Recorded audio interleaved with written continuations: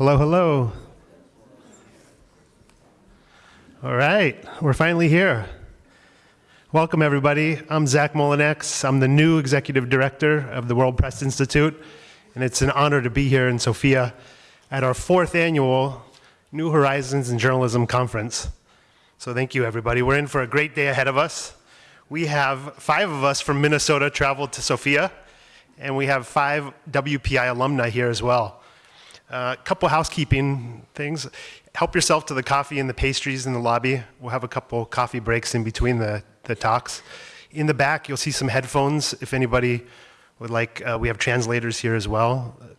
And feel free to refill your water bottles if you brought them in the lobby with fresh filtered water. And I'd like to say that this program is possible with the support here, and we wouldn't be able to put it on with the help of AEJ, Association of European Journalists, and America for Bulgaria Foundation. They've been our partners from the very beginning. So thank you. Let's give them a round of applause.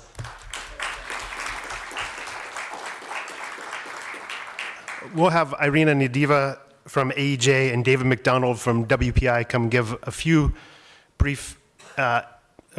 some brief comments. But first, let me welcome Nancy Schiller from the America for Bulgaria Foundation. Thank you. Dobro utro. Good morning. It's a pleasure to be here for the 4th year of the WPI and AEJ Conference for Journalists. I often talk about why we do what we do as the America for Bulgaria Foundation. Our mission is to support private sector development and related democratic institutions. Media, independent media, falls into related democratic institutions because without independent media, we don't have democracy. So on behalf of the America for Bulgaria Foundation, thank you for what you do. I know that it oftentimes comes with great risk, with criticism, with questioning motives, but without you, democracy would be even more challenged than it is now, as the world faces, 4 billion citizens who will be going to vote. And that was before Bulgaria decided to have yet another election. So add another couple million onto that, and we're really talking some big numbers here. Sorry, I couldn't help it. We're going for the record, I think, in Bulgaria. How many elections can you have in a year? A firm democracy will be formed. I'm so pleased that AEJ and the World Press Institute are bringing together so many experts to speak to you about what's going on now in elections throughout the world, the ethical use of AI and how AI is going to be used throughout these campaigns throughout this year. I'm also very pleased that over the past 10 years, now in our 11th year, in partnership with WPI, we have supported a fellowship program that brings one Bulgarian journalist to the United States for 8 weeks. And this is now in our 11th year, and I'm really pleased to announce that you already probably know that Relitsa Vilcheva will be the fellow this year. She's with Nevnik, and she will be in the esteemed group of Ivan Georgiev, Spaz Spazov, Elena Bisarova, Teodora Trifonova, Marina Tsekova, Kalina Garanova, Yana Nikolova, Rosen Svetkov, Petya Mihova, and Milena Kirova. So quite an esteemed group of journalists that have participated in the WPI program for all these years. Welcome. Yes, congratulations, Chestito. I'd also like to acknowledge members of the ABF team who make this possible, what I do, and what we do is an organization for now 16 years, 1,200 projects, contributing more than $300 million to programs throughout Bulgaria. And independent media is one of the most important that we do. Desislava Teliokova, our executive director. You can stand so people know who you are. And of course, Petya, who runs our independent media program, along with Ina, who's also in the business enabling environment, as is Victor Asen. Members of our team. I think that's everyone who's here today. Thank you again for being here and for your commitment to democracy. I loved the little gift this morning, the little seeds and the little pot, which, you know, we're planting the seeds of democracy. I'm sure you thought of that. It wasn't my original idea. Congratulations. I'd like to introduce Irina Nedova, the chair of the Association of European Journalists, to come up and speak. But first, let me say my profound thanks to David over the years that we've worked so closely together on many programs. And Zach, welcome to the bigger position that you have now. And we look forward to many more programs in partnership with all of you. Thank you so much. Irina. Irina, your turn.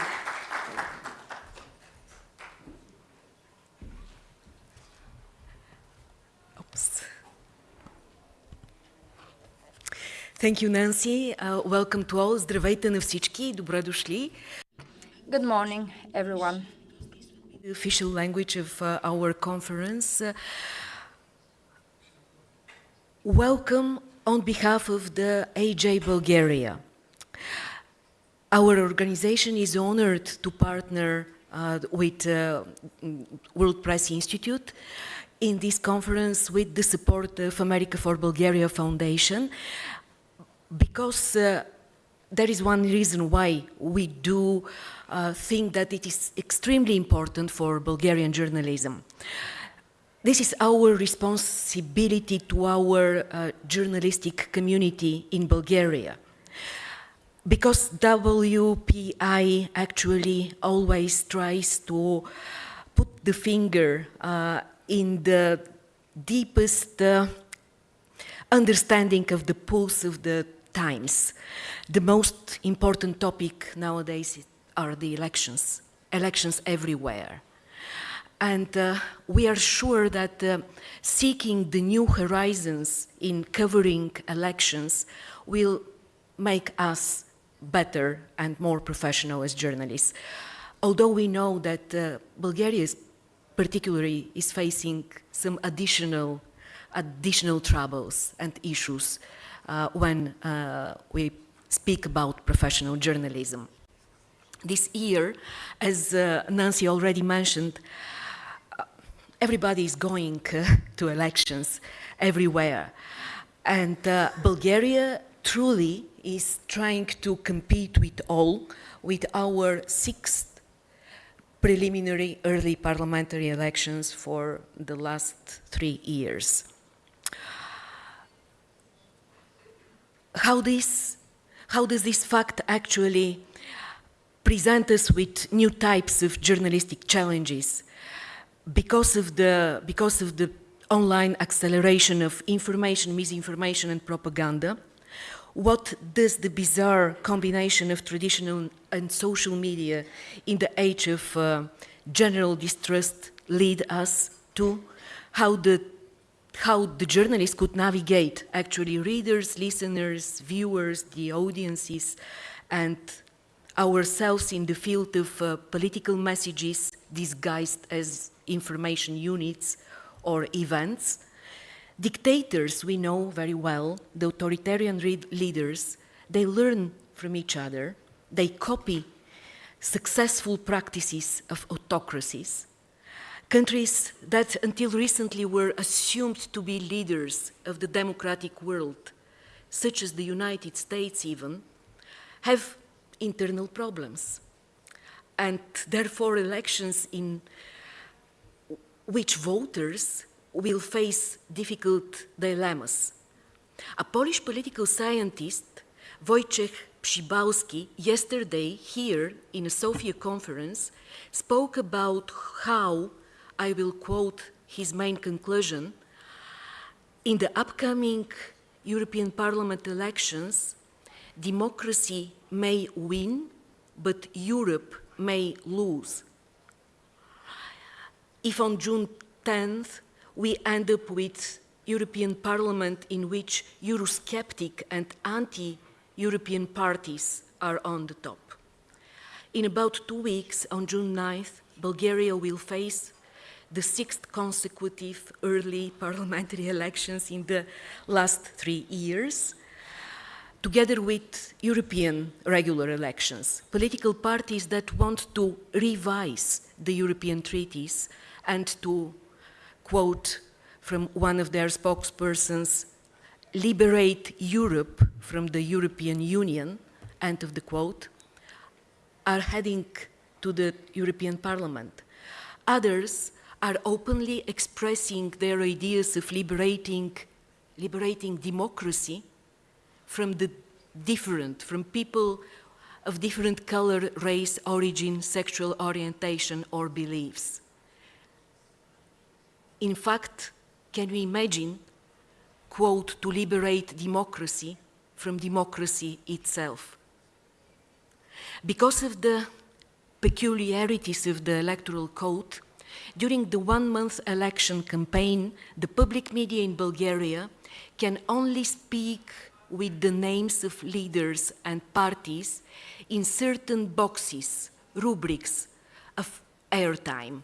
Otherwise, the public media will break the rules of the electoral code. In practice, this means that it is during the campaign that the public media are deprived of meaningful political journalism. Party leaders increasingly prefer controlled communication via social media stream to hard talk interviews or leadership clash with an opponent, and with the presence of a good anchor trained in professional journalism. Is it possible and is it desirable for a journalist not to take sides if we see that on one hand we have political parties and leaders who want to use the methods of democracy actually to take power to establish a dictatorship? Indeed, do we still believe what Tom Stoppard says?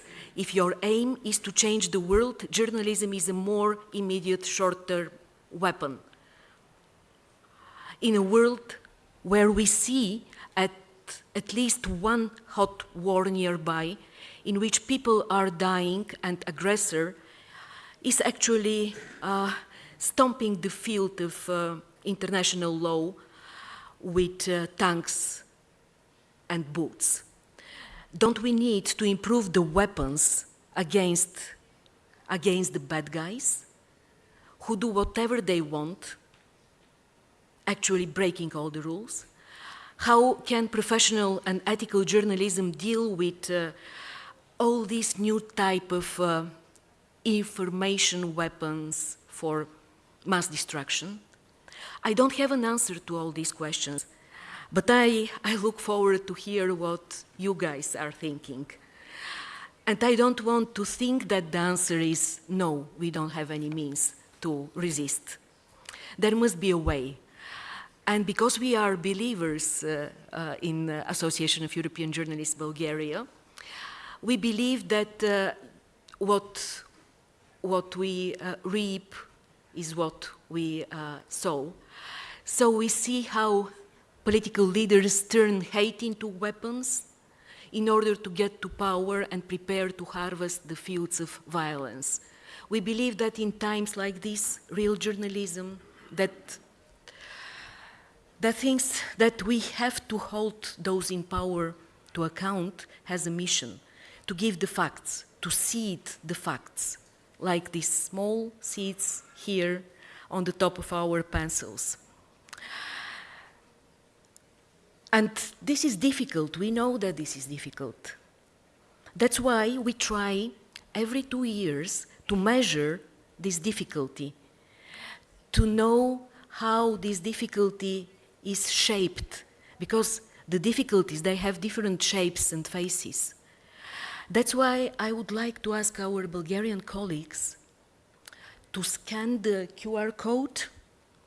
You will find in the small, together with the pencils, or to scan it over there on the screen, and to fill out our poll, because we will try to show the faces, the new shapes of troubles in front of Bulgarian journalism, in order to continue believing that we are participating in this increasingly less prestigious profession. less prestigious job, journalism, really driven by the idea that the president or a prime minister rules for 4 years and journalism is for much, much longer, forever, at least. This is why we do believe that journalism is important for democracies. Otherwise, we know that where and when democracy dies, dictatorship starts. On behalf of the entire team of AJ Bulgaria, all the operational team, I will name Иван Радев, Цвети Христова, Кристина Христова, Боряна Джамбазова, Емилия Зафираки. I wish success to this conference. And I will give the floor now to David, WPI, who knows everything about WPI and the new horizons in front of the journalism.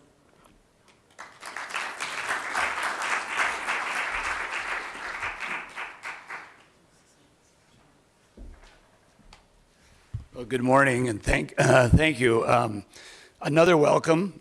I'm sure you're glad to know this is the last one. And I was trying to think of how to describe myself. I guess I'll say I'm the old executive director, in many senses of the word. You would think I would learn after all these years not to be the third person to thank people, because about 2/3 of my speech is now gone. The board of the World Press Institute decided to promote me to the executive chairman of the board. I think it's just a way of moving me out to pasture for a new generation, which is I'm totally in favor of. But anyway, welcome to our fourth annual conference on the new horizons in journalism. And I'm going to quickly thank people again, just because otherwise I have to sit down. But thanks, Nancy from the America for Bulgaria Foundation, Irina from the Association of European Journalists.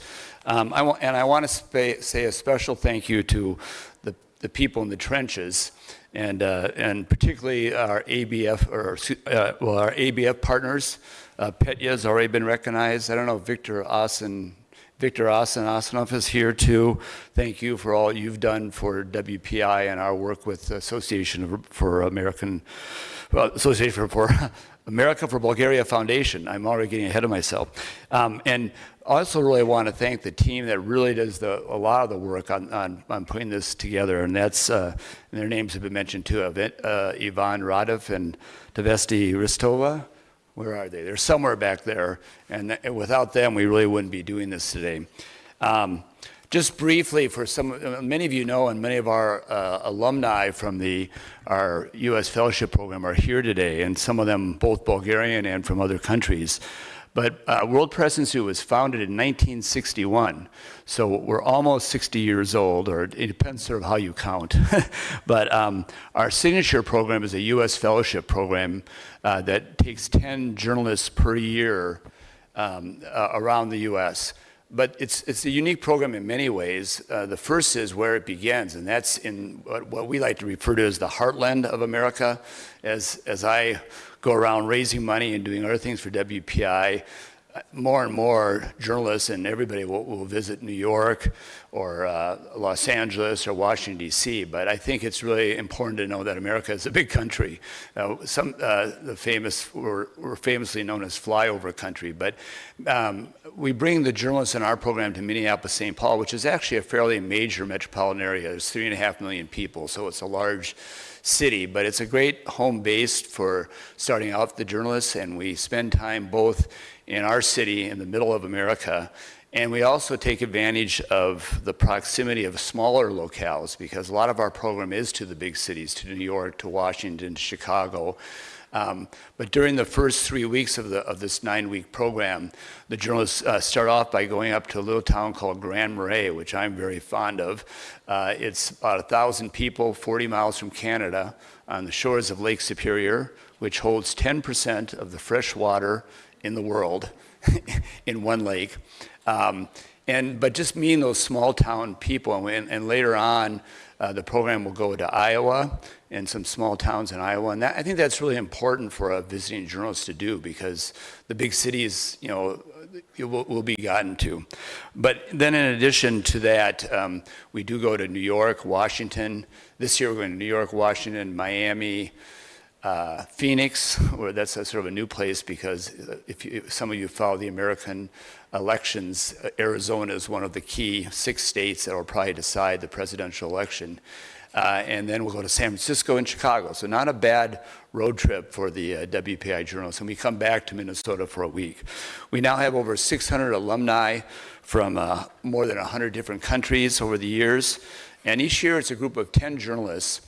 And we particularly like to, have geographic diversity. So we'll have at least 2 from each of the 4 major continents: Europe, Asia, Africa, and South America or Latin America, and then scattered between. But what's been great for Bulgaria, I think, and thanks to the America for Bulgaria Foundation, we now have support for a Bulgarian journalist every year, and that's really great, and we're really happy about the number of alumni we've had that have participated in the program.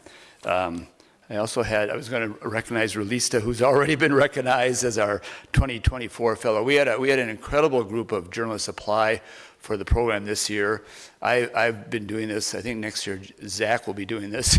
But I came and interviewed 6 of over 20 candidates for the fellowship, and any of those 6 would have been a really good fellow. It was really a difficult decision. So congratulations. But we wish you could take more. The other thing, just briefly, and then I'll stop him about the WPI or our fellowship program. We try to focus on a couple themes each year, and we adjust that to what's happening. Of course, this year we have a rerun election, which is going to be very interesting. And I think some people are just bored by the fact that the same 2 candidates are going to be out there. But it's a very, very consequential election for America. So I think that will be really interesting. We're also increasing our emphasis on AI. If some of you came last November, we had a conference on AI in journalism. And Zach and I are working to integrate maybe a little training, more stops with AI experts, and we're committed to making that a bigger theme this year, and with a focus on not only how journalists should use AI, but then how to report on it. So, and from an ethical, responsible perspective, both on the reporting and the use of that. So that'll be one. We also always look at the journalistic business model. So we go to all the major places that you can think of: New York Times, Wall Street Journal, Washington Post, CNN, Fox News. But we also like to go to some of the new business models, places like Politico, Axios, ProPublica, which is investigative reporting organization, Texas Tribune, Center for Investigative Reporting. I think we're going to try to visit Google again and see how they interact with the news. So it's a rich program, and I think it's really been something we're proud of.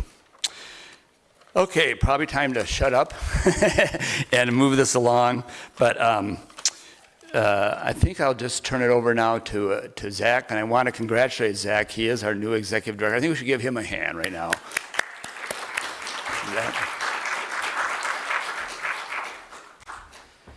Thanks, David. Big shoes to fill. So one of the places you didn't mention was the Associated Press, and we stopped there last year. And they spent 3 hours with the journalists, and they took us all over the newsroom. They let us sit in on their morning meeting across the world. And it was a breath of fresh air. And these are people that take their job really serious and are really passionate about the profession. So it's really an honor to have James Jordan here. And I'll just read his bio really quick and introduce him so you know who he is. So James Jordan's the news director for Europe and Africa for the Associated Press, where he oversees more than 30 bureaux and 300 journalists in all formats. He's overseen global news agencies' award-winning coverage from Ukraine and interviewed Zelensky twice, most recently in November. Before joining the AP in 2016, James worked at ITV News and Sky News in senior news gathering roles. He's run teams in Iraq, Tunisia, Paris, following the terrorist attacks. He began his career as a print reporter on the Newcastle Evening Chronicle in Northeast England. So it's a great honor to welcome you, James. Let's give you a round of applause. Thank you. Thank you very much. What a great introduction. It's quite painful as an Englishman to hear about oneself in front of a room of people, but thank you for it. It's all accurate as well, so that's great. Many thanks for your kind invitation to come here to Sofia to talk to you from the World Press Institute, from the Association of European Journalists, and for the America for Bulgaria Foundation. When Zach first invited me a couple of months ago, I was like, oh, crikey, I've got a lot to do. There's a huge amount of news going on. Elections, attempted assassinations, although obviously didn't know about that then. Huge amount going on in the world. Do I want to spend my time doing this?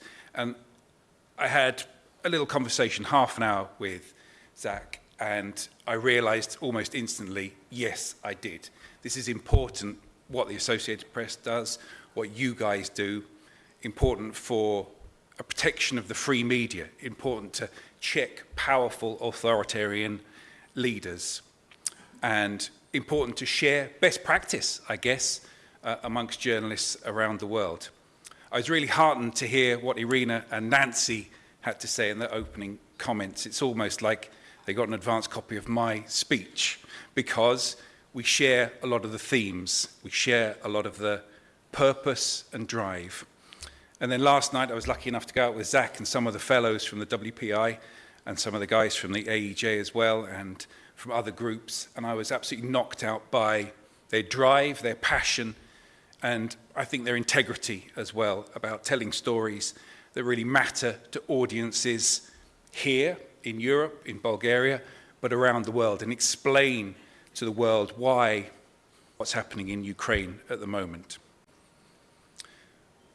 As Zach said, I'm James Jordan. I'm the news director for Europe and Africa.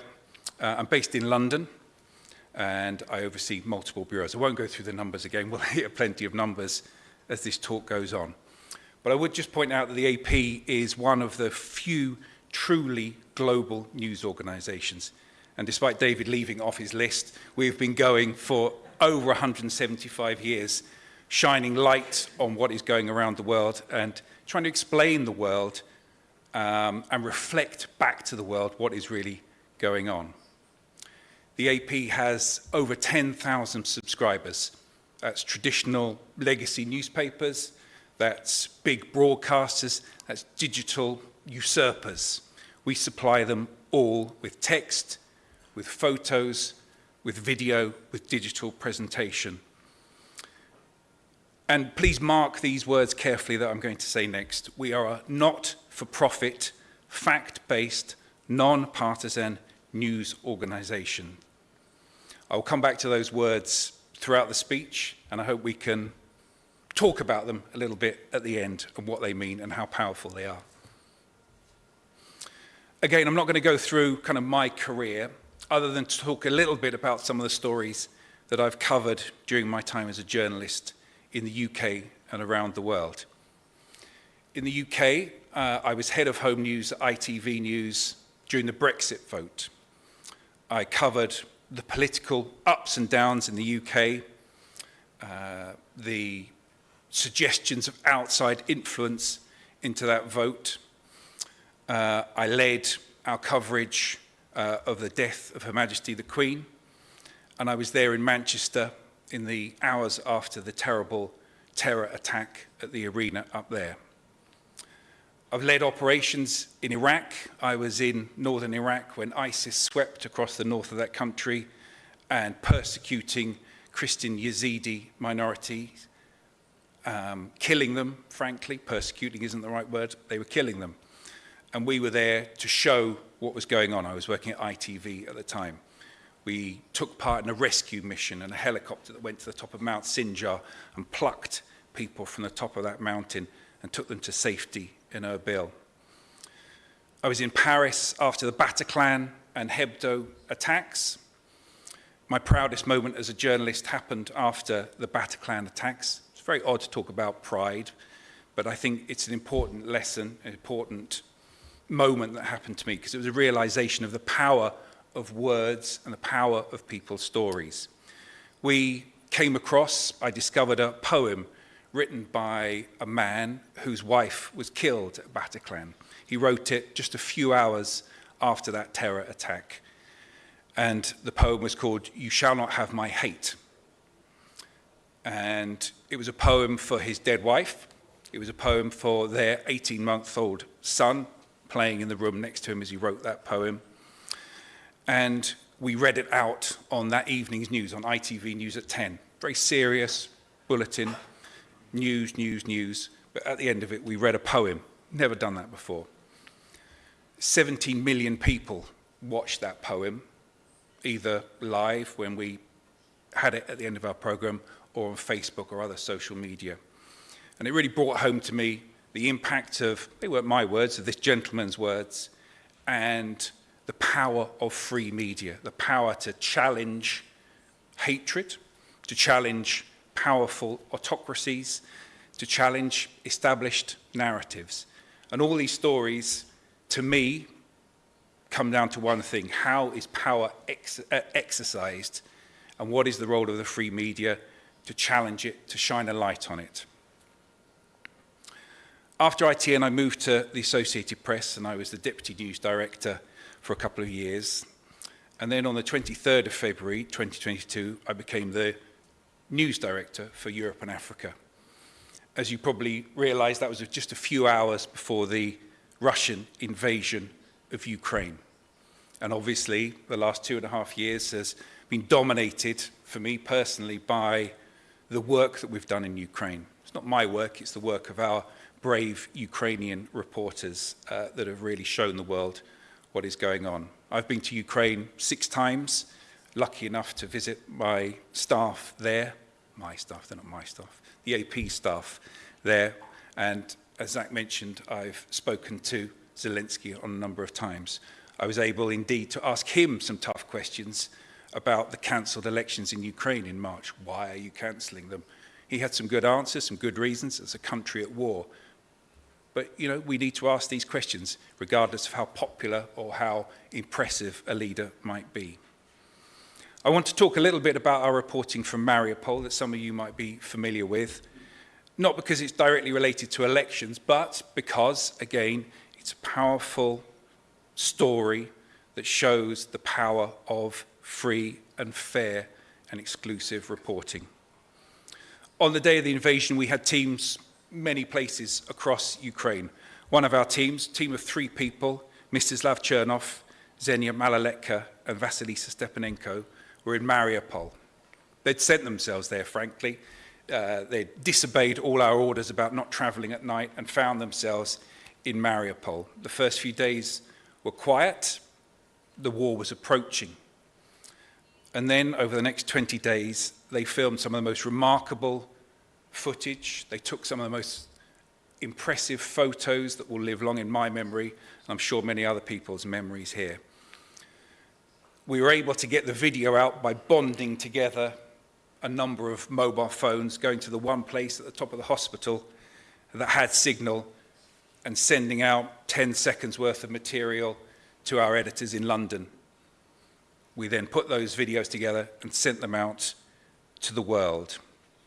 They filmed hours more of material, but they just couldn't get it out. So when we finally did manage to get them out of Mariupol, a journey that took 15 hours, multiple checkpoints, they had data cards hidden on their bodies, in their bodies, within the fabric of the car. And they got that material out. And from that material, the Associated Press, with PBS Frontline, created a documentary called 20 Days in Mariupol. And I wonder if we could just play the trailer now. I would say that some of the images on this are pretty strong and shocking, so just be aware of that. Someone once told me, wars don't start with explosions. They start with silence. Лично видим визуально. Танки зашли с надписью Z. Город Мариуполь блокирован со всех сторон. Russians have entered the city. The war has begun, and we have to tell its story. Хорошо, что тут есть пресса. Снимайте. This is painful to watch, but it must be painful to watch. Вони нанесли бомбовий удар. Вон там! Хирургический корпус, вот там вот! А, вы госпитале, да? Мамочка! Не знаешь, куда бежать.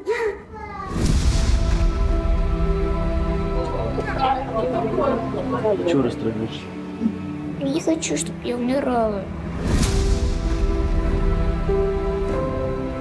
Репортажи ваши разошлись. Конечно, огромное дело.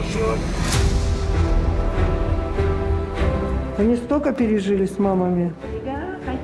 If the world saw everything that happened in Mariupol, it would give at least some meaning to this horror. My brain will desperately want to forget all this, but the camera will not let it happen.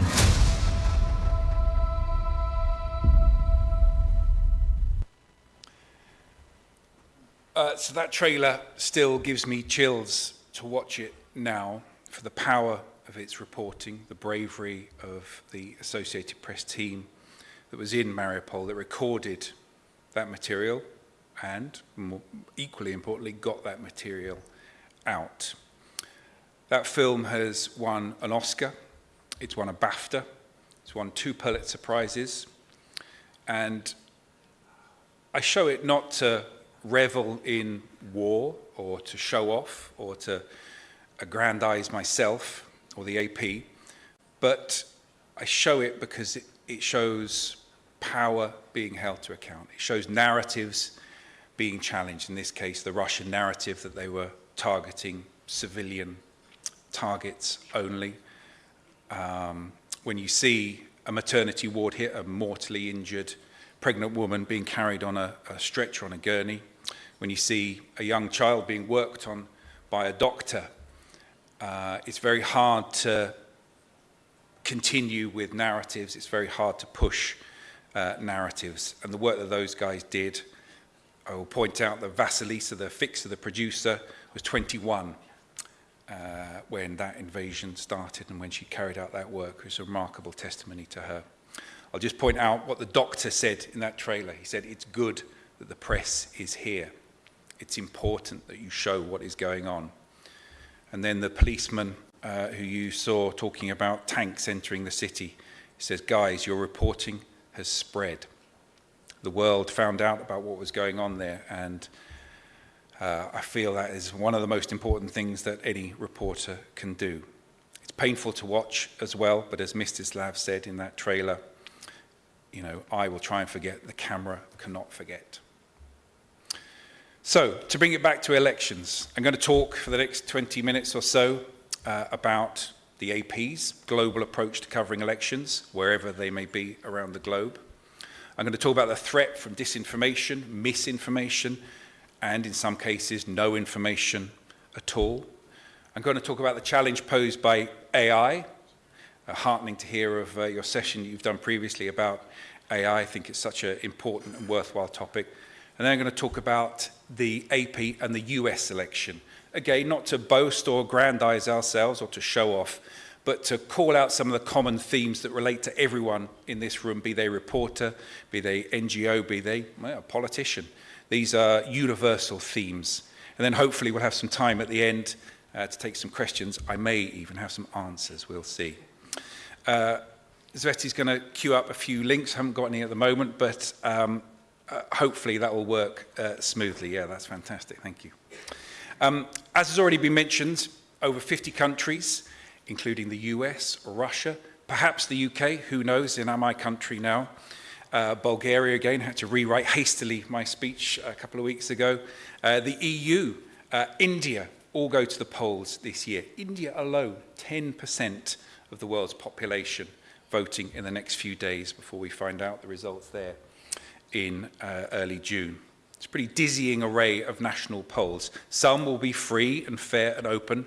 some will not. But across all of our coverage, that's not just the AP, that's what you do every day, regardless of who you're writing for, who you're filming for, who you're taking photos from, we need to get ahead of some pretty hard questions around disinformation, misinformation, the rise of AI, and frankly, a pretty hostile attitude towards the media from consumers, from society, and from politicians around the world. We live in an increasingly polarized media landscape.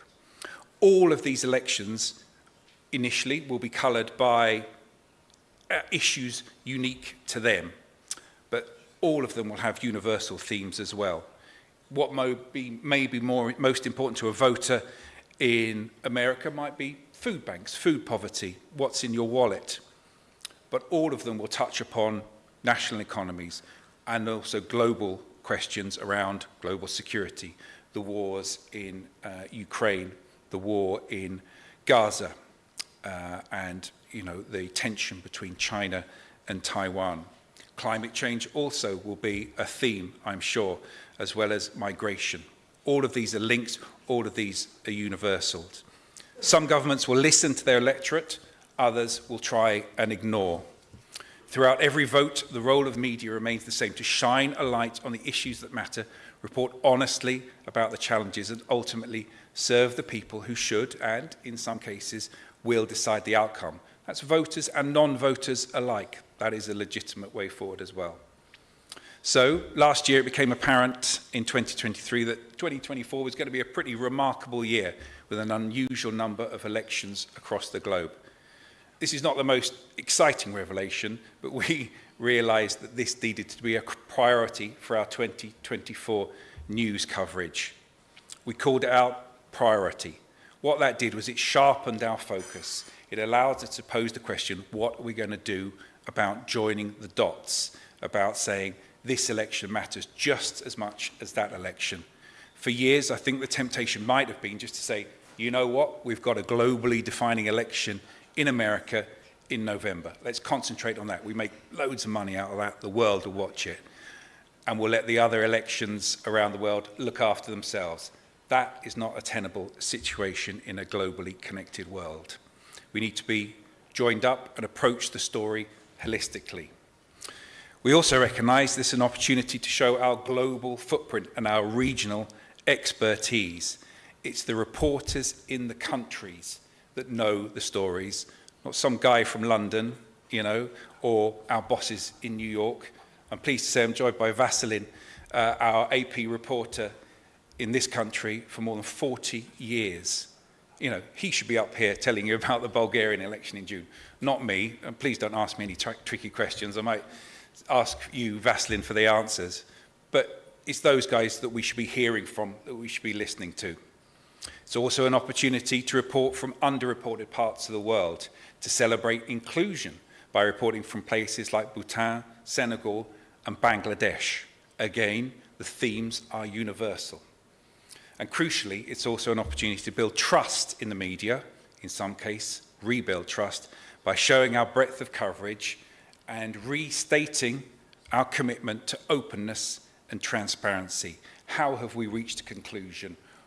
What are we saying the themes are in each individual election? So, as we've got up on this screen here, we established a global election hub. Every single piece of AP journalism, be it a well-thought-out tech story, be it a digitally appropriate rundown of the themes, some fantastic photos, amazing video, everything goes into that global election hub. We also called out, as you can see here, the 25 elections that could change the world.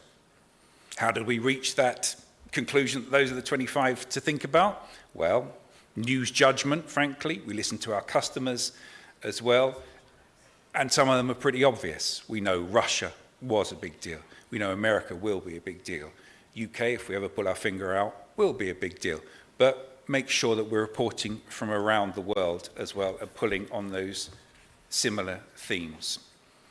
We showed, and I hope it shows in some of those web pages that Sveti had up there, we showed a determination not to make it about boring men in ties, and boring women in suits. We want to make it about the people who count, the voters, yeah? The people who are actually going to cast the vote or not, and what's important to them. We're making a real effort, something that you guys can do if you think it's appropriate, to get away from horse race politics. He said, she said, he's in the lead, she's in the lead. We try not to base our stories on polling. We may mention polling when they meet our standards, but they don't form the core of our reports. And then, as I mentioned, we leverage our expertise from our local reporters and explain the nuanced factors at play. Some people with agendas may want to say that elections are simple. It's about this strong character. It's about this one issue. It's never that simple. There's nuances, there's different aspects, there's different topics that affect different people. And we use our expertise. You should use your expertise to tell those stories and to explain to people around the world what is influencing people's decisions. We also provide context in our language. We recognize the importance of language. In March, President Putin won the presidential election. Not a huge surprise. Our alert could have, and in some places, not us, read, Putin wins in landslide victory. Our alert that day read, Putin extends rule in preordained Russian election after harshest crackdown since Soviet era. So why did we do that? Why did we have that ready to go? Because we knew pretty likely that was what was going to happen, and it's important to provide that context. It is not a free and fair election. That is clear. Yes, and here we are. In the day after, we provided this digital-friendly, bite-sized takeaway. Again, language, context, clarity, nuance, and quite a conversational style as well. Here are the key points from what has happened today. People, not everyone, a lot of people don't want to read 1,200 words on the Russian election. What they do want to know is waking up in Brisbane, waking up in Mumbai. What are the key things I should take away from here? Who is telling me? Well, a seasoned and experienced reporter who stands by AP standards on free and balanced reporting. Being balanced doesn't mean you can't call things out when they are clear. Was it a free and fair election? No. We don't have to be polemic about it, though. I'll read one paragraph from that story that was just up then. The Central Election Commission said Putin received 87.28% of the vote, the highest number for any president in post-Soviet Russia. Others on the ballot also finished in single digits, and anti-war candidates were not allowed to run. It's enough to say that. It's enough to say in our summary there that Putin controlled the narrative and cracked down on opponents. I want to talk a bit about the election in India as well now. I know some of the people in this room are heading there straight away after this session. Again, there is an overwhelmingly powerful favourite in the shape of Narendra Modi. There are not many similarities with Putin, just to be clear. He's a very popular politician who's shaped a very strong political message alongside quite a strong, resonant religious message of Hindu nationalism. But in India, it's also a fractured and, frankly, distrusted media landscape. There's also huge digital media literacy. Everyone has WhatsApp.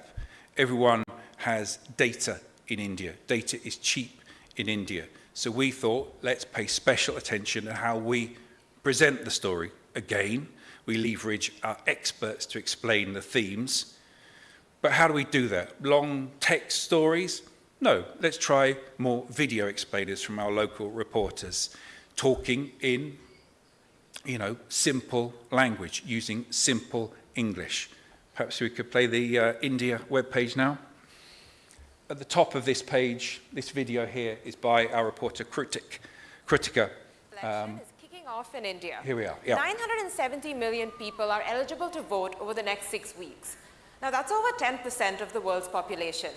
Prime Minister Narendra Modi, who's made Hindu nationalism mainstream over the last 10 years, has got his eyes on a third straight term. He and his Bharatiya Janata Party are up against an opposition alliance of many parties that have come together to take them on. The economy is likely to be a key issue for many voters. Under Modi, India's economy has grown, and his supporters say he's helped make India a global power. But at the same time, unemployment is high, and so is inflation. Young people are worried that there just aren't enough jobs and development. This is something that has really struck a chord with many Hindus, who make up about 80% of India's population. Meanwhile, Modi's critics and the opposition say that what's at stake is India's democracy itself. Dozens of their politicians are under investigation or in jail, for example. Attacks against minorities has become more brazen, and Modi's government is accused of cracking down on free speech and the media. However, most surveys still say that Modi and his party are likely to win when the results come out on June 4th.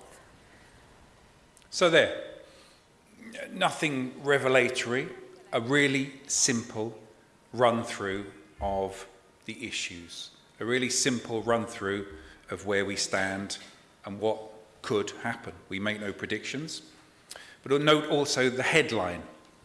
Here's what you need to know about the world's largest democratic election kicking off in India. That is run through SEO smarts. We know what people are searching for. We try and give people what they're searching for, answers to the questions that they want to know. I want to talk a little bit about corporate and personal resilience as well. If you find yourself reporting openly and honestly about powerful individuals, powerful politicians, vested interests, you need to be ready for pushback, attacks from state actors, internet trolls. As managers, as reporters, you all have a duty, I believe, to educate your teams and look after them, both online and in real life. The AP has a very clear policy for its reporters about social media use. Don't get involved in tit-for-tat. Don't get involved in spats. Let our reporting do the work for us. That's the message we want to get out. Make sure your guys, this is simple stuff, but make sure your guys have got good digital security so they can't be hacked, they can't be used as a vessel to spread disinformation. Physical security, make sure you're aware of the threats, make sure that your guys are trained, make sure they've got the best gear available to keep themselves safe. And one thing that I notice in a US election year, elections around the world, there's a fantastic amount of keen, young, early career people who want to go out there and cover protests, demos.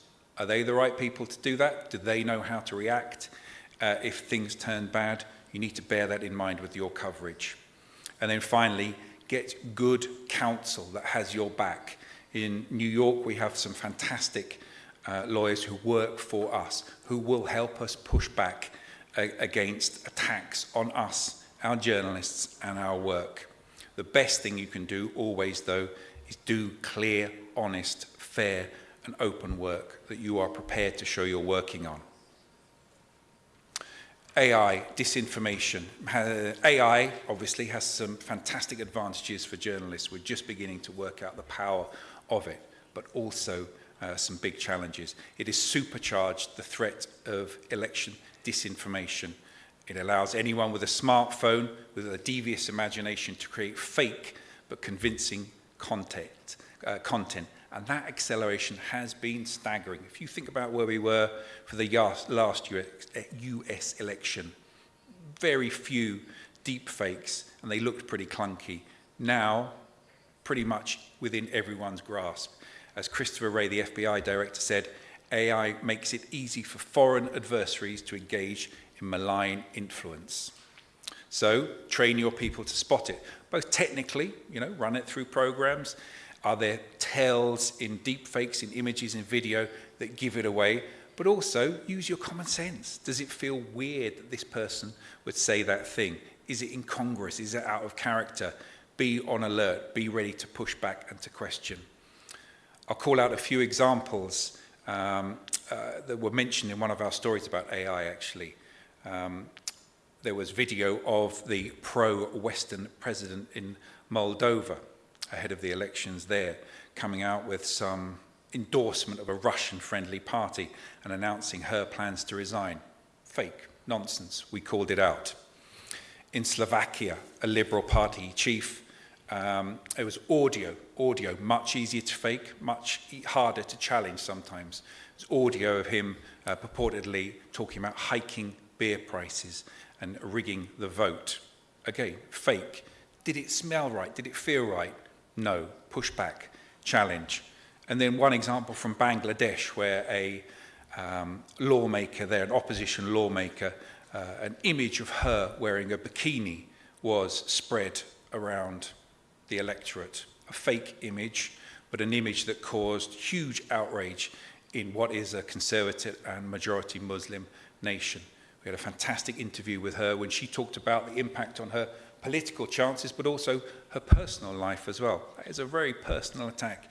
It's our duty to call these attacks out. We're not the disinformation police, but we do have a duty to frame stories and again to shine a light on this sort of behaviour. These stories are designed to erode trust, blur reality and challenge democracy. We can't ignore them, but we must call them out. And finally, I just want to talk a little bit about the AP and the US election, which is upcoming in November, as you all know. I will preface this part by saying I am not the DC Bureau Chief. We've got far more experienced and cleverer people than I running our US election, which is a great relief to me. But I think the US election is worth talking about here in this environment because I think it brings together a lot of the things that I've been talking about.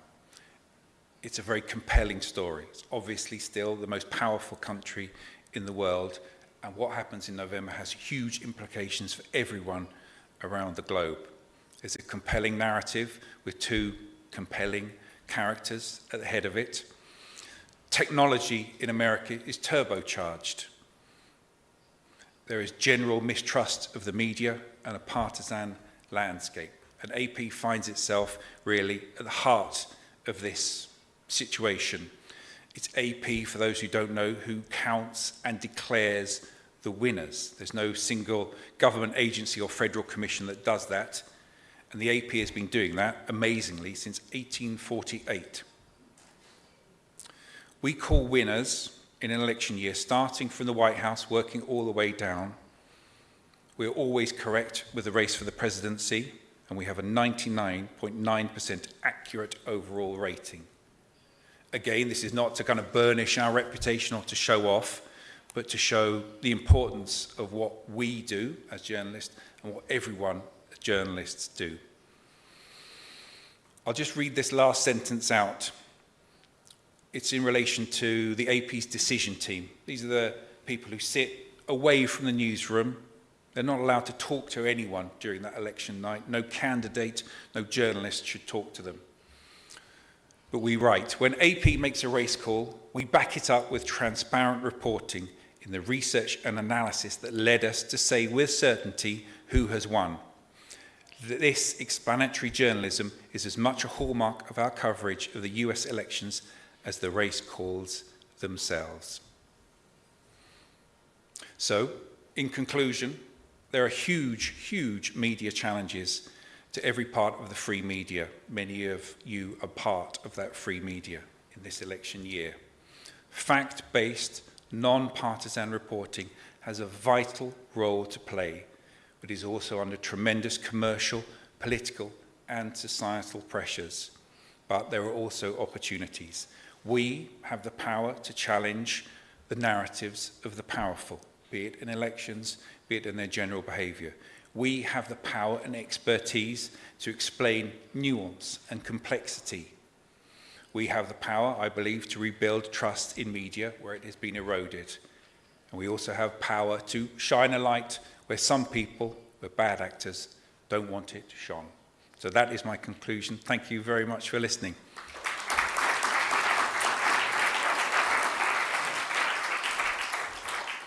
And I think, Zach, we've got time for some questions. I think there's a microphone that's going around the room if anyone wants to ask me anything. Nothing too technical, I hope, but I'm happy to answer, or try and answer.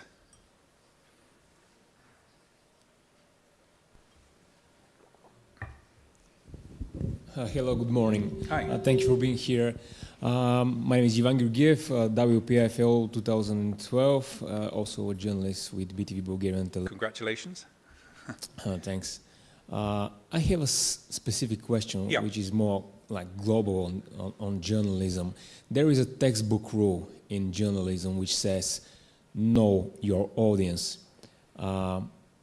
What's the image of your audience in your own head at AP? Because I'm only asking that question because, like, for example, a story from the Sinjar Mountain in northern Iraq is going to be read and received in a very different way in the Middle East, or are they in the United States, or a story from Ukraine, or the UK referendum, or even the elections in the United States?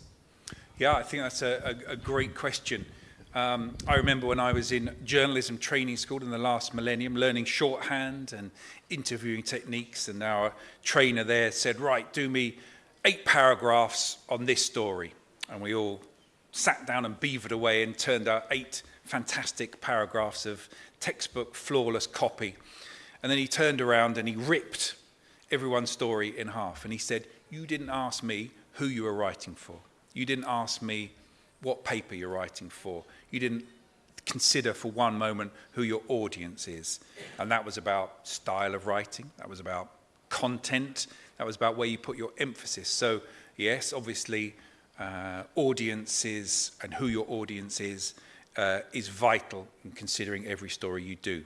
The AP is a global news agency. We have subscribers everywhere in the world, literally everywhere in the world, more than 10,000 of them.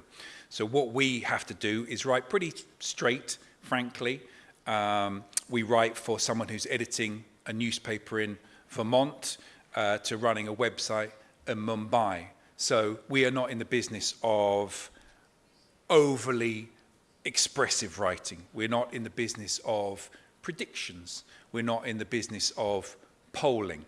We're in the business of trying to explain the world clearly and accurately and fearlessly.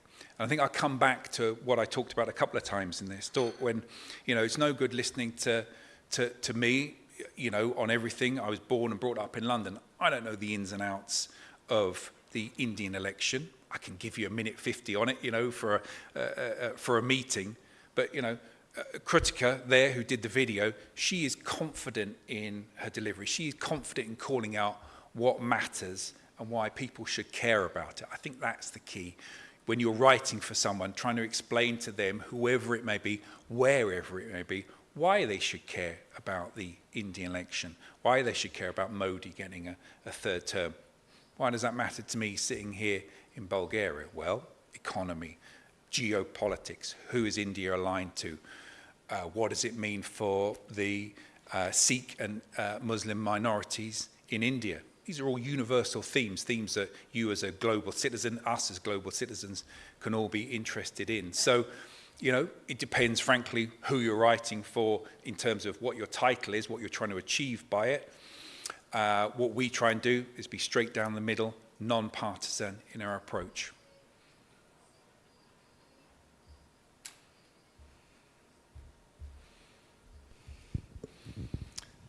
Hi, Tarek. I hope the bit about India was helpful for you. It was a great presentation. Thank you, James. I'm Tarek. I am a senior reporter at France 24. James, you said that you've been following the war in Ukraine very closely. So you said that you've been there for 6 times. You interviewed President Zelensky many times. And even last year, I forgot to say that I'm a former WPI fellow. So last year, when we visited your headquarters in New York, you were on the train with Zelensky when you made this exclusive interview. Yeah. When I was speaking yesterday to you, you told me that as a journalist, as a non-biased journalist, you would like also to hear the other version, to have the opportunity to ask questions to the other part. So if you could tell us more about the challenges and difficulties you have as AP, as an American news organization, in working in Russia and following closely what's happening there. Okay. great question. Thank you, Tarek. I was wondering what you were going to quote back to me that I said at dinner last night, worried for a moment, but that's fine. I can answer that one. So yes, I was in Ukraine in April last year with the AP's executive editor, Julie Pace. We were invited to travel with President Zelensky on his train. We went from Kyiv down to Zaporizhia and then up to Sumy, and we're on there for 3 days with him. It's quite an experience to be there, kind of that first draft of history. We recognize that the AP is a opportunity for any leader, for anyone who wants to get a message across, to talk directly to multiple outlets in one go. They don't have to do an interview with X channel in America, Y channel in France, that newspaper in London. They're all subscribers to us, not all of them. A lot of them are subscribers to us. You hit a lot of outlets if you do an interview with us. And Julie's story, the photos, the video went around the world. So we recognize that Zelensky and his government recognize the importance of talking to the AP and other agencies. We're not the only ones that have spoken to him. We operate in Moscow and in Russia still. It is not easy operating in that country with the new laws regarding journalism, but we feel it is appropriate that we are in that country providing free and open journalism. We've also traveled on occasion to Russian-held territory in Ukraine at the invitation of the Russian MOD. That is not a popular decision with the government in Ukraine. They push back, they complain about it, but we say it is important to be there and to show that side of the story. I'll add one caveat to that, though, in that we are very clear about under what conditions we are doing that reporting.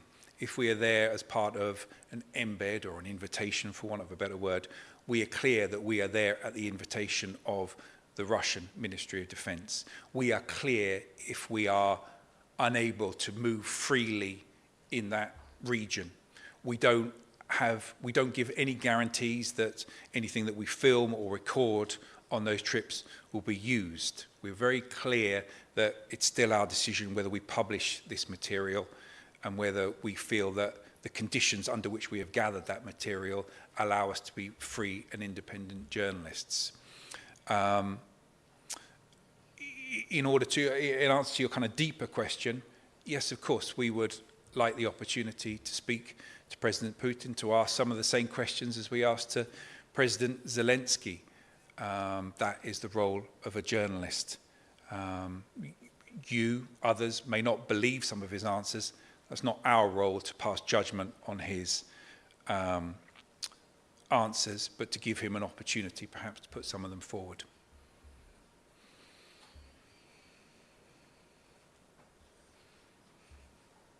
Hello everybody, I'm Paulina Grimm from Finland, from the Finnish Broadcasting National Company.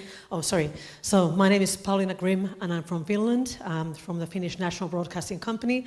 Brought here by WPI. I'm also a fellow from 2022, so a year before Tarek was a fellow. And my question is about the polling. You said that you don't really rely on polling as in your news, but how do you tell the audience what are predictions about the popularity of a certain party?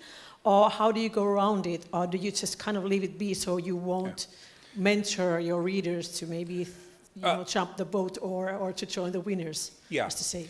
So, I mean, we talk about horse race reporting. We talk about X is in lead, Y is in the lead.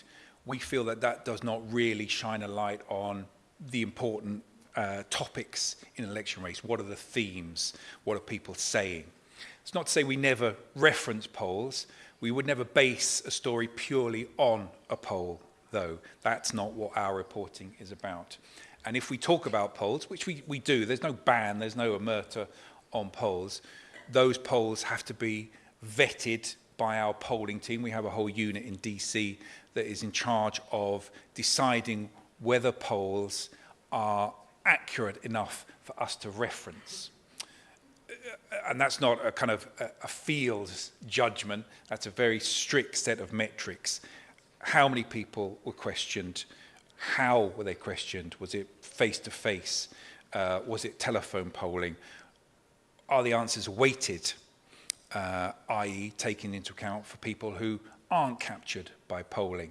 So we mention polls, we talk about polls from, not trusted, that's kind of the wrong word, but from polling organisations that we are comfortable with and confident of. And that is a rule, not just in our US reporting, but in our global reporting. We won't mention numbers either, but we will use it as a way to say, yes, such and such is more popular, their popularity has increased. We think it does a disservice, as we've seen with Brexit, to rely solely on polls, which said up until the last few days the vote was going in that direction. Well, the problem with that is those polls captured none of those people who didn't want to be captured, the silent people who then went out and voted to leave the EU. Absolutely their right, but perhaps they're not going to be that forward in coming out and telling a polling company. So, I am not the polling expert. We have a polling expert in DC who's far cleverer at crunching numbers than I do. But the general rule is, don't base a story on polls. And if you are going to mention a poll, be sure of their methodology and be sure that you're comfortable talking about it.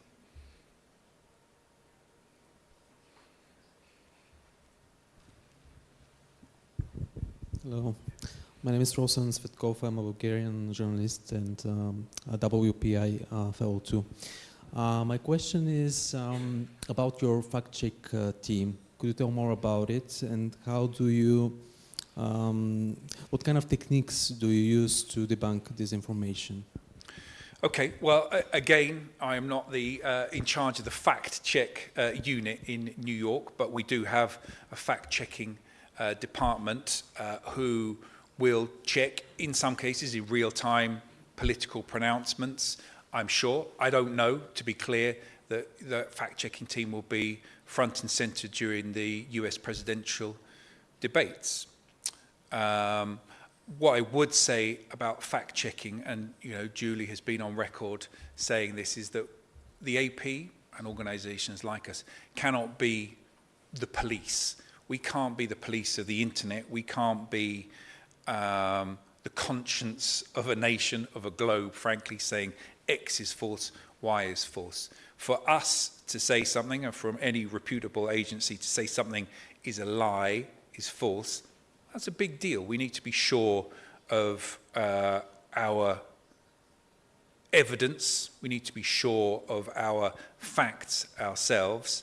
And, it's an intensive, expensive, and intellectually challenging effort.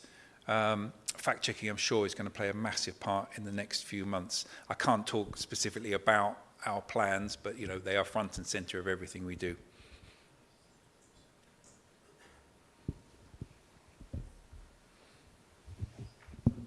Hello, my name is Vesela Tudorova. I'm a former journalist, and now I represent a non-governmental organization in Bulgaria. I have a question about a couple of situations recent situations that we had in the media landscape in Bulgaria. The first one is related to our municipal elections last year. The head of news of a major private TV network, suddenly a very recognizable face, long-serving anchor and so on, he suddenly became a candidate of one of the political parties running in the elections for mayor. And now we have also a radio presenter who's a candidate for an MEP for a certain party. So what are your first thoughts on situations like these, and what do they tell us about objectivity and integrity, perhaps? Yeah. Well, I pass no judgment on the people involved. Obviously, people are allowed to have their political convictions. What I would say is at the AP that we are not allowed to be members of any political parties of any stripe. We're not allowed to give contributions to political parties of any stripe.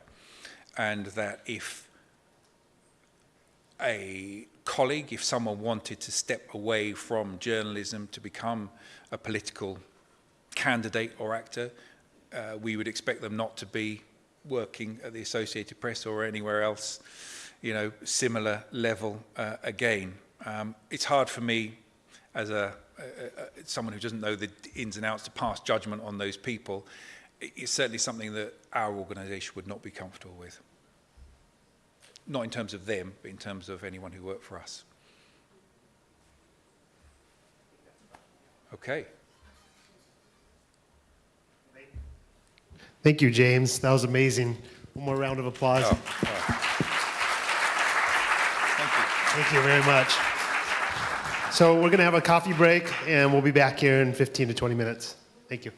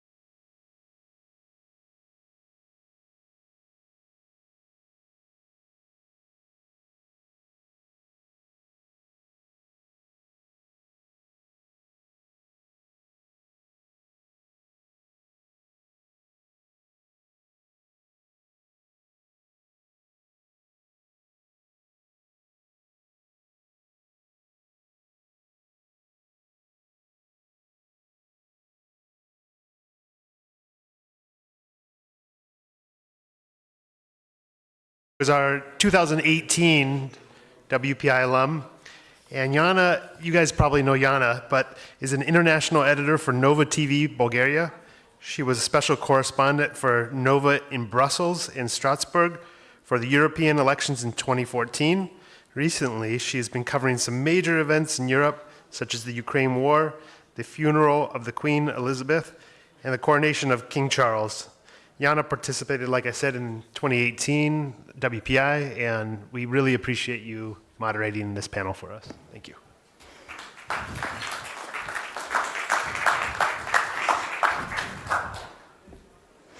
Well, good afternoon, everyone. It's my pleasure to be here today. Thanks, Zach, for this warm presentation and warm welcome. As you already know, I'm Yana Nikolova, an international editor for Bulgarian National Nova Television here in Sofia. And New Horizon in Journalism conference is trying to explore the new horizons in the European elections this year. And I have a bunch of outstanding journalists joining me here. Please welcome our first speaker. She comes from the country that is very proud of the free press that it represents and a huge media literacy. This is Paulina Grimm from YLE, Finland. Paulina.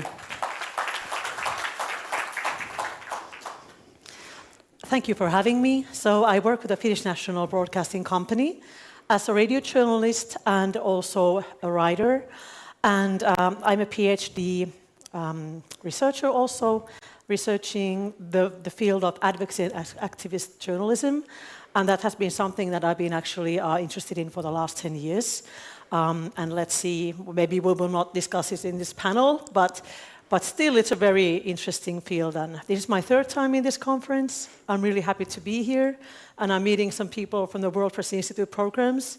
And also Petya Mihova, who was with me on the 2022 tour. And I'm very delighted to be here. Thank you. Okay, our next speaker is an investigative journalist who is very independent and is doing his job in a country where most of the media is pro-government. Please welcome Andras Peto from Hungary.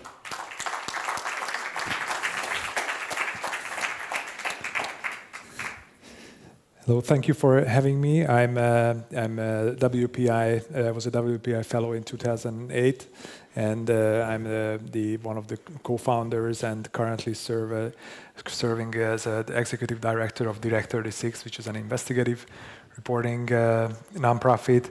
And yes, Hungary has been receiving a lot of attention in recent years for its worsening press freedom situation. So whenever I go abroad, colleagues come up to me and ask me if I had some, serious disease, or they are always very worried. When I am, I always tell them that it's bad. I mean the Hungarian media situation, but if there is still, we are a living example that you can still do this kind of work despite the challenges. Okay, thank you, Andras. And our last speaker, but not least, is a person who has been to the most hot spots around the globe during the last years, which means that Sofia is the hottest spot in Europe right now. Please welcome Mr. Tarek Kai from France 24.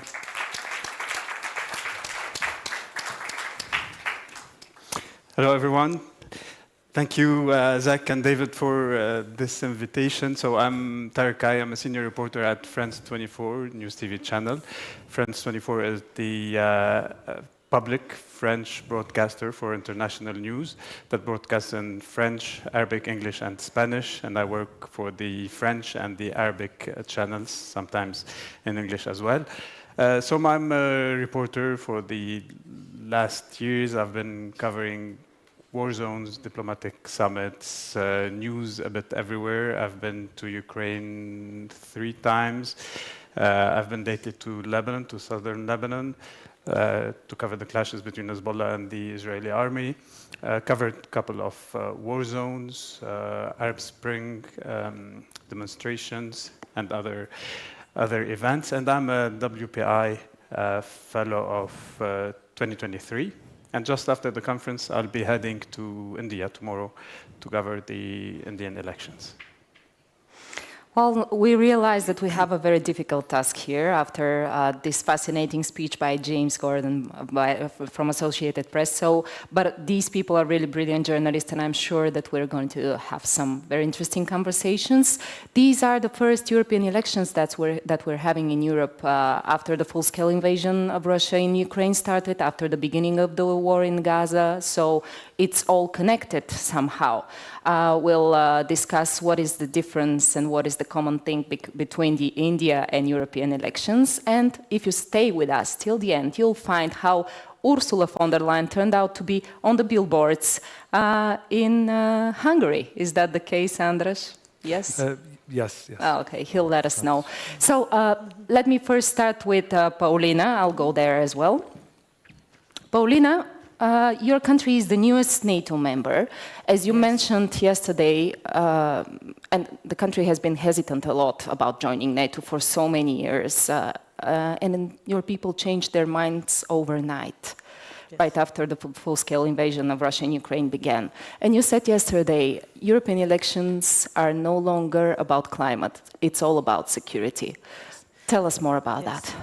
To be honest, I don't think many Finns consider the European Union elections to be about climate. I would say it was always about economy and about the inner markets. But of course, the environment played a certain role, and I wish it was bigger. And actually, I have here, I hope you can see it to the back. This is like one of our most prestigious magazines from 2 weeks ago. And here in the cover, it says, storm alarm. Populists, Eurosceptics, and right-wing radicals are again trying to take over Brussels.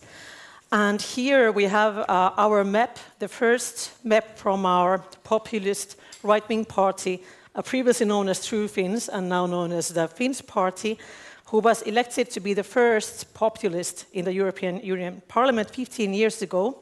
He gave a long interview and he said that, this is pretty depressing. He said, Greta Thunberg came, stayed for a while and went away. So it kind of sums it up. But sadly, or I don't know, it's sadly, but maybe it's just rational. Now in Finland, we are considered about the same things that usually used to be the right-wing radicals' main issues. That would be defense, safety, economy, and migration. And I would say maybe the security and migration part is now bigger than earlier. And this is to do with Russians' actions on our east border. We share a long east border that is mainly just forest and swamp. And there is no infrastructure really. So it's hard to come over in the winter time, but in the summertime it's relatively doable. If you don't mind the mosquitoes, we don't have so many wolves anymore, or bears. So I shouldn't joke, this is a very, very serious matter. Would you please elaborate a little bit, tell our audience more about those migrants coming at your border? Why is that happening and how did they get there? Finland is very north. We know a lot about migrants because their main road goes from Turkey through Bulgaria to Western Europe. But how come Finland's border? It actually started last year in November. And this might sound very, very small a number. If you say, oh, 900 migrants were trying to come over and seek for asylum. But within a month, in that time of a year, it's quite a lot. And the thing is that they came by bikes or in cars. And we knew that the Russian officials were taking us close to the border where they continued with a vehicle. Because you could cross the border with a vehicle, not by foot. Well, there's like different kind of reasons why. But we could see that it was an operation led or provoked by Russian officials. And the thing is that they didn't have the paperwork or the visas or whatever to come across the country. And we had cooperation with the Russian border control earlier, but after the Ukraine war, the situation changed drastically. So now they were kind of pushing people to our border. And if you say that you're looking for asylum, then we have a procedure that you should be able to get into the process, and you should be handled as an individual looking for an asylum. And that can be kind of a hefty process. For example, I wrote something down from last August to this May. They left, well, this also sounds a very small number, but these are the people who left applications, close to 400 applications, and only six were approved. So only 6 people were considered to be in need of asylum in Finland, and 100 of them was declined. And another thing is that what the Finnish politicians, especially on the far rights, are saying that why couldn't these people stay in Russia? So is Russia now like a hostile state? Like, why do they need to come over to Finland? Well, compared to Finland, I would say Russia is a very hostile state, especially for people who are in minority groups or who are, for example, free mind thinkers or journalists or people who want to oppose Putin. But yes, it's a very complicated thing. The sad thing here is that I think people are misled. The people who traffic, the people traffickers, the human traffickers who are trafficking people to Finland, they promise that with 5,000 euros, which would be $5,000 or approximately 10,000 levas, I think. Yes, 10,000 levas. You will get yourself from, for example, from Syria, Afghanistan to the Finnish border, where you are granted asylum once you enter the process. So that is the kind of money that we're talking about, 5,000, 6,000 euros. And the misinformation that we know that is on social media and in Arabic-speaking social media is such that once you make it to the border of Finland, you will be welcomed, you will get the asylum status, and you can stay. And it's really horrific for the individuals. And now we actually have closed our eastern border completely. Today in our parliament, we started, the parliament members started working on the law that would actually give the border control people the right not to take the asylum seekers in the first place at all. So they could just say, go back to Russia and refuse to take them into the process. And this is very hard line, and it also clashes with the European Union kind of, I would even say, idea in a broader scale. But sadly, estimation is that there are now thousands of people who are waiting if the borders will open, and they will come. And was it thousands or tens of thousands? I don't know what the summer will bring. It's a terrible situation. How does this all shape the preferences of people in Finland in the upcoming elections? People would say that if you have a possible threat from the east, because you have a border with Russia, which led you to become part of NATO, you would go and vote pro-Brussels for Europe-centered parties. But you have these migration issues caused by Russia somehow that might bring people more to the right-wing party. Is that the case? Yes, I think it is. And this comes to the polling that was mentioned with the AP presentation. I think if you ask people face-to-face on the street which party you're going to vote for, I don't know how many would proudly say, I'm going to vote for the most right-wing party called Finns Party. But if you ask them on the phone, they might even be hesitant. But maybe if you poll them, like they are anonymous online, they might be, the result might be different. And let's say in the early 2010s, we had the first kind of, realization that people in Finland were more kind of right-wing that we knew, because we had a very big surprise on our parliament election then, when the Finnish party got many seats, and they've been quite strong since. And now they're actually in one of our government parties, and our prime minister is from that.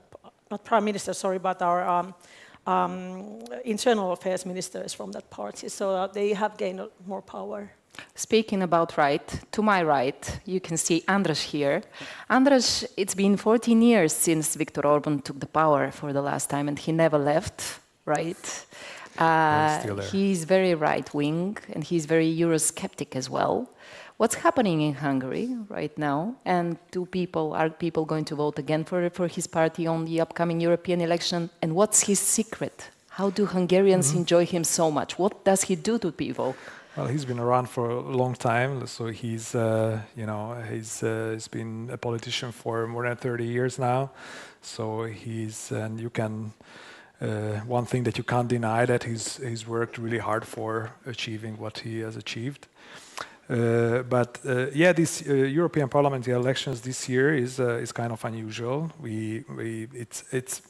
This election has always been considered kind of boring in Hungary. The stakes were not really too high.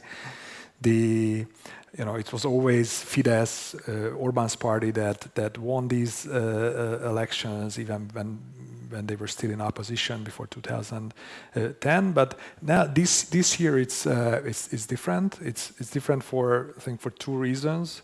The stakes are higher for Orbán. One is a domestic reason, is that a couple of months ago, a completely new player appeared on the political stage in Hungary. His name is Péter Magyar. And what makes him interesting is that he used to be part of the Fidesz machine. He was a Fidesz supporter. He was the husband of the former justice minister. And then in February, he became active on social media. He started giving interviews, and he started to challenge the Orbán regime. And now he's, according to the polls, we know that they are not entirely reliable, but that he has the largest opposition party or one of the largest opposition parties in Hungary, and he's running in the European parliamentary elections as well. And so that's something that's totally unprecedented. That we are talking about someone that in January or early February, literally no one knew who that guy was, or only the most hardcore political observers, and we'll see how big a threat he will be for Fidesz. We see that so far he's been a threat for the rest of the opposition, that he's taking over voters from them. So that's one thing. That's kind of a domestic story. We are very, it's very exciting for us. I don't know how exciting that is for non-Hungarians. But this election is also a big deal for Orbán. Those who's been following his politics know that he has become kind of isolated in the European Union. His party left the European People's Party. They were forced out, basically, and he doesn't really have, too many allies in the EU, and he wants to change that. So he's campaigning for not only for himself, but he's campaigning for other political parties. Like he just gave a speech to Vox, the Spanish far-right party. The message was the same that he told the Hungarian public just a couple of months ago, that we have to conquer, we have to occupy Brussels. And maybe we can pull up one of those posters that Jana talked about. We don't have to wait till the end of this talk. I don't know if we can bring it up. Now they're going to leave after they see the posters, because I promised them at the end. That's not. This wasn't Ursula von der Leyen, but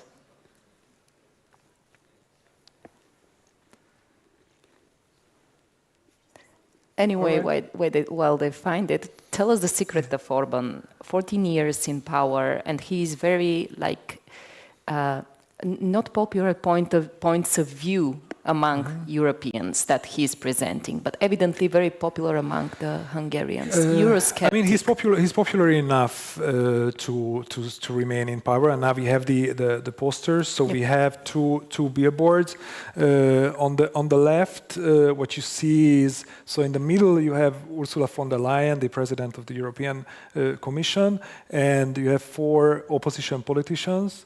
On the right is this guy that I talked about, Péter Magyar. And so this poster basically says that the humble servants of Brussels, and obviously they are trying to show that Ursula von der Leyen is kind of the boss, and these are waiters. These are the Hungarian opposition, some of the Hungarian opposition politicians, opposition leaders, and they are serving up. It's really, I don't know who came up with this idea, but basically they are serving up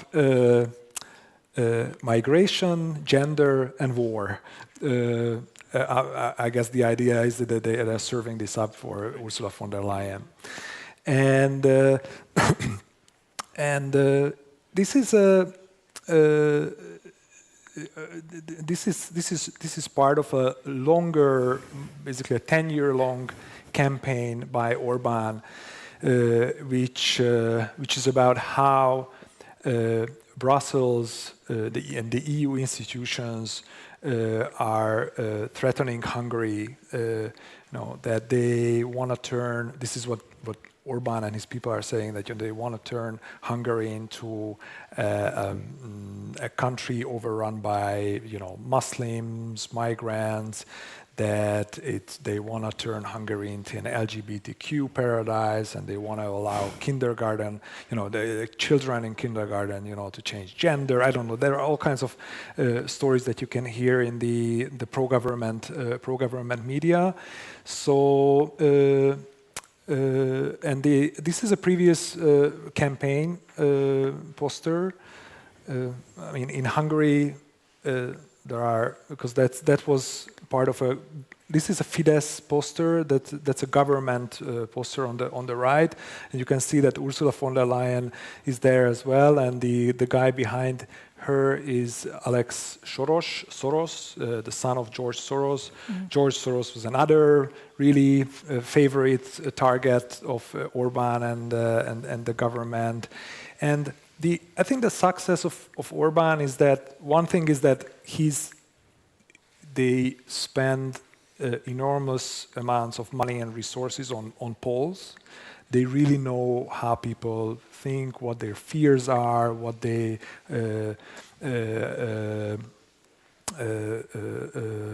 want from the leaders of the country, and they deliver. I mean, Hungary is done relatively well in the last 10 years. Economically, it could have done much better. Ironically, it did so well because of all the money that was coming from the EU. So obviously that's a big contradiction there. But the other thing that I think the success of Orbán is that he's really good at building this narrative, this story, that Hungary is under attack from foreign powers, let it be the EU or the Biden administration or George Soros, and he's the one who will defend the country against those forces. And whenever something happens, he can place that event into that narrative. Just to give you an example, a recent example, when in Slovakia the Prime Minister Robert Fico was assassinated, or not assassinated, but there was an assassination attempt against him. Sorry, and then we know based on the news reports that the would-be assassin, the attacker, had a really strange political background. Like he was part of a peace movement, but he was also had some far-right links. But there were also reports, apparently based on some mistranslations, that he was also had some left-wing links. And even though it's not, it's still very much unclear what his background is. Orban and his people, they jumped on this, and they immediately built this, made that story as part of their larger narrative that look at what's happening in Slovakia. Robert Fico was the only other prime minister in Europe that was arguing for a peace the end of the war in Ukraine. Obviously, both Orban and Fico are kind of friendly with Putin, and what they are doing is kind of serving the Russia's interests. And then when this assassination attempt happened, then they came up with this story that so this is how the left wing is trying to eliminate those who want peace in Europe, and they want peace in Ukraine. And then they have, but we might talk about this later in more detail about the Hungarian media landscape. But another key to his success is that they built this extremely powerful propaganda machinery in Hungary with hundreds of outlets. They are everywhere on the digital, TV, radio, everything, and they are bombarding the Hungarian public with the same message. So, those are some of the secrets to his impressive. success. And what is the profile of Orban's voter? I'm very interested because he have always very good rates in polling. He's winning all of them. So what kind of people enjoy this agenda? Typically it's more like the rural areas, smaller towns, villages, maybe less educated. That's like the typical profile. But of course you have Fidesz supporters in Budapest as well. Some of the intellectuals, academics, they also support. But I think by and large it's mostly the rural, less educated people who support Fidesz. And having this bloody experience in the past, in 1956, as a communist country, and all the rebellion attempts were smashed by the Soviet tanks back then. How do people react in Hungary on the full-scale invasion of Russia in Ukraine? Well, that was really something that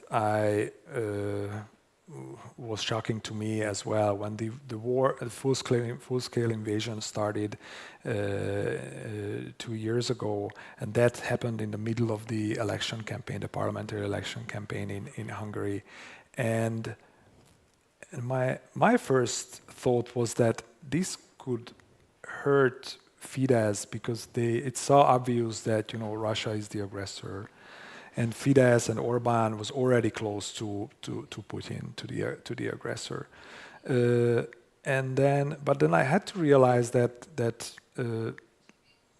those 10 years of constant campaigning against the West and kind of accepting the Russian narrative. Then that changed a lot of people's minds, including the Fidesz base. And so I think, what we see is that from the Fidesz supporters that they are, again, by and large, they very much anti-American or anti-Biden. Of course, Trump is different. Orban likes Trump, so his voters like Trump as well, and they are more open towards Russia. They can be very critical with Ukraine. So that's something that I didn't see coming. Especially knowing where Fidesz and Orban started 30 years ago, that the foundation of his party was the anti-Soviet, anti-communism, and then as late as like in 2008 when Russia invaded Georgia. Then Orban was one of the most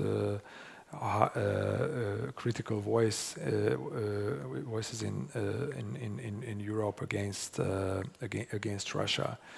But then things changed. What changed? That's Do you have an explanation? Because we have a 10,000-word story investigation. If you have the time to read that, but to keep it short, it's a lot has changed geopolitically as well.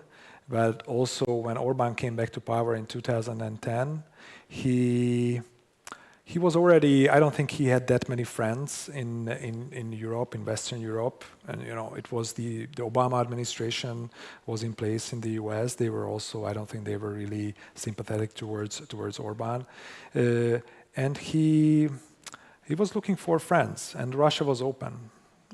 He has China as well. So, and that's something that has continued ever since. We just had Xi Jinping in Budapest. Hungary was one of the 3 countries that he visited. So, that's a clear trend. He has found his friends in the East. Tarek, speaking about right, Marine Le Pen is a very interesting person striving for the presidential seat. Does she have any chances? Let's start with the upcoming European elections. The right is going to have another rise in France, is that correct? Yes, exactly. The presidential elections will take place in 2027. And these European elections are seen as being a kind of introduction or preparation for the upcoming presidential elections, and I will be speaking about this far-right party, so Rassemblement National, which is thank you. So far right. So the far-right Rassemblement National in French, or National Rally. So this is Marine Le Pen, that was funded by her father, Jean-Marie Le Pen, in the 70s. And this party would be the big winner, according to the polls, in the upcoming election. The one who is heading the National Rally list is Jordan Bardella. So he's 20 years old from the multicultural Paris suburbs, who will be heading the list as the president of the party, with his white smile, clean cut, and neat appearance. He's amongst the most popular politicians in France. He's always seen taking selfies with his supporters and the people coming to his meetings. And these clips that we will see in a few seconds come from his TikTok account.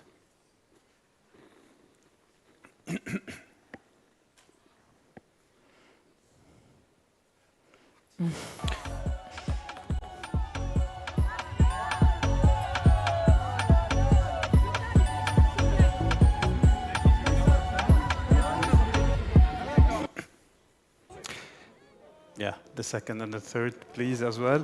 So these videos, we must say that Jordan Bardella is one, as I said, one of the most popular politicians in France. He has one of the biggest TikTok followings in French politics. To give you an idea, Jordan Bardella has 1.2 million followers, whereas the Prime Minister, Gabriel Attal, who is also a young politician, 35 years old, has only 270,000 followers, even though it can be seen as an insignificant parameter, but it could play a role in the coming election, especially for the younger generations, who is seen as not being interested in these elections.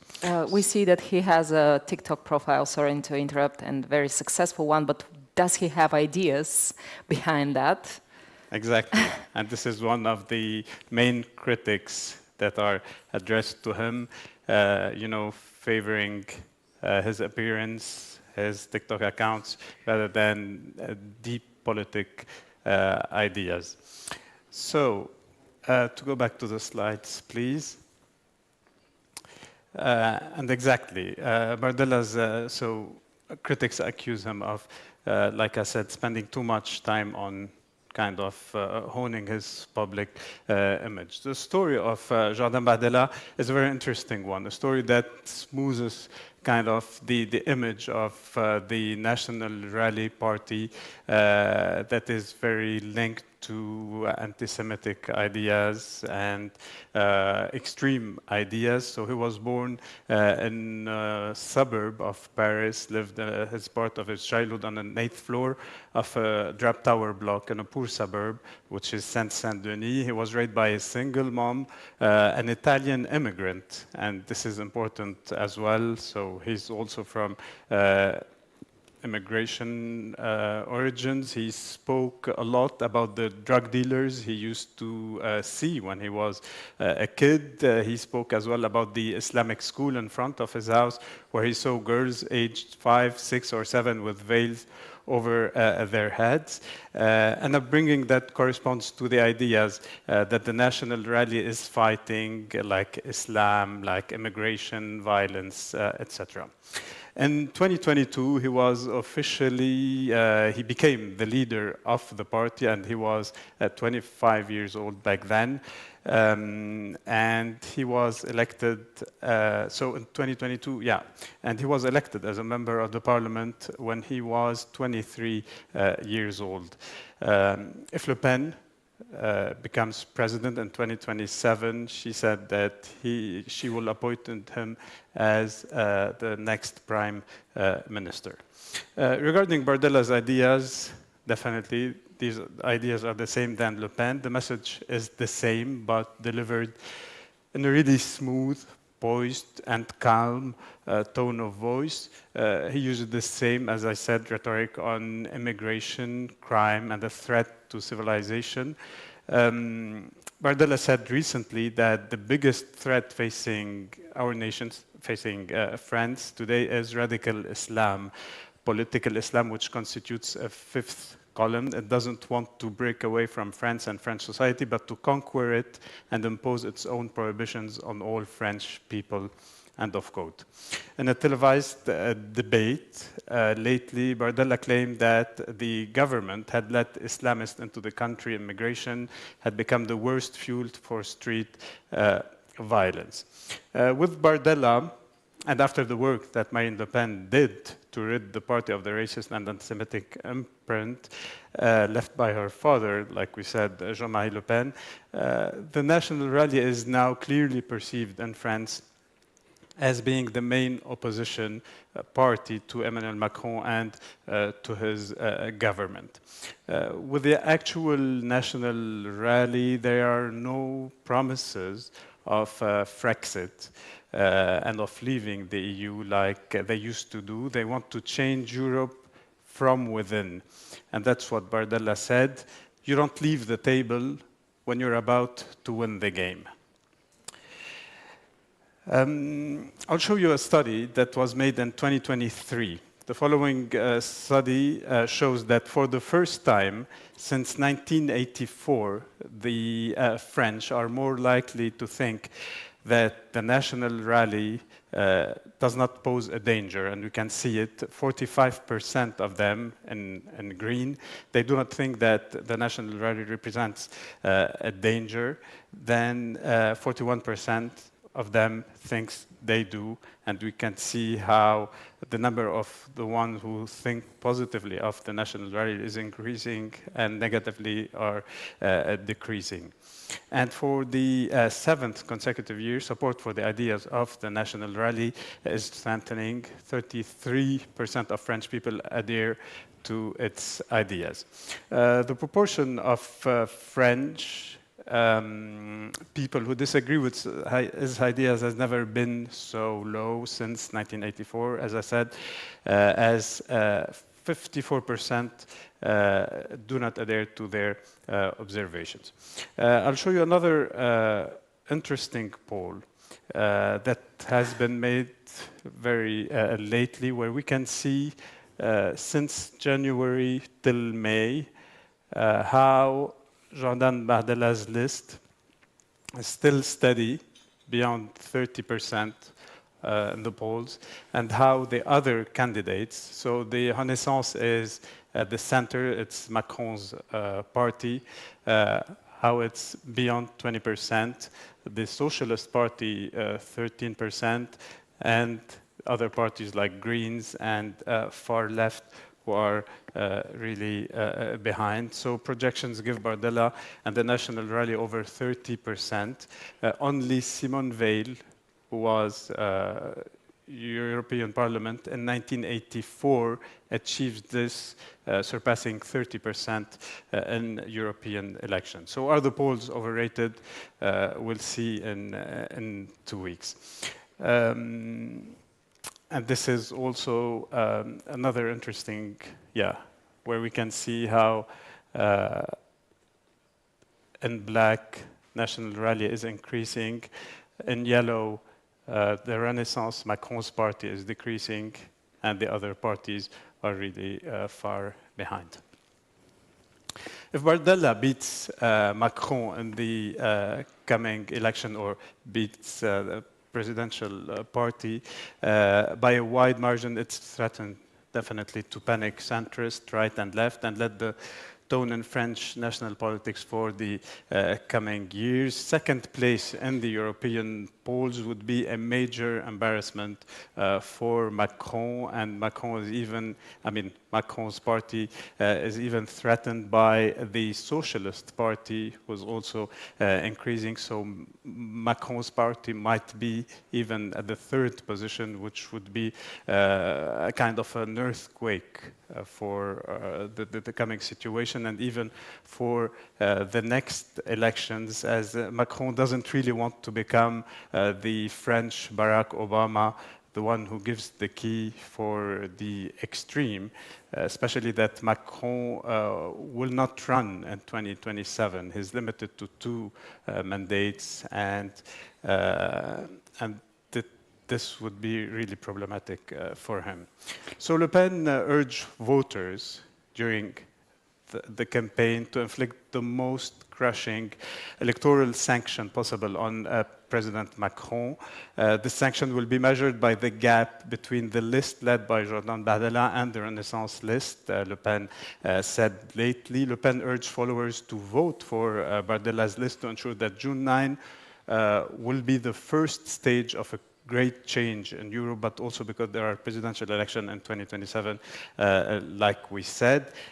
Last thing, Bardella says that if the National Rally wins the election, he will call for the dissolution of the parliament, the French parliament, the National Assembly. So lots of uncertainties, especially that those polls didn't really change like we saw for the past months, and we'll be really watching very carefully what will be the score of the National Rally. It's a brilliant idea to pick somebody who is big on TikTok to collect all the youngest votes. Recently I've been to Finland, Paulina, and people there, media experts, they were a little bit worried that despite all the media literacy lessons since the kindergarten, 40% of young people in Finland, they learn the news from TikTok. I think it might be even more. And actually, our right populist party, Finns party, was actually doing a great job on their TikTok election campaign. For example, with a presidential election, their candidate didn't make it to the second round, but it was possible. We were thinking maybe he could have, so he could have been one of the other candidates. It didn't look, but, well, he didn't win this time, but they are really good with TikTok, so maybe the other parties should maybe get their something together maybe, with the social media. Maybe yes. Macron will have more chances if he hires Taylor Swift, who is also really right. And if she becomes a candidate for the presidential seat in the United States, yes. Zach. We all know what's going to happen over there. So, speaking about wars, just a short question on Marine Le Pen. How Kremlin inspired this whole thing in France? I mean, that Europe is still very steady on its support towards Ukraine. And now we see the rise of the right again in different European countries. Is this because it's Kremlin-inspired, the politicians are Kremlin-inspired, or it's because people are tired of this agenda, the voters are tired of this agenda? The support for Ukraine is still present. So for 70% of the people, they are still supporting Ukraine. But we will see it when I will speak about Macron, that the priorities for them, for those elections in particular, are not regarding Ukraine. Regarding the national rally, as you know, Marine Le Pen was accused of receiving money for her presidential election campaign, last one and even before, so in 2017, from Russian banks. She was justifying this, and saying from that... Hungarian banks too. And Hungarian. She was justifying that by saying that French banks are not giving her money and that she didn't find any problem taking them from Russian. But they are starting distancing themselves from a kind of, regarding Ukraine in particular, from Vladimir Putin, saying that they are more open to, they are saying that we have to keep on helping Ukraine, but without saying that we have to send weapons. So support to Ukraine, but also calling, for negotiations and for peace solution. You said previously that the other war that is raging very close to our capitals, the one in Gaza, is actually a very huge issue in France. You have a huge Jewish community, you have a huge Muslim community in your country. Is there a tension over there? Yeah. Since the start of the war in Gaza, 7th of October, the impact of the war in France was really very important.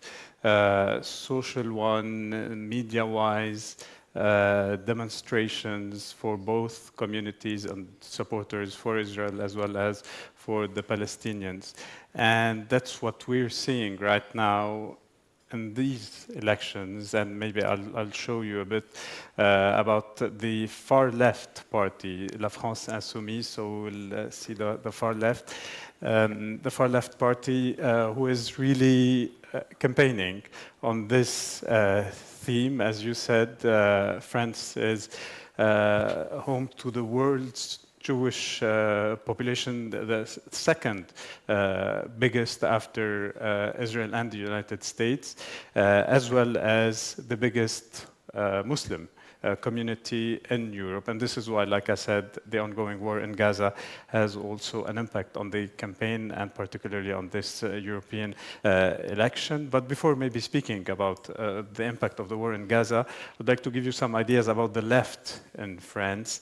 So the left, since 2022, there was a kind of a coalition called NUPES, Nouvelle Union Populaire Écologique et Sociale, the New Ecological and Social People's Union, that was formed in 2022 and included several parties like Radical Left, La France Insoumise, France Unbowed, Moderate Left, Communist Party, etc. And this coalition fell apart over Jean-Luc Mélenchon, who was the leader of this coalition and the runner for many presidential elections, where he narrowly missed the last election to get to the second round. And so the coalition fell apart after Mélenchon's refusal to qualify the attack on the 7th of October as a terrorist outfit. And he just qualified them, referring to the Hamas actions as war crimes. So on October 7, LFI group published a text saying that the Hamas attack described the Hamas attack as an armed offensive by Palestinian forces that occurred in a context of intensification of the Israeli occupation policy and the Palestinian territories, end of quote. And since that time, and the main leaders of the France embassy were very vocal regarding the war in Gaza, criticizing the Israeli government, speaking about genocide action than just legitimate self-defense. In late April, local authorities have even banned a conference on Palestine that Mélenchon was due to give at the University of Lille, north of France, and even Mélenchon compared the president of the University of Lille to Adolf Eichmann, one of the major organizers of the Holocaust, who used to say, "I did nothing, I only obeyed the law as it was in my country." And this is Mélenchon that was quoting Eichmann. Other thing, Mathilde Panot on the left and Rima Hassan on the right so both of them are running for these elections. They were questioned last week in an investigation into suspected justification of terrorism over their comments on October 7th. And this is why all of this make of this party, they are really putting the Gaza war at the heart of their campaign. So as you know, France has been also witnessing lots of protests in universities, like the one in the US following Columbia, UCLA, but even in Minnesota, as I've heard. In Paris, these protests took place at Sciences Po, which is one of the elite universities, known as a breeding ground for the political elite, but also at the Sorbonne, as we see on this picture. In Paris, so these protests took place at Sciences Po, and Sciences Po demanded these students demanded Sciences Po to take a principled stance by sending an official communication condemning the actions of Israel and cutting the ties between Sciences Po and Israeli universities. And what also we have seen during these protests are several elected officials from LFI, like this deputy, who came to support those students at Sciences Po. Now, regarding the campaign for the European election, as I said, La France Insoumise has chosen the Israeli-Palestinian conflict to put it at the center of its campaign, and they are focusing on this theme rather than on themes that are more close to Jean-Luc Mélenchon as tax evasion or social inequalities. Last thing, the party has chosen to choose Rima Hassan on the picture, who is one of his candidates, at the 7th position on the list. Rima Hassan is 32 years old. She's experiencing her first political engagement after years of activism. She was born in 1992 in a refugee camp in Syria within a family of exiled Palestinians. She arrived in France in 2001 and was stateless until 2010 before being naturalized as French. So this is Rima Hassan, and at first glance, the ceasefire in Gaza is one among the promises of their program for the upcoming election. But even if it's on the chapter 8 of their program, so there are lots of priorities before, it is seen as one of the major themes used by LFI. And the strategy behind that is that on the short and on the long term, they aim to attract categories of voters who do not usually participate in the European elections. They aim to gain more votes than during the last elections, where their candidate had only 6%. And of course, the 2027 election, like for the radical right party, is also on the mind of the leftist party, radical left party, with these tactical choices that Mélenchon has chosen. And they are focusing on Palestine. They might maybe sacrifice the election, the European election on June 9th, but they will succeed in imposing this theme and being identified as defenders of minorities against injustice and racism, and knowing the importance of the Muslim community, they are really betting on getting the votes of youngsters and of Muslim communities, and even trying to score. But what the polls are showing till now is that this strategy is not really succeeding. So we will see in 2 weeks from now if things will change.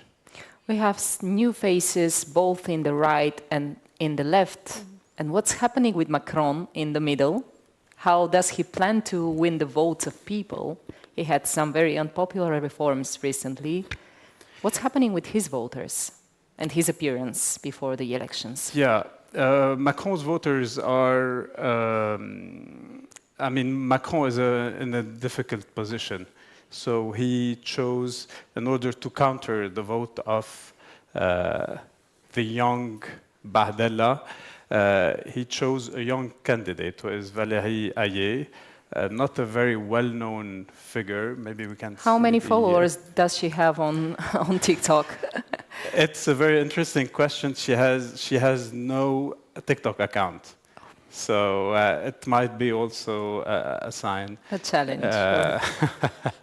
So this is Valérie Ayé, and they were really been campaigning a lot for the past weeks, and even pushing ministers. We can see Gabriel Attal, who is also, because Macron is also betting on the young generation. So Gabriel Attal, 35 years old, one of the youngest prime minister ever during the Fifth Republic, and all the ministers, former prime ministers, campaigning next to Valérie Ayé, because the situation is really difficult for her, especially with Bardella. We're awaiting a debate in few weeks, just few days before the elections, between Bardella and the Prime Minister Gabriel Attal, who is known to be good in debates.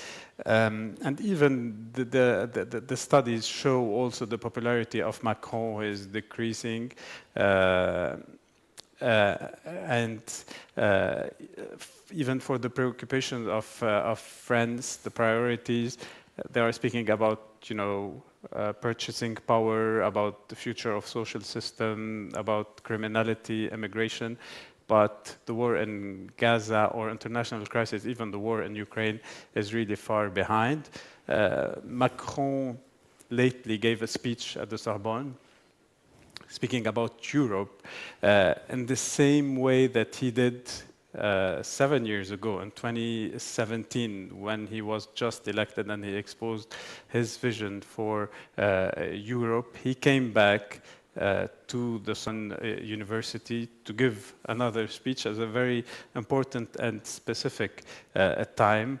That was a few weeks ago. And he used the fear as an element to push his partisans, his supporters, to go and vote in the coming elections. When using the fear, I mean about the idea of speaking of Europe, who is at the risk of dying. He said the risk is that Europe will experience a decline, and we are already starting to see this despite all our efforts. Speaking about Europe, it can die, and this depends only on our choices. He spoke about the rules of the game that have changed. He said that Europe faced not just a military and security risk, but also an economic risk for its prosperity, and that things can fall apart very quickly. And he urged Europe to master its destiny, speaking about an autonomic strategies, about being independent from the US for defense matters and from China. And he gave examples of, like the COVID crisis, what we're witnessing now in Ukraine, and even the gas crisis related to Russia. And this is why Macron's speech was in the same way declined in Valérie Hayé's program, who was speaking also about defending European industries, defense industries. They are speaking about 100 billion euros through a loan via the European investment, speaking about presidential plans to include voluntary termination of pregnancy, all of these social matters. And last but not the least, they spoke also about security and immigration, who are the real arguments of the far right. And so, last point, Macron is really in danger, or at least his party. And this is very classical during the European elections that have always been seen as a protest vote for the party ruling the country. That happened in 1984, in 89, in 94, 2004, and 2014. These elections are not really interesting normal people, but it has been used by all other parties as a referendum for or against Macron. And this is why all the other parties are using it as a referendum against Macron, and this is what they are really pushing forward to make it happen. Just with a couple of short sentences, I would like to have an answer from all of you. After what we've heard and after what you know about your own countries, what is the main agenda that is important for the European voters right now, that we can tell by the numbers that we see from the forecasts, from the polls for the upcoming elections? What is important for the European voters right now? What are they angry with? What are they happy with? Paulina? In Finland, we know for our good healthcare and welfare and social benefits, and we're actually cutting them down now quite drastically. The people who are in the least privileged positions, they are actually taking a hit, and since our taxes are high, and we have been very happy taxpayers until now, I think we're going to see a change in there. A radical right usually doesn't give us any decent options. They just criticize. They don't have really a plan to do anything, and they are actually the ones who say that we're going to protect the poor, and now they're in the government. They're the biggest cutters. One of our ministers, she was publishing these photos of her with big scissors, like, let's cut, ha ha ha. First I thought somebody hacked her account. I was like, she cannot do that. That's like a suicide politically. No, she even had a cutting board that was made for her by hand by some of her supporters that said something about, let's do social cuts 2024 or something like that. And she was spreading those images all around Twitter and everywhere. She really loves it. She's cutting.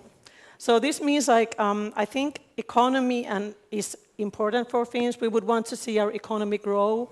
We would want to see that we could import things that we could be sustainable. Our economy would be sustainable. And then is the security that has to do with Russia, and then the migration. I think these are the most important things. And I think the environmental concerns sadly are not on the list. Okay, thank you. Andras? Yeah, basically, Paulina already said those. I mean, I think it's money and security. It's pretty simple. I mean, I think the war raging just a few hundred kilometers from Hungary, but I think for the rest of Europe, it's obviously a big issue. At the same time, the economic problems that we've gone through, and those were like especially harsh for Hungary. We went through the highest inflation in Europe. So I think those two issues kind of define the elections for us, and probably in different variations for the rest of Europe as well. Tarek. Yeah, the same applies to France. So purchasing power, inflation, wages. There's also pensions, especially after Macron did the pension reforms last year. There's criminality, immigration, protection of the environment, and the international crisis, as we said, Ukraine and Gaza. Mainly domestic issues. Just one last question for Andras, because we've been discussing the difficulties of a journalist to succeed and to do his job properly in the situation where there is a huge pressure by the government. Could you please elaborate on that? How difficult it is for you journalists in Hungary? Well, when you are working in an environment that is hostile towards independent journalism, it means that it's more like a political hostility. Hungary is still not Turkey, or certainly not Russia, or there is no. I don't think that journalists are in physical danger, but it's almost impossible to get information from official sources. They don't even respond to our requests for information. They don't give us data or records, and these are things that you can overcome, but it takes time and resources. At the same time, the government has built a really powerful propaganda machinery, as I mentioned earlier, with hundreds of outlets. With all kinds of formats on social media, everything, and obviously one of the tasks that they have is to undermine independent and critical media. So the journalists who are still trying to do their job, they also have to face that they are targets of propaganda campaigns, online attacks, and things like that. So that's the environment we are working in. I think it's not entirely unique for Hungary. There are many countries. You have even in more developed countries you face these issues, and I think it's clearly the information ecosystem that we grew up with is broken, and it collapsed, and we have to build a new one, and I think nobody has figured out how we will make that work. So it's basically sometimes I told my colleagues that we are working in as if in an environment that could be compared to there are constant earthquakes in darkness, basically, which is challenging, obviously. Do you feel the support of readers, of viewers, of the audience, or they're used to the propaganda machine agenda and narratives, which is quite scary? Do they feel the difference between that independent editorial? Yes, that there are. Of course, there are a lot of people who believe in the government narratives, and they follow the government propaganda, and it's hard to reach those people. But there are many other people who understand the value of independent journalism, and that's the key to our survival as well. Direct 36 is our financing structure is based on a membership program that we have. So we have thousands of supporters who donate to us on a regular basis, and that's how we manage to survive. And I know that several other outlets do the same. So there is hope. Okay, there is hope. That's a good end to his speech. But Paulina, if it's only optimistic, please continue. I was actually going to, I don't know if we're running out of time. Yes, we are, but you have a couple of more minutes. Well, but by my, actually, I was hoping that since we flashed my first slide already, just a little bit, and I don't have time for my slideshow anymore, but I'm really happy that we have events like this, and we have a program like World Press Institute. There you can see in front of our red van is, no, I don't have time for it. Sorry, just first photo, because this is important. There's a Mariana Segulin, from a TV reporter from Argentina on the left, and she's specialized in cyber security. And then there's Petya Mihova from our Bulgarian National Radio. And then there is me on the right. And it was a beautiful experience. I strongly recommend you to apply. Rally is going this year, so please apply, and whenever you meet your international colleagues, it's very important. You have just a couple of slides, so you can go through. No, there's too many. Ah. That is not as many as you, though. But sorry, if we don't you should. Sorry I about just that. wanted to give it my hands up to the World Press Institute. And okay, so I think now it's time for some questions. Anybody? Ivan. My question is for Andras. Exactly 5 years ago, back in 2019, there were billboards put up in Hungary displaying George Soros and Jean-Claude Juncker, the chairman of the European Commission at that time. Obviously, this narrative is circling back. It's repeating, and right before the European elections 5 years ago, I had one-on-one with Peter Szijjártó, the foreign minister of Hungary, working on a documentary, and I asked him, who is funding those billboards, who is paying for them? And quite frankly, he answered very proudly, which was surprising for me, that we, the state, are funding those billboards. My question for you is there a way out of this narrative, of this circle? Because obviously events are repeating themselves, and in your opinion, if this is the future of Europe, because Viktor Orban is seen as a positive role model all across the European continent? Well, it's up to.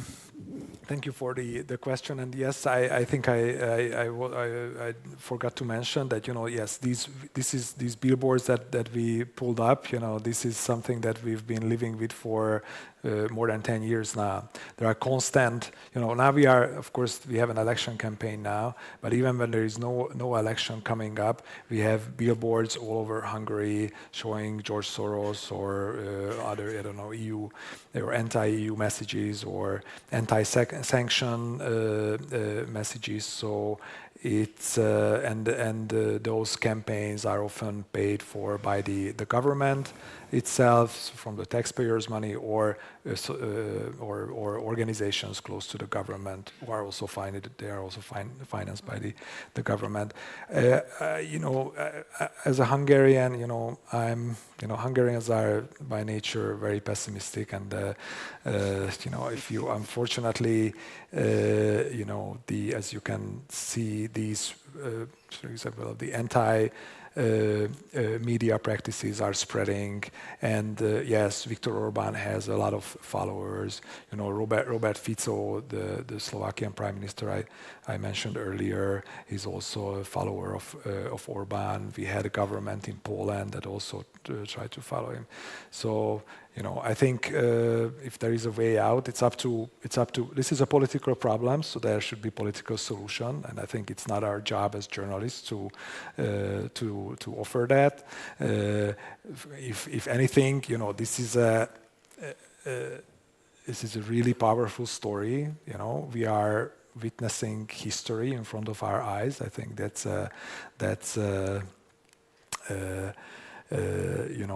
for journalists, that's very rewarding. I think to witness something like that. So I think it has to be a political solution.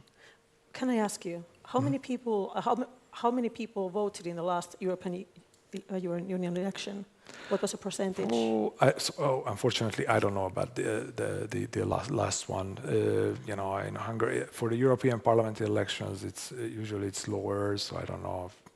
Maybe there's someone in the room who knows, but I guess my guess is around 50%, something like that. I think now this will be higher because we have municipal elections as well taking place at the same time. Right. We only had 47%, and in our presidential election it was 70% or more. So it's very low, and the young people don't vote. Yeah. Only 25% of young people vote, and then the older people vote. It's kind of, it's not good. Almost the same in France, where it's about 45%. Yeah. Maybe we will reach 50% now, but not sure. So,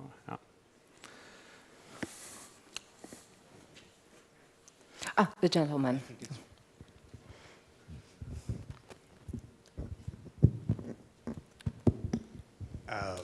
I want to thank everyone for basically a very depressing panel, but really, really interesting. But I wanted to, I'm Dean Starkman with the International Consortium of Investigative Journalism here visiting Sofia. I just wanted to note that all three of you gave really interesting and informative descriptions of the rise of the far right in your countries and the discussion about immigration and other sort of social issues. And then when asked what was on the minds of most voters, all of you said economic insecurity and financial pressure and retirement. What is going on where the parties on the rise are not speaking at all to the things that are really that are of concern to voters? And I'm going to ask Tarek because everyone could give a dissertation on this, but I'm particularly interested in France. Why is it a messaging war that we're in? Because the right wing seems to be talking about cultural issues, crime and immigration, and winning when, in fact, the people are really worried about structural, economic, financial issues. Can you help me understand, like, why is the right winning on the message that doesn't really matter for vote, where when voters have other things on at the base of their concern? Thank you for the question. I mean, it's difficult to answer it and to give you a convincing answer. In my view, I mean, in France, at least, the far right has never took power. So they are promising lots of things.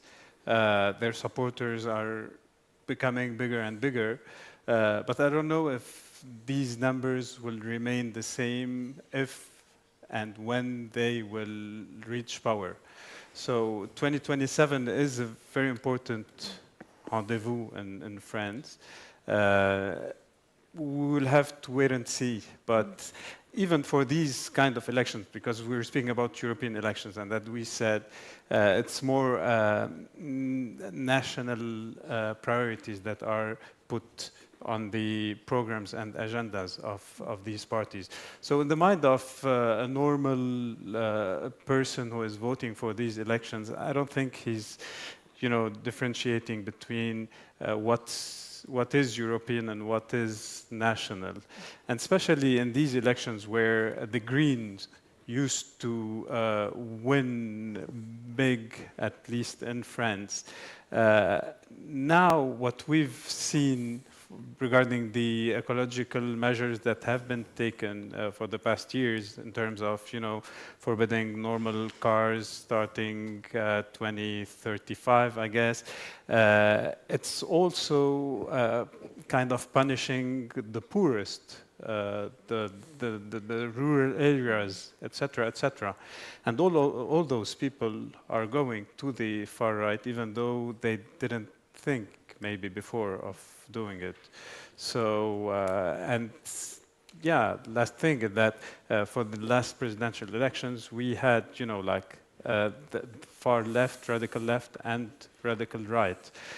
And I think Macron also plays a role in this, in the sense that there are no more moderate right and moderate left in France. So Macron came into power, and the moderate disappeared. So he's taking a bit of the ideas of the right, ideas from the left, doing the en même temps, as he says, at the same time.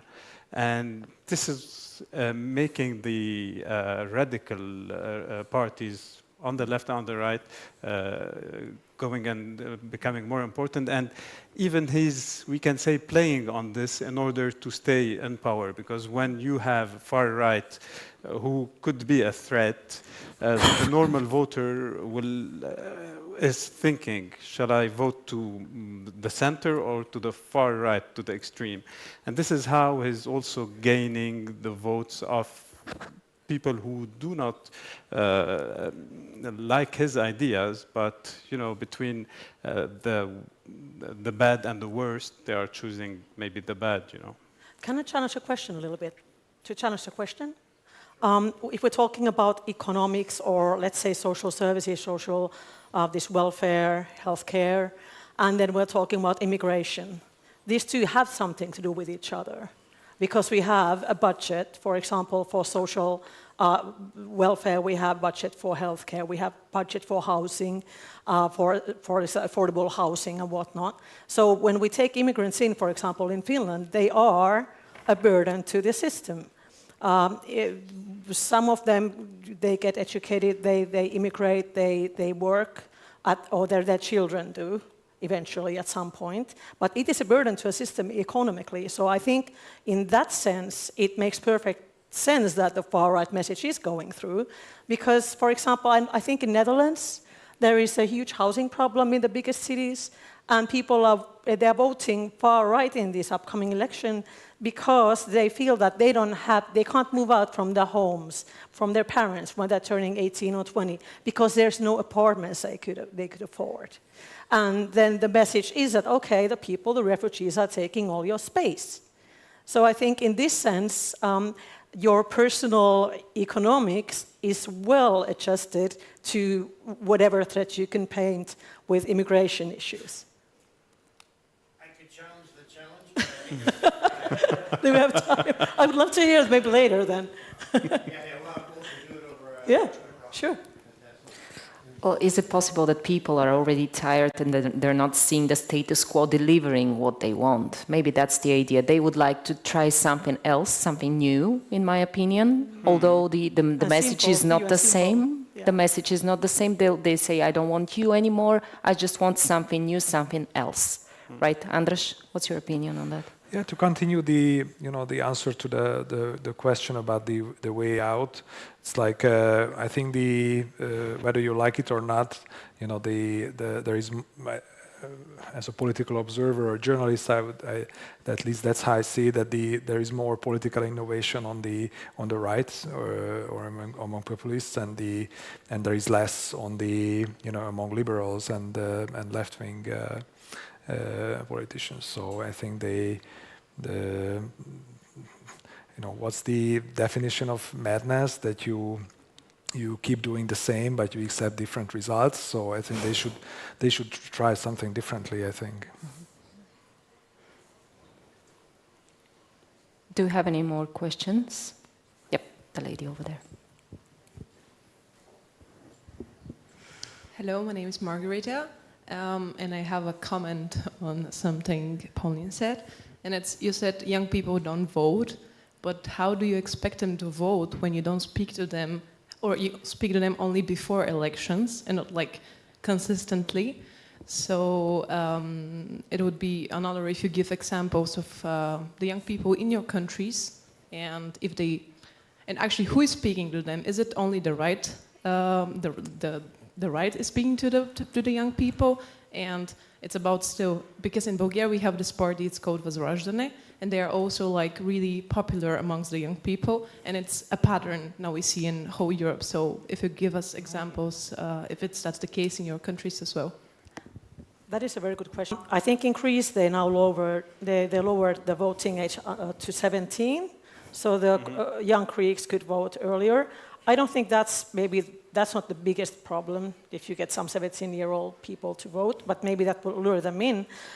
In Finland, actually, my friend, who's a designer, with his colleagues, they just released this election compass, online election compass for young people. It only has 20 questions, and it has a short video just before each question, which they explain in a very TikTok style, yes. They explain the background of the question.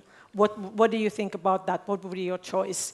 And they are now actually trying to spread the link, and it's also in English and I think in Russian, because we have Russian speakers in Finland too, as Finnish citizens.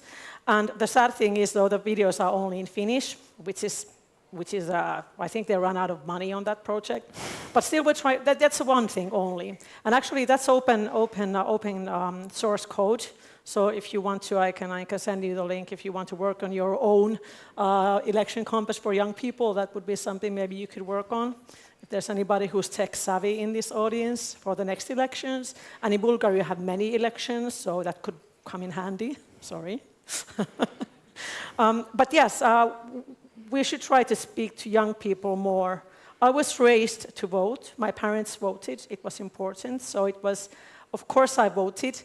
Even in the European elections. And I actually voted for our current president, Mr. Alexander Stubb, in 2004. He served for one term in the European Parliament. So his background is in there. Let's see if he can fix this. He knows European Union, so maybe he has some ideas. He's relatively young for a president, only 56 years old. So. Not 18. Okay, Andras, Tarek, do you have remarks on that question? Anders? What we see in Hungary is that the young people, they are fed up with the status quo, they are fed up with the, so when, I mean, the reason I'm saying is that when there was an opposition candidate 2 years ago in the parliamentary elections when that could generate a lot of interest among young people. You could see that they were showing up at his rallies, and they were. Sadly for them, he turned out to be not a very good candidate, so he lost badly, and the opposition parties lost badly with him. But at least initially, he could generate that buzz and interest among young people. And now this new politician that I talked about before, he also draws quite a lot of young people at his rallies. So yeah, I think young people are also, they are no different than older ones like us. I think they also maybe talk, but they also care about what's going on with their countries. Yeah, very quickly. I mean, I think things are changing in France since, especially the election of Macron was the youngest president ever, less than 40 years old, and he's playing on the same way when he appointed lately Gabriel Attal, 35 years old. We're seeing a new generation in order, to fill this gap between politicians and the younger generations. And the example I gave with Badela, Indeed, it might be insignificant, but it is important, how the extreme right is really capitalizing on the young voters, and where we're seeing the other parties are not doing the same.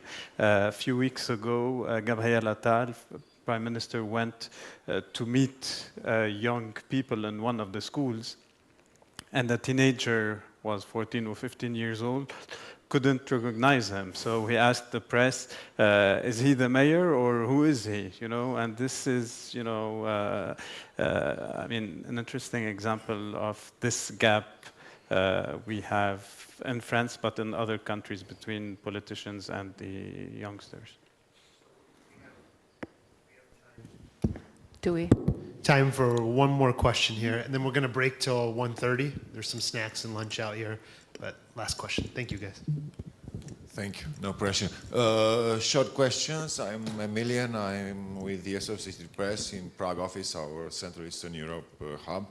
One for Tarek. Do you have any signals from, for example, top military regarding the sudden change, hardened change of tone of Macron related to Ukraine war?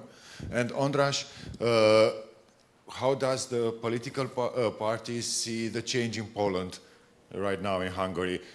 Does Fidesz see it as a threat, or the opposition see it as an opportunity?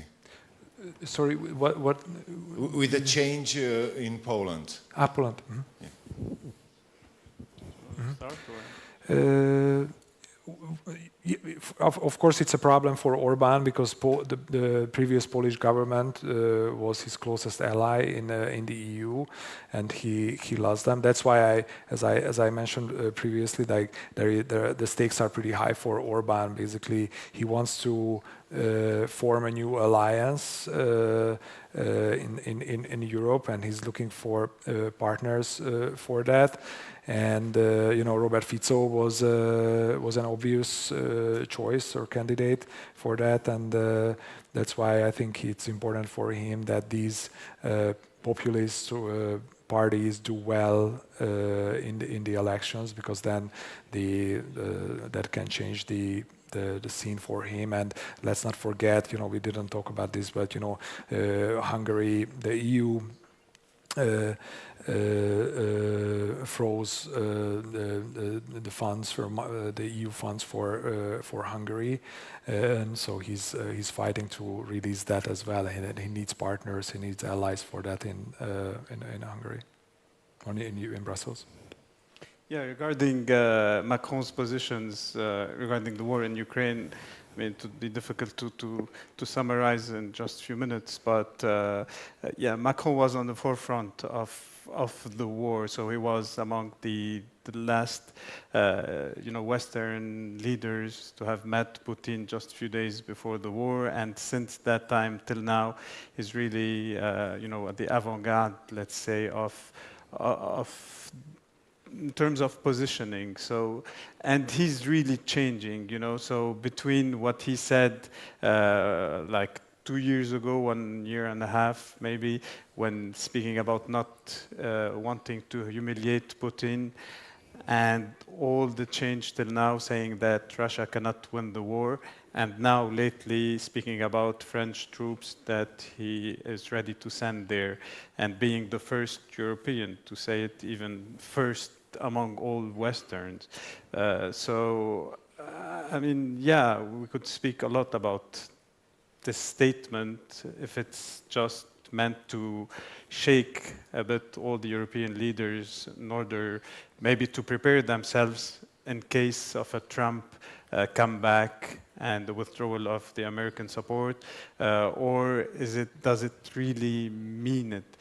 So in all cases, I mean, this statement was really, criticized by a large portion of politicians in France, and because what they are saying is that this could lead, to another major conflict, maybe Third World War, and so yeah.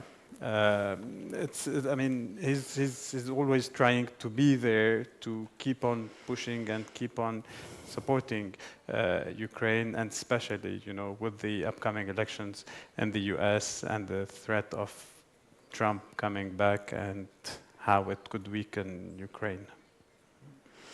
I think we're done. Okay.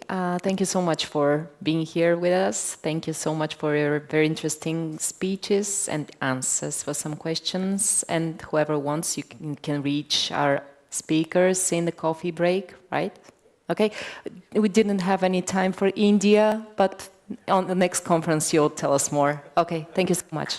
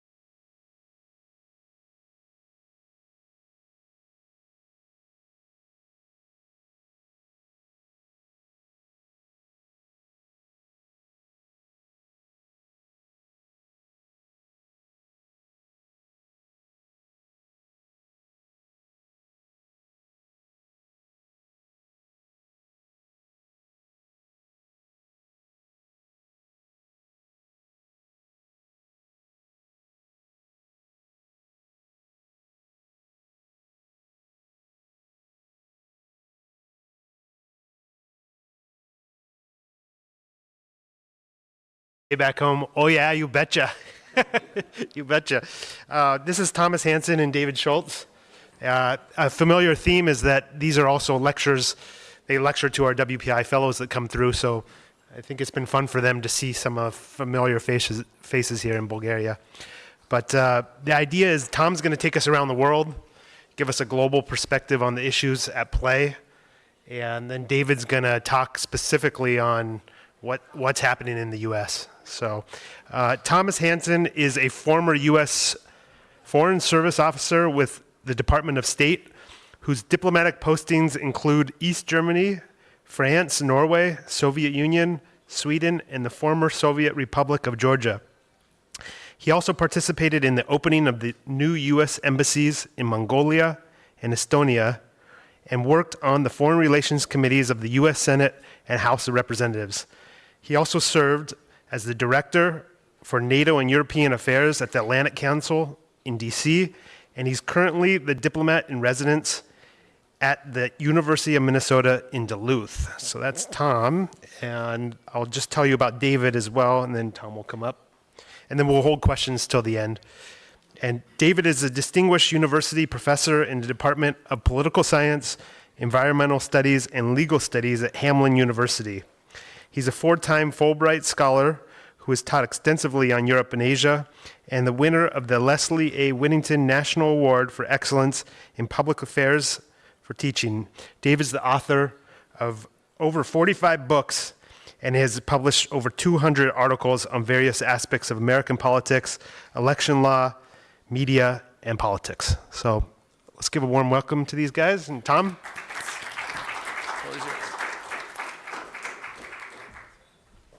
Well, thank you, Zach, and thank you so much to the three organizing institutions for this wonderful event. It's a pleasure and an honor to be here in this wonderful city and to take part in this event. We don't have a lot of time, each of us, so I'm going to try to cram in as many points as I can on the global trends that are out there and how they are going to be impacting elections. I'm going to focus in four areas. Number one, elections themselves, which foreign policy, at least in the U.S., risks being a bigger issue than in most elections. So I'll discuss how that's going down. I'll talk about China, the China factor, which is interwoven into so many issues, including Gaza. Then the Global South, its increasing importance and its increasing estrangement from the West. And that estrangement is actually being increased by Gaza and Ukraine, as I will describe. And then finally, the global economy, because the de-risking and de-globalization that is going on now, partly because of the US-China competition, is highly inflationary. And inflation is a big issue in most countries now. Economic issues really are at the forefront. So that's basically what there it is. Okay. So as a number of speakers have pointed out, we have an unprecedented number of elections going on this year. A lot of the important ones have already taken place. In a number of cases, we have had managed democracies at work. If you look at Russia, Boris Nadezhdin was an anti-war candidate, very popular among young Russians. He quickly got enough signatures to run, and of course he was disqualified on technical grounds. Same thing happened in Pakistan when Imran Khan actually won the election, but he's in jail, unfortunately, and so we've had a number of elections that took place like that. Obviously, we've been talking a lot today about the EU election. It's going to be a measure of, yes, the far right, but not only the far right, because there are far left parties that are anti-EU as well. So we'll see on both sides of the spectrum how this plays out. And of course, the US election. Now, every year, the Council on Foreign Relations in New York comes up with its conflicts to watch in the coming year. And in red, you can see the ones that are the highest impact, most likely. And the number one threat this year, ahead of Gaza or Ukraine, is the US election. And this is echoed by the Eurasia Group of Ian Bremmer, who also puts the US election as the #1 global threat, America against itself, as they say. Now, obviously, there's a lot of uncertainty that comes out from the US election, and that is worrying. But for CFR, at least, they're worried about the process of the election, the campaigns, and the possibility of violence, which exists. Obviously, the results, and will the other side contest the result, which is a real possibility. And then, of course, the implications of the election. So there's a lot of uncertainty, not least of all for Europe, because the two candidates obviously have very different approaches to European issues, potentially. Now, China, America is very polarized. And about the only thing that both parties can agree on in Washington today is China and the need for a tougher line on China across the board. In America, and for that reason, China is interwoven into so much. In America, people now talk about the axis of adversaries, almost like George W. Bush's axis of evil. It is true that these four countries are cooperating more and more. We see it even in Ukraine. And so, for the United States, China is at the top of the agenda. And frankly, Europe and European issues are a subset of that. We talk about democracy versus autocracy as the framing device, but we're really looking at China in the midst of all that. Now, China is not 10 feet tall. Here's the UN's latest projection on population. As you can see, India is, as we speak, passing China as the most populous country in the world. But according to the UN, by the end of this century, the lifetime of my students, China will go from 1.4 billion to 770 million. The Shanghai Statistics Office just a couple of months ago said, no, that's wrong, 525 million. Now, it's hard to imagine that kind of demographic change. China does not have the lowest birth rate. The lowest birth rate is South Korea, by far, 0.78, unprecedented.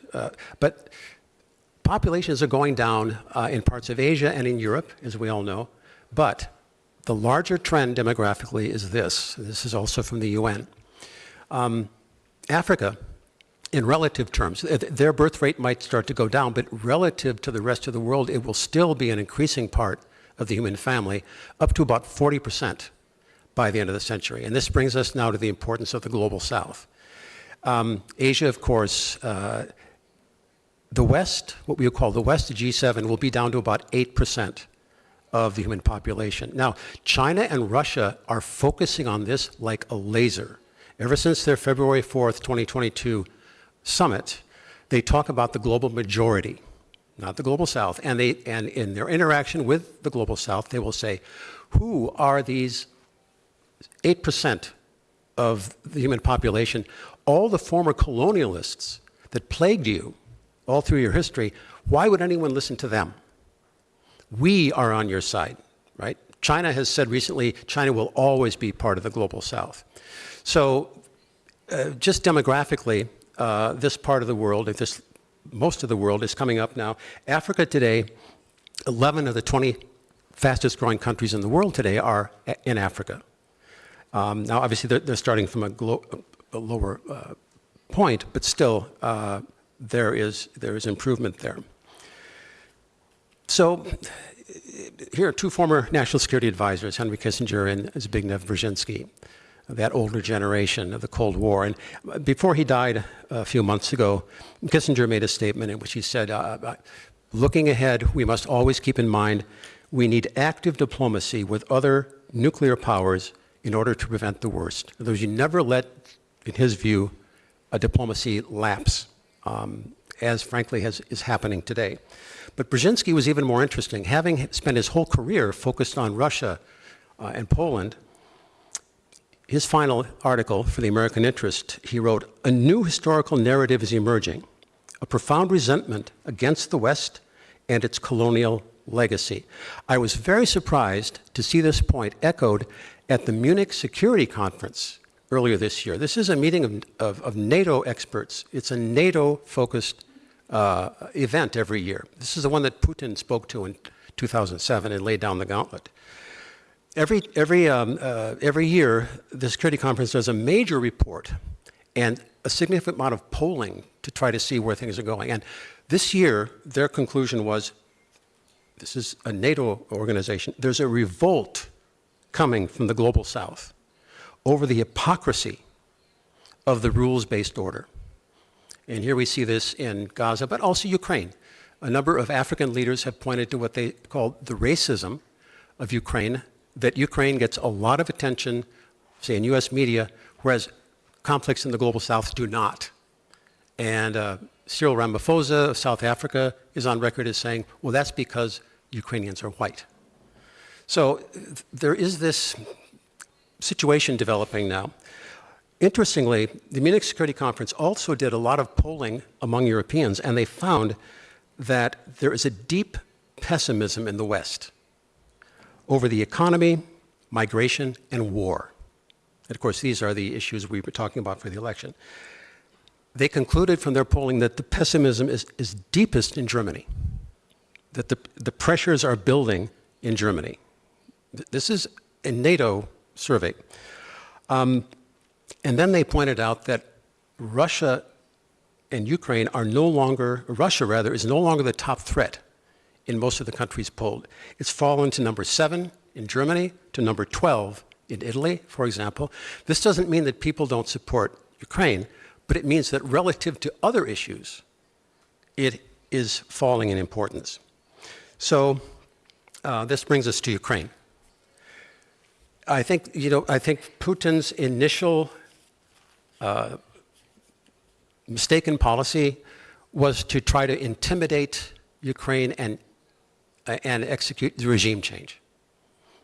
Bring the troops right to Kiev, take out the regime, and bring in a new regime. That failed, obviously. And so now it's basically Russia seeking to reconstitute what Putin calls Novorossiya, that eastern Russian-speaking portion. They already have captured most of it. The question is now, what will they do about Kharkiv, where things are heating up, and especially about Odessa. That's going to be the real turning point. Now, it's very tough for the Ukrainians now. Russia now has 510,000 troops involved in the war, 50,000 around Kharkiv. And Ukraine has a couple of very serious problems. Not enough ammunition, and frankly, the West is not producing enough ammunition. The United States has not geared up for a war like this since the 50s. This is a war like World War II. We've been conducting wars from the air, mostly. And so this is a huge problem for the Ukrainians, which hopefully we'll address. But most important, Ukraine is running out of soldiers. They've taken really quite high losses. And the former head of defense, Zaluzhny, was on record saying that this cannot be a long war because Ukraine does not have the manpower. So the question is, what does the West do to support them in this very dire circumstance? Should we send NATO troops? Should individual NATO countries send troops? Now, even before Macron made his declaration about French troops, the Poles, already over a year ago, talked about sending their own troops. And Washington put it down right away, saying there will be no individual engagement of troops from NATO. This is a NATO operation. You have to stay within the reservation. I think that is still our position in Washington. And so the question is, will countries like France send in training personnel? The problem is you have to have somebody to train. And Ukraine is running out of troops. That's over 1 million young Ukrainians are in Western Europe right now, as we all know. So how can NATO help in this circumstance? And the answer is ATACMS missiles. We are risking now using French, American, and British long-range missiles to strike into Ukraine. Now, in the first year of the war, Jake Sullivan, the National Security Advisor, was asked why we weren't doing that. And he said, because we don't want to start World War III. Well, since then, there's been more and more willingness to push the envelope, shall we say, on this.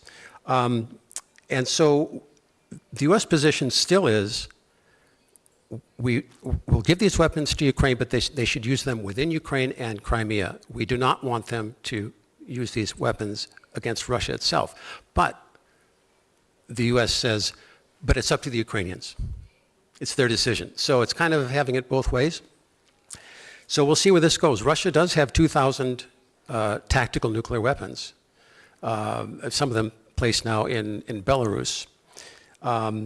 So the question is, will this escalate? Because the West has to do something. We have to support Ukraine in spite of these very serious structural problems. Now, Bill Burns, the head of the CIA, is somewhat more optimistic. He believes that that support for Putin and support for what Russia is doing is slowly eroding. And he says they can see that at the CIA because it's never, ever in history been easier to recruit Russian agents. I mean, in this article, he said they can almost advertise on YouTube and they get responses. So he takes that as a sign that things are shaky underneath in Russia.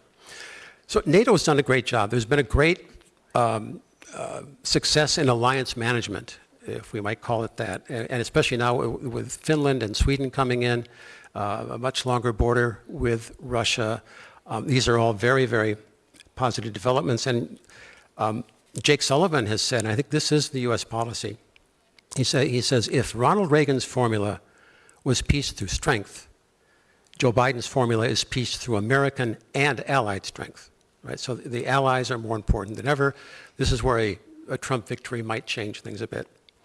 But he said something else that's interesting. He said, President Biden has talked often about and feels very strongly about connecting our allies in the Atlantic with our allies in the Pacific. And so that is a major thrust of U.S. policy now, to try to bring NATO and countries like Japan and South Korea together. In a sense, what we're trying to do is mobilize the two peripheries of Eurasia in a structure looking at what's happening in Eurasia itself with China, Russia, Iran. So Europe is part of that larger strategy right now. Now, on Ukraine, as I say, the alliance management has been great, but the diplomacy in the global south, not so much. Here's a map of who supports sanctions. And basically, it's pretty much just the West and G7. Most of the global south has demurred on actual support for Ukraine. Another aspect of Ukraine that is important, for the US at least, is the economic impact. So Janet Yellen, who's been the chief of sanctions, for Russia, she's more dangerous than an ATACMS missile. I mean, she's the real threat because she manages the sanctions. But she's admitting now that the use of sanctions has caused some countries now to try to pull away from the dollar. And she said the dollar has declined by 8% just in the past year. Used to be 71% of global holdings were in the dollar. Now it's down to 58%. She said that's natural. When people see the dollar being weaponized, they are taking other steps. But she says this is temporary, so we shouldn't worry about it. But there are things going on, for instance, within the BRICS structure, how realistic this is, but moving toward a gold-backed currency. This would be linked to commodities. It would be used as a clearing mechanism. You wouldn't be getting these out on the open market, but they're planning to institute this in Kazan in October among the BRICS countries. So Washington is watching this with a good deal of concern. As our national debt now is heading up toward 35 trillion, which also is not great for the dollar.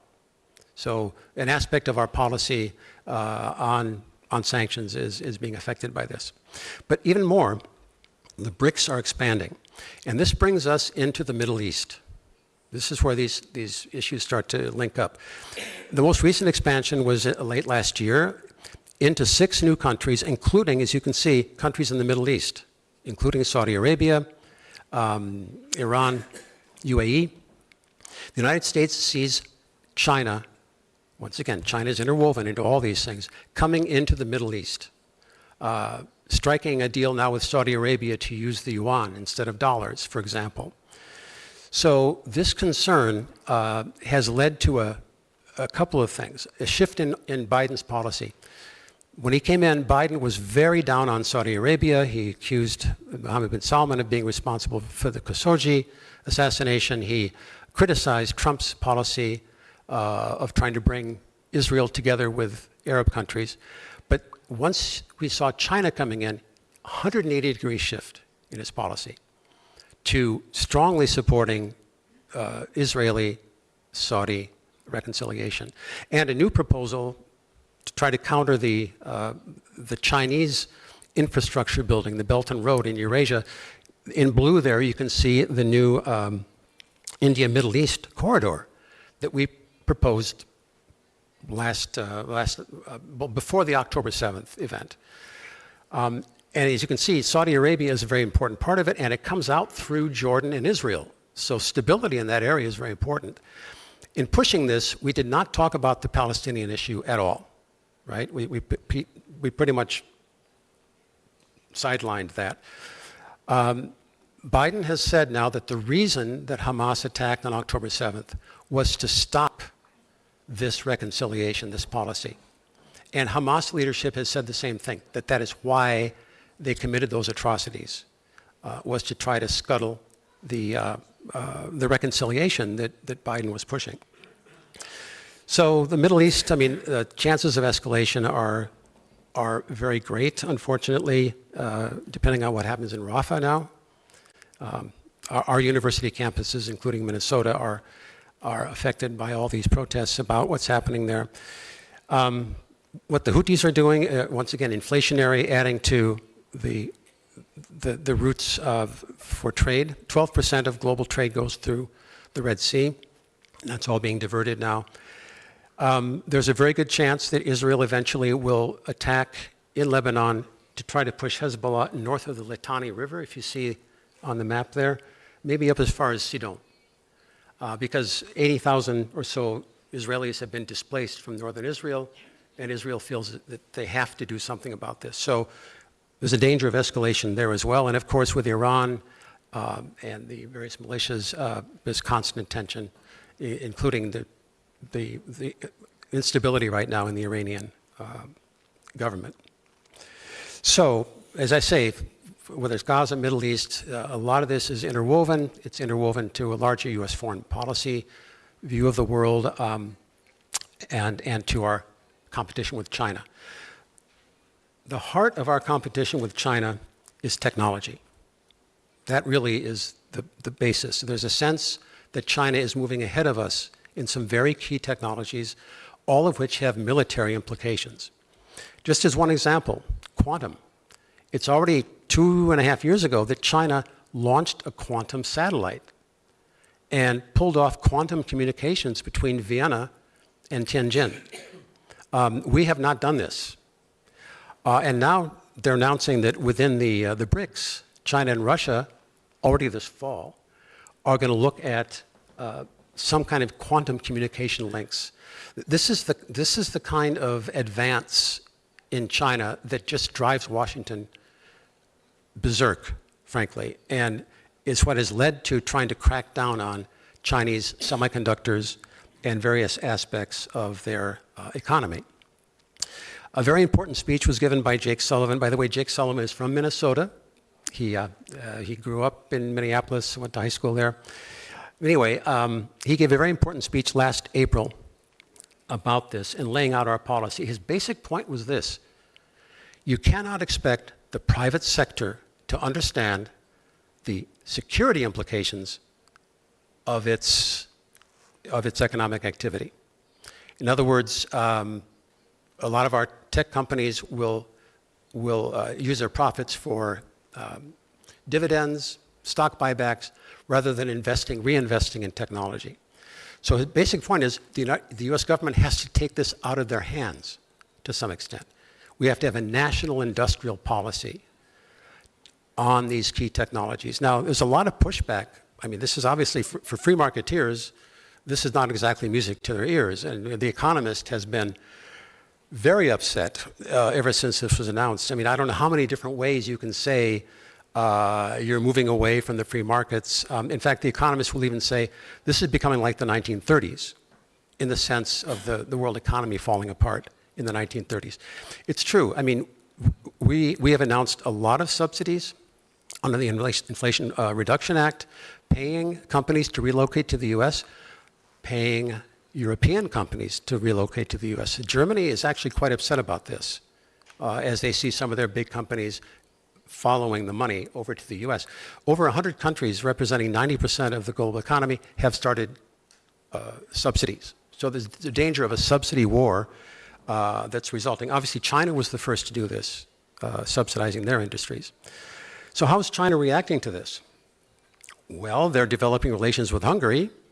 They're coming in to parts of Europe. They're building a new high-speed railway between Belgrade and Budapest, very high-profile thing. But more to the point, they're focusing now on their trade outside of the West, and especially within the RCEP, the Regional Comprehensive Economic Partnership, which is a very, very developed trade partnership, which includes a lot of our allies, Japan and others, and which is now the largest trading bloc in the world. This is where China is starting to focus. They are, just like we are de-risking, they are also pulling back to some extent. Last year, China traded 36% with the developing world, only 33% with the US, Europe, and Japan. So already that shift has taken place. Once again, the global south. And in 2019, they traded more with Southeast Asia than they did with the US. So these are significant shifts, and the IMF has done a number of studies pointing out that what's going on is highly inflationary. In fact, they label de-risking or decoupling, they call it reshuffling. Because what's actually happening is the United States is shifting to trade, say, with Vietnam or Mexico, but coming in through the back door are Chinese companies, which come in, buy, invest, and actually we're still buying from China. It's just that now there's a Vietnamese middle person. Once again, highly inflationary. And that is an issue for the electorates. So just to finish up now, there's been some positive steps. Biden and Xi met in San Francisco at APEC. A couple of gestures were adopted, not real breakthroughs, but for example, China is going to help more with fentanyl. Fentanyl is a terrible problem in the US. 103,000 people died of fentanyl overdose 2 years ago, and I think last year it's much higher even. All the components come from China. So there are things like that we really have to talk about. Final point, and by the way, even though things are going better with the US, at their last summit, when Putin went to Beijing, the two countries talked about dual containment, that the United States is trying to pursue dual containment of the two. Obviously, NATO is a huge, big part of that. And US relations with Europe are a big part of this larger policy, a sort of more global policy. So final point though, people talked about how sustainability has fallen down. Among young people in the US, that's not the case. I mean, when I look at my students and things, there's frankly not a lot of understanding or interest in geopolitics. They see that as something more for the boomer generation. They're interested in climate. They're interested in these kind of issues. And they get their information from different sources. So I think, and also on Gaza, so this could be a factor in our election. There's a generation gap that's developing. And whether young voters stay home or whether they vote for somebody like RFK Jr., which there are indications may happen, this could be a wild card in the US election, third-party candidates. And as I said, I think this generational difference, the new generation in America is much more diverse. And in some ways, I'm finding some of their views parallel those of the global South. There's a lot of talk about white settler colonialism, right, on US campuses, for example. And so, yeah, it's hard to know where all this will develop. But anyway, I just wanted to outline a few of these larger trends that I think are going to impact the future of US-European relations, but also our You ready to bring it up?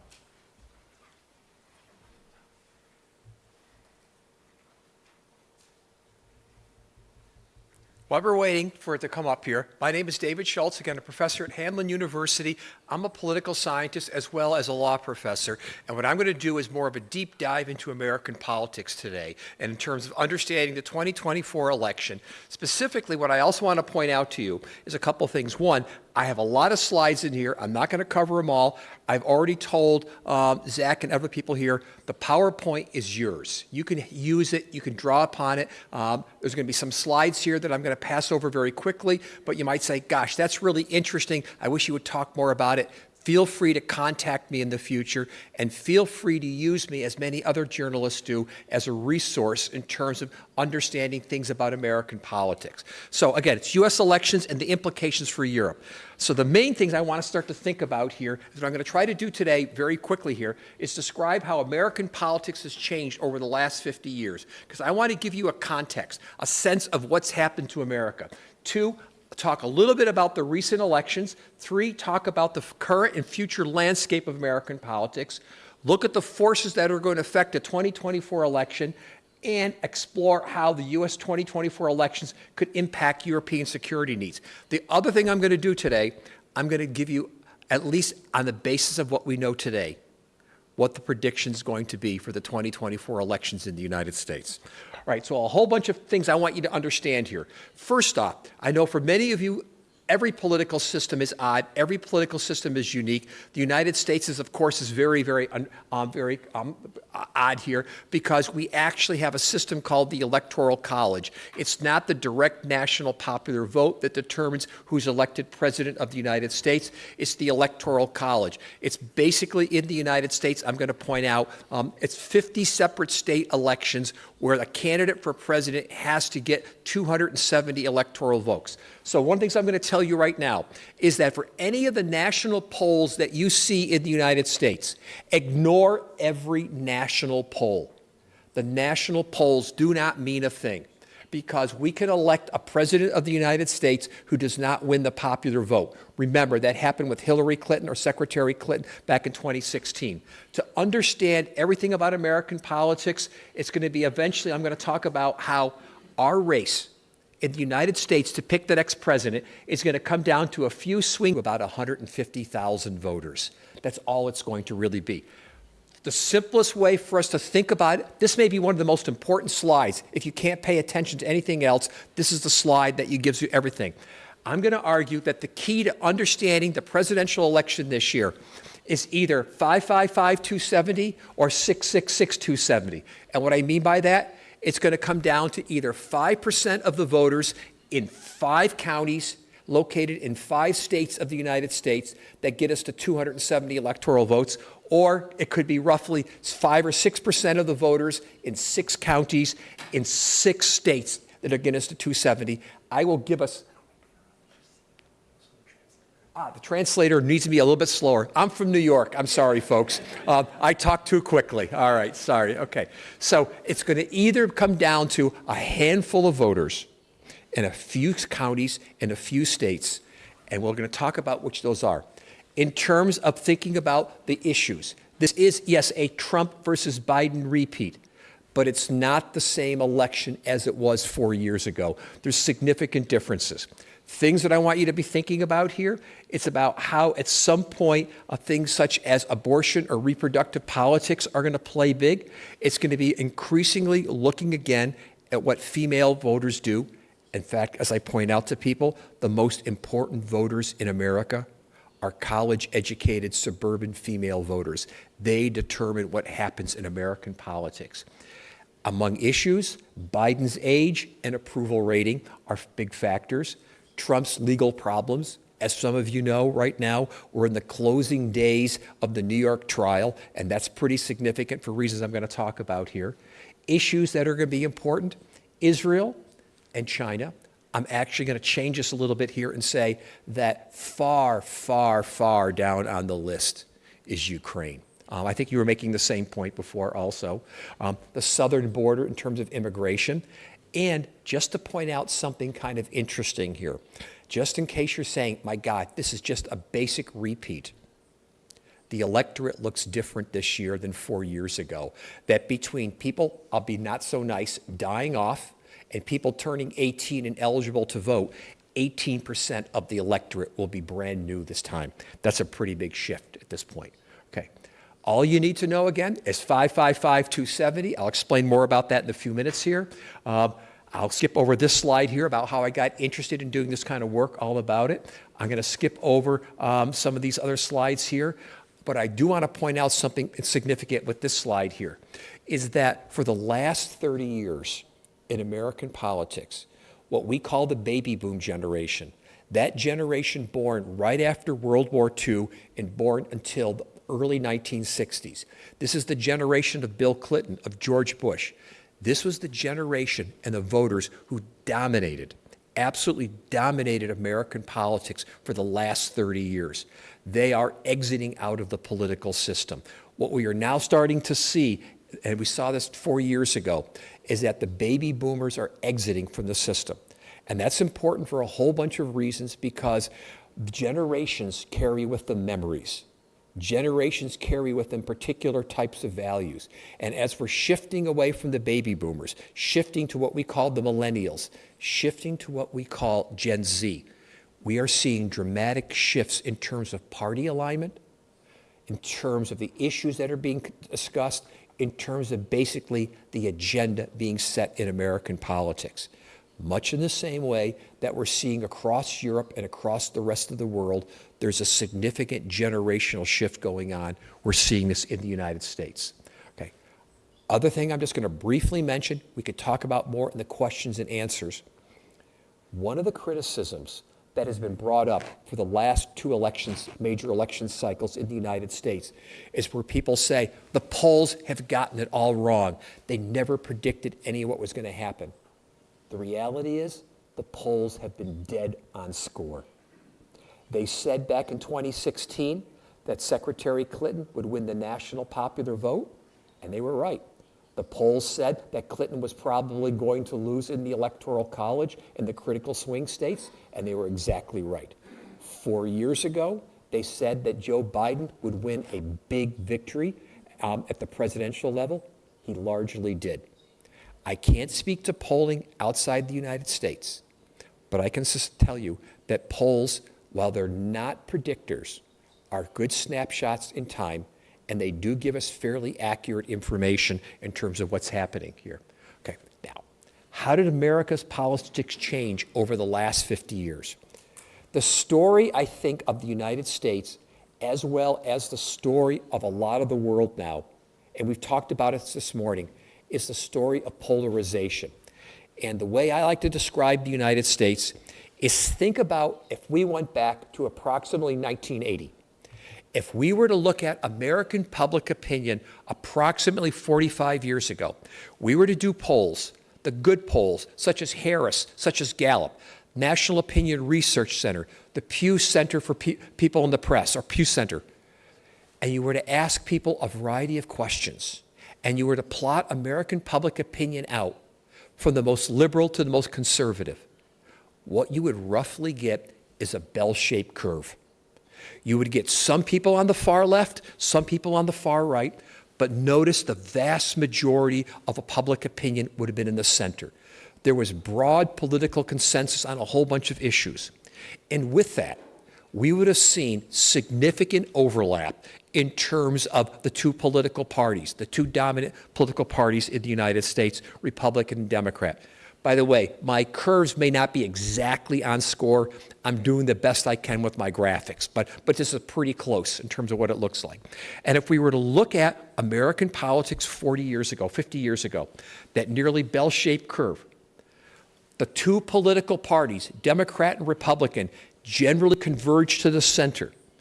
If we were to describe American politics and to draw that bell-shaped curve and cut a line right down the middle, political scientists would call that the median voter. Half the voters to the left, half the voters to the right. The center of the Democratic and Republican parties were pretty close to the dead center. Additionally, we knew back then that both the Democratic and Republican parties were what we call coalitional parties. you would have found conservatives, liberals, and moderates in both of the parties. They were ideologically mixed. In our lower house of our Congress, our House of Representatives, there are 435 members. 1980, 1/3 came from swing districts. These were districts in any election. They could go Democrat or go Republican. This 1/3 was important because neither the Democrats nor the Republicans alone could drive the political agenda themselves. They needed these swing voters, these swing districts, I should say. They drove consensus. And back then, approximately 10 to 15% of the voters we would describe as swing voters. That is, they might vote for a Democrat for president, a Republican for governor, or one election they might vote for a Democrat, the next election they might vote for a Republican. What did this mean in terms of American politics? The candidates, rather I should rephrase it, the parties generally nominated more centrist candidates. They converged to the center. The center of the two political parties were near one another. Because the parties were ideologically diverse, we found a high percentage of votes in Congress were bipartisan. That is, both parties agreeing on things. And if we think in terms of the issue of getting legislation adopted, there was very little gridlock, very little polarization. Describe American politics as what? Consensus-driven back then. But now, let's push it to the present. Over a roughly 45-year period, we now see American politics looking not like a bell curve, but it looks more like what? It looks more like this sort of double humpback, or it looks like a bipolar curve. That what has happened over time is that the percentage of the American public that defines themselves as ideologically in the center, or partisanly in the center, has gone down. The centers of the two major parties have pushed further and further apart. People are increasingly identifying themselves as more extreme. You probably can't see this graphic very well here. The Economist magazine did a very good picture a few years ago and shows the deterioration of that bell-shaped curve over time and the separation occurring. Okay. Why is all this important? Because if we think about American politics now, these graphs, these pictures, this description I'm giving to you captures perfectly what is happening in American politics right now. We've transformed our American politics from being what? A bell-shaped curve to a bimodal curve. And the implications are significant. The two political parties have sorted themselves out now. If we look in Congress right now and look at voting records, the most liberal or most progressive voting Republican still has a voting record more conservative than the most conservative Democrat, and vice versa. We see that 120 swing seats have been reduced down to only 30. There's barely any seats that are really in play. And that 10 to 15% swing voter, because of the polarization, best estimates are now there are between 0% and barely 5% of the voters are swing. We know in this current election, 90% plus of Democrats are going to vote for Biden. 90% plus of Republicans are going to vote for Trump. There is very little movement at this point. And what it also means now to be a swing voter is not to say, gosh, I'm going to vote Democrat for president, Republican for let's say, governor. To be a swing voter now means to swing in and show up to vote, or swing out and decide not to show up to vote. It's an incredibly small percentage. What we also know, as I said, the centers of two parties have moved further apart. Most votes in Congress are partisan, straight party line votes. And because of the gridlock, we're experiencing the least productive Congress in American history, or at least, let's say, at this point, at least in recent American history. To show you how polarized we are, this may not mean anything to you, but in the United States would be. It's not just that the parties have separated out in terms of partisanship. We also know that Democrats and Republicans don't like to live in the same locations. They have different lifestyle preferences. We also know in the United States that Democrats and Republicans have different consumer product preferences. Democrats shop at different stores compared to Republicans. They eat at different restaurants. In the United States, this would be meaningful. If you told me you lived near a Whole Foods grocery store, I could nearly perfectly predict that you're a Democrat. If you eat at Chick-fil-A, could nearly predict that you're a Republican.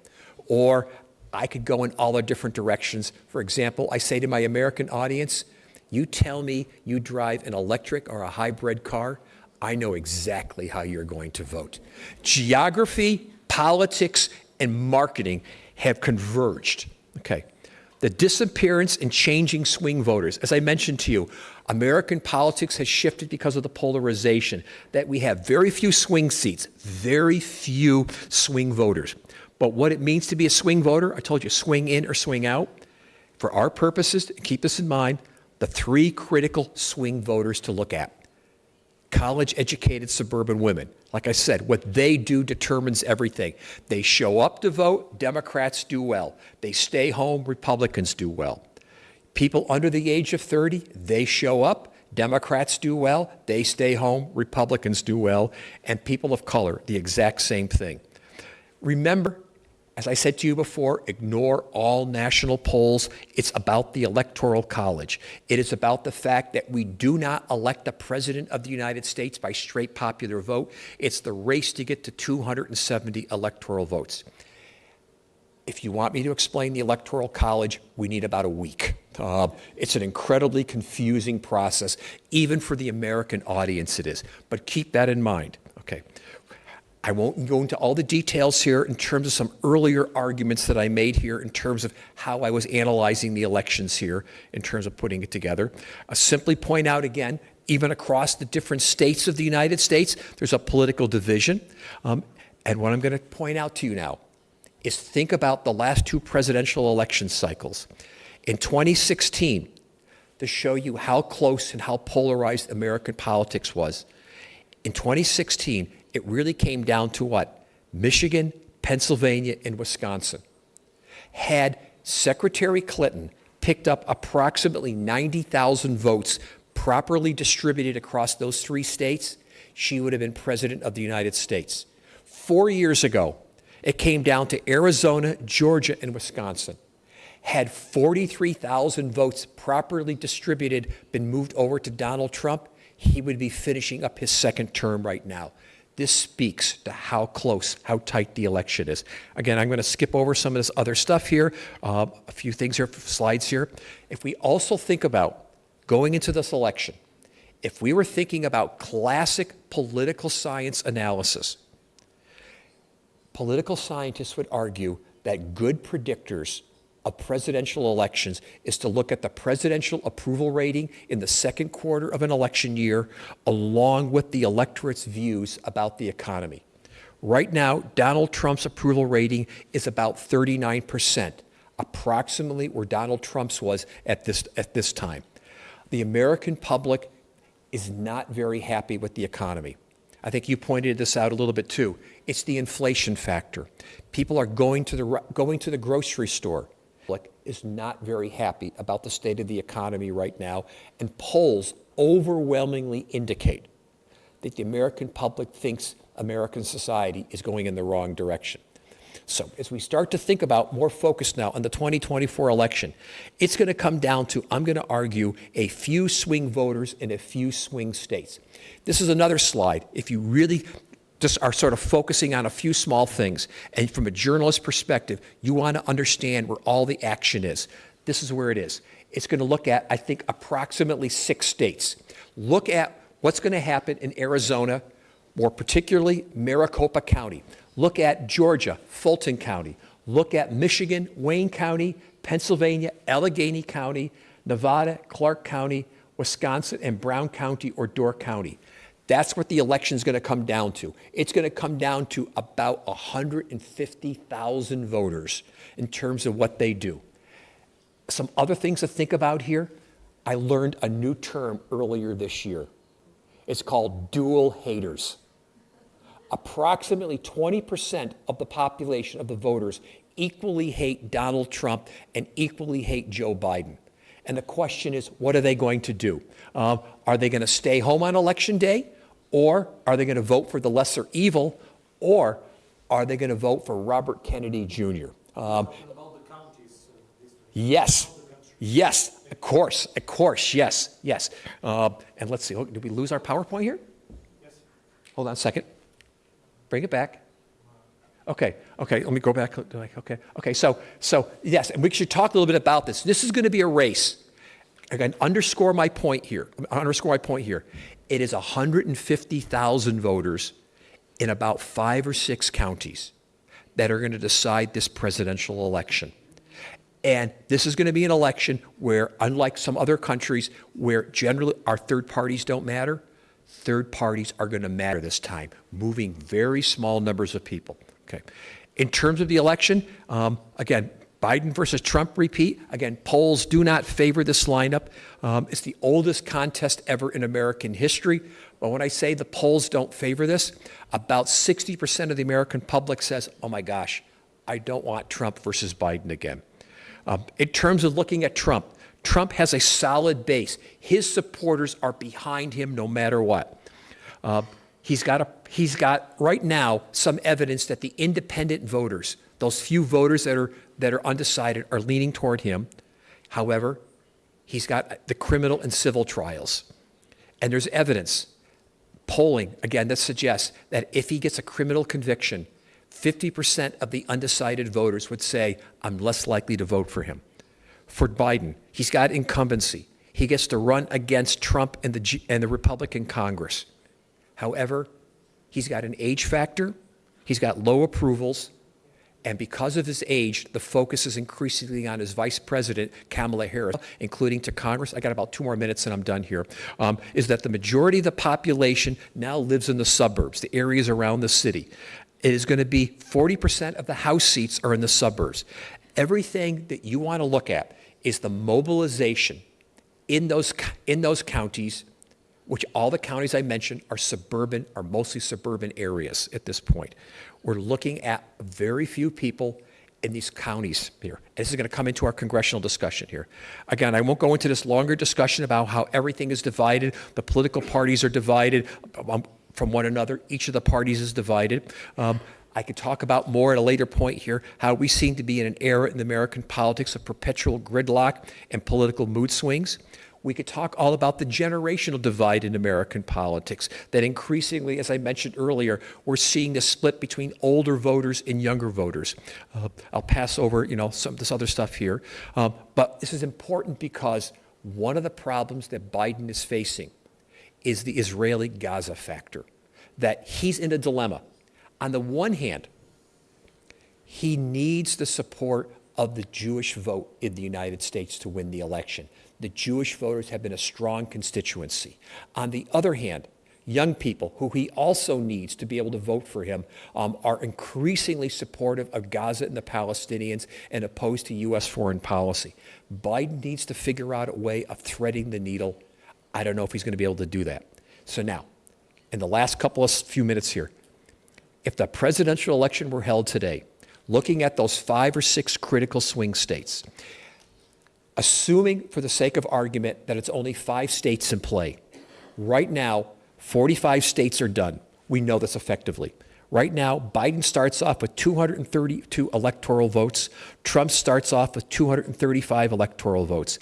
There are 5 swing states with undecided with 71 electoral votes. Based on today's polling, Biden wins maybe Michigan and Wisconsin for 25 electoral votes. Trump wins Arizona, Georgia, and Pennsylvania for 46. As of today, Trump probably wins the presidency with 281 electoral votes.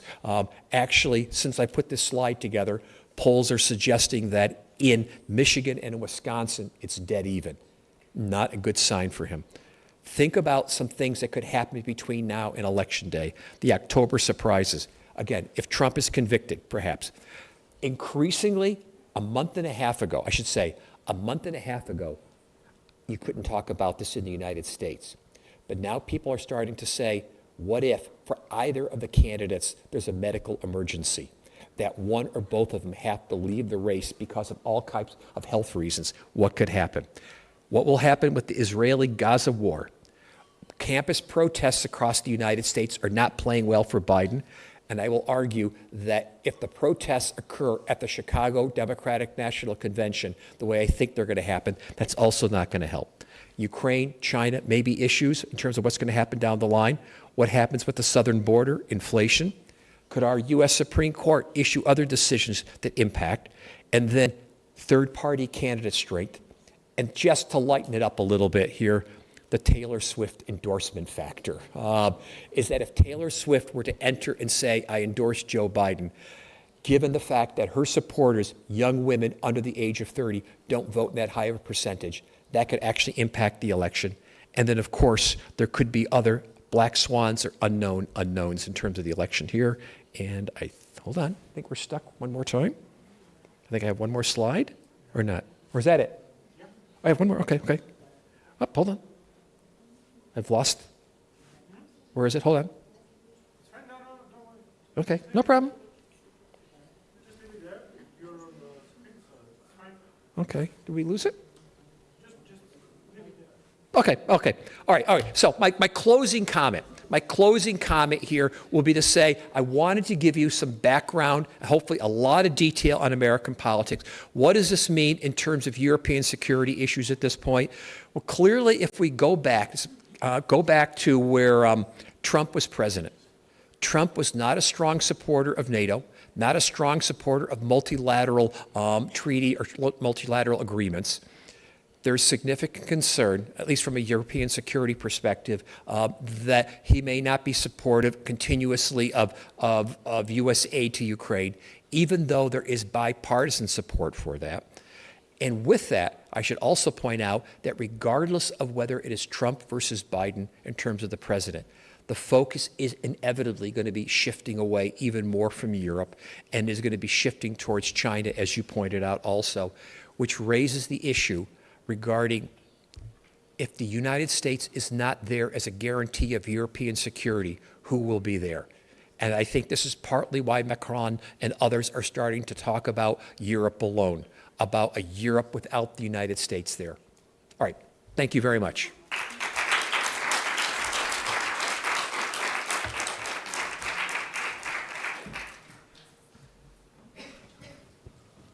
Questions? Yes. So Zach, you'll send this out to everybody. Everybody gets it, and feel free to draw upon this. And there are a lot of slides in there that I didn't cover. If you see something in there you want to ask me about, please do so. But again, the main emphasis I want to have is first, feel free to use it, and feel free to contact me as a resource. Oh, I'm sorry. Okay. All right, go ahead. Questions, I guess, we're looking for? And I apologize for speaking quickly again. It's my New York habit for where I grew up. All right. Okay. They're going to come around with a microphone, I think? Okay, go ahead. Okay, hello. My question is, what do you think will happen to the Ukraine war? If Biden wins or if Trump wins, how do you think this will develop? Okay, boy, that's a really good question here in terms of how it'll play out. Some of it also is going to be determined by what happens in the composition of Congress, too. Is that at this point, as you know, right now, it's a democratically controlled Senate, a Republican House. Odds are it's going to probably flip to Republican control in the Senate. We don't know in the House what's going to happen at this point. And I just mention that because even though there appears to be right now bipartisan support for continuing to support Ukraine, clearly if Trump is elected, most of us are suspecting there's going to be significantly eroding support from him. American public opinion lists supporting Ukraine pretty low down on the list. I suspect, for a couple of reasons, that, and Tom can probably speak to this even better than I can here, is that if Biden is elected in November, that changes the calculus, I think, for Russia and for Putin in terms of the war. that at that point, I think it's more likely that the United States maintains support, and it becomes a question at that point of how long the war of attrition that Putin wants to engage in. Conversely, if it's Trump, I think that also changes the calculus in the sense of the fact that, what is it? At one point, Trump said, I can end the war in one day. Well, he probably could by just basically saying we're going to give up supporting. So I think the election has really huge implications. But again, I want to underscore the fact also that the United States' real focus now is China. That really is the focus at this point, and that the Biden administration has, to a large extent, followed the pattern of what the Trump administration set down in terms of the of really foreign policy versus China. Many years ago, I think it was back in 2008, I was touring the Baltics and Finland in the election between Barack Obama and John McCain. And somebody asked me the question and said, remember, George Bush was still president, and said, what do you think Barack Obama's foreign policy be like? And I said, the best predictor of the next president's foreign policy is the previous president's foreign policy. Trump will make some changes if he's elected again. And I do think they could be somewhat dramatic, but there's a lot of continuity that's going to still be out there. Do you want to address that? Yeah, just a couple of points. I agree with what David said there. Trump is an enigmatic figure. It was the Trump administration that armed Ukraine. If Ukraine has been doing well in this fight, it's because of the Trump administration. Even while Trump had this bromance going with Putin, at the working level, he was giving heavy arms and training to Ukraine. Barack Obama didn't do that. Barack Obama said, if we give heavy arms, that's too provocative. I'm not 100% sure that Trump knew what the working level was doing. A fellow named Kurt Volker was handling that. The other thing is this: there are some people in Washington who are speculating that the Biden team is just trying to get through the election. In other words, that even if they win, there will be a shifting about Ukraine and moving toward some kind of negotiated, probably frozen conflict.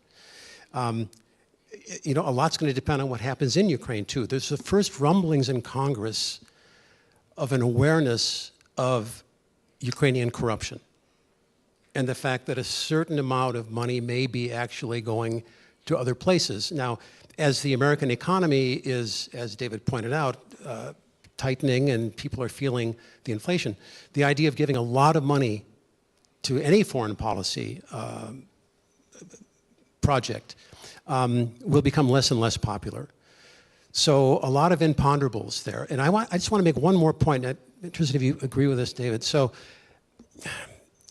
it's not just Trump. The idea of pulling back on a certain amount of support for Europe and more generally, I think has deep roots in the Republican Party. After World War II, there was a whole wing of the party, Robert Taft, Hoover was still alive there, who said, if we start an alliance like NATO, it'll lead to a big government in the US. These were small government Republicans.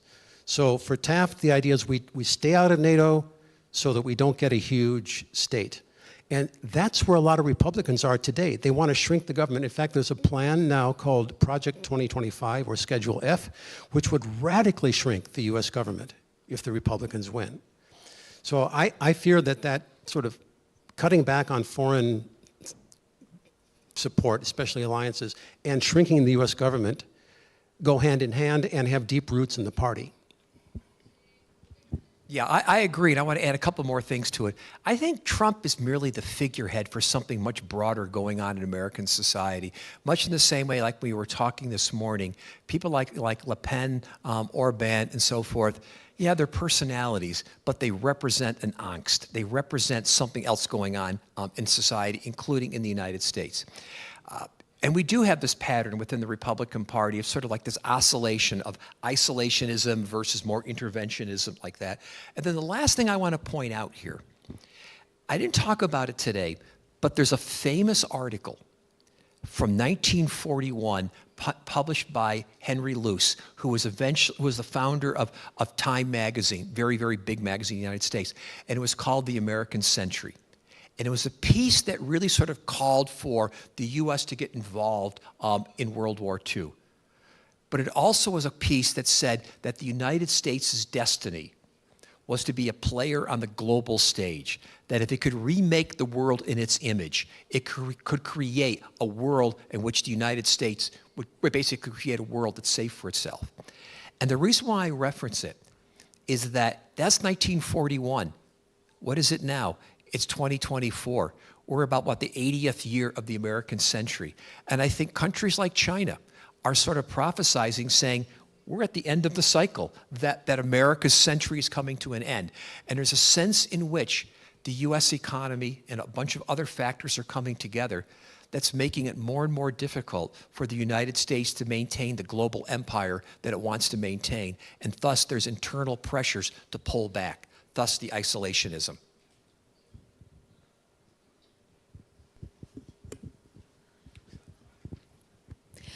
Well, my question is about the role of the media. How do you see it? Does it matter at all, or what is the journalistic coverage of the electoral processes and trends in United States?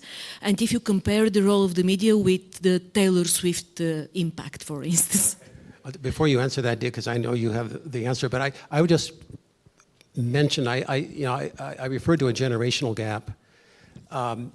Younger people are getting their information in a whole different way. So when you talk about the media, you really have to distinguish. A lot of younger Americans see CNN as corporate media with their own sort of self-censorship. And so they're very open to going out to look at blogs, to people like Max Blumenthal or Judge Napolitano. People like John Mearsheimer and Jeffrey Sachs are totally excluded from mainstream media now. They're all out in that other space. So I just would preface this by saying that there's a fragmented media environment that makes it almost hard to talk about the media. Yeah, a couple of observations. One, again, that would be a longer discussion here in talking about the fragmentation of the media markets in the United States and the fact that, unlike 50 years ago, I like to tell people that if people wanted to get the news, they had a choice. They could watch CBS, ABC, or NBC.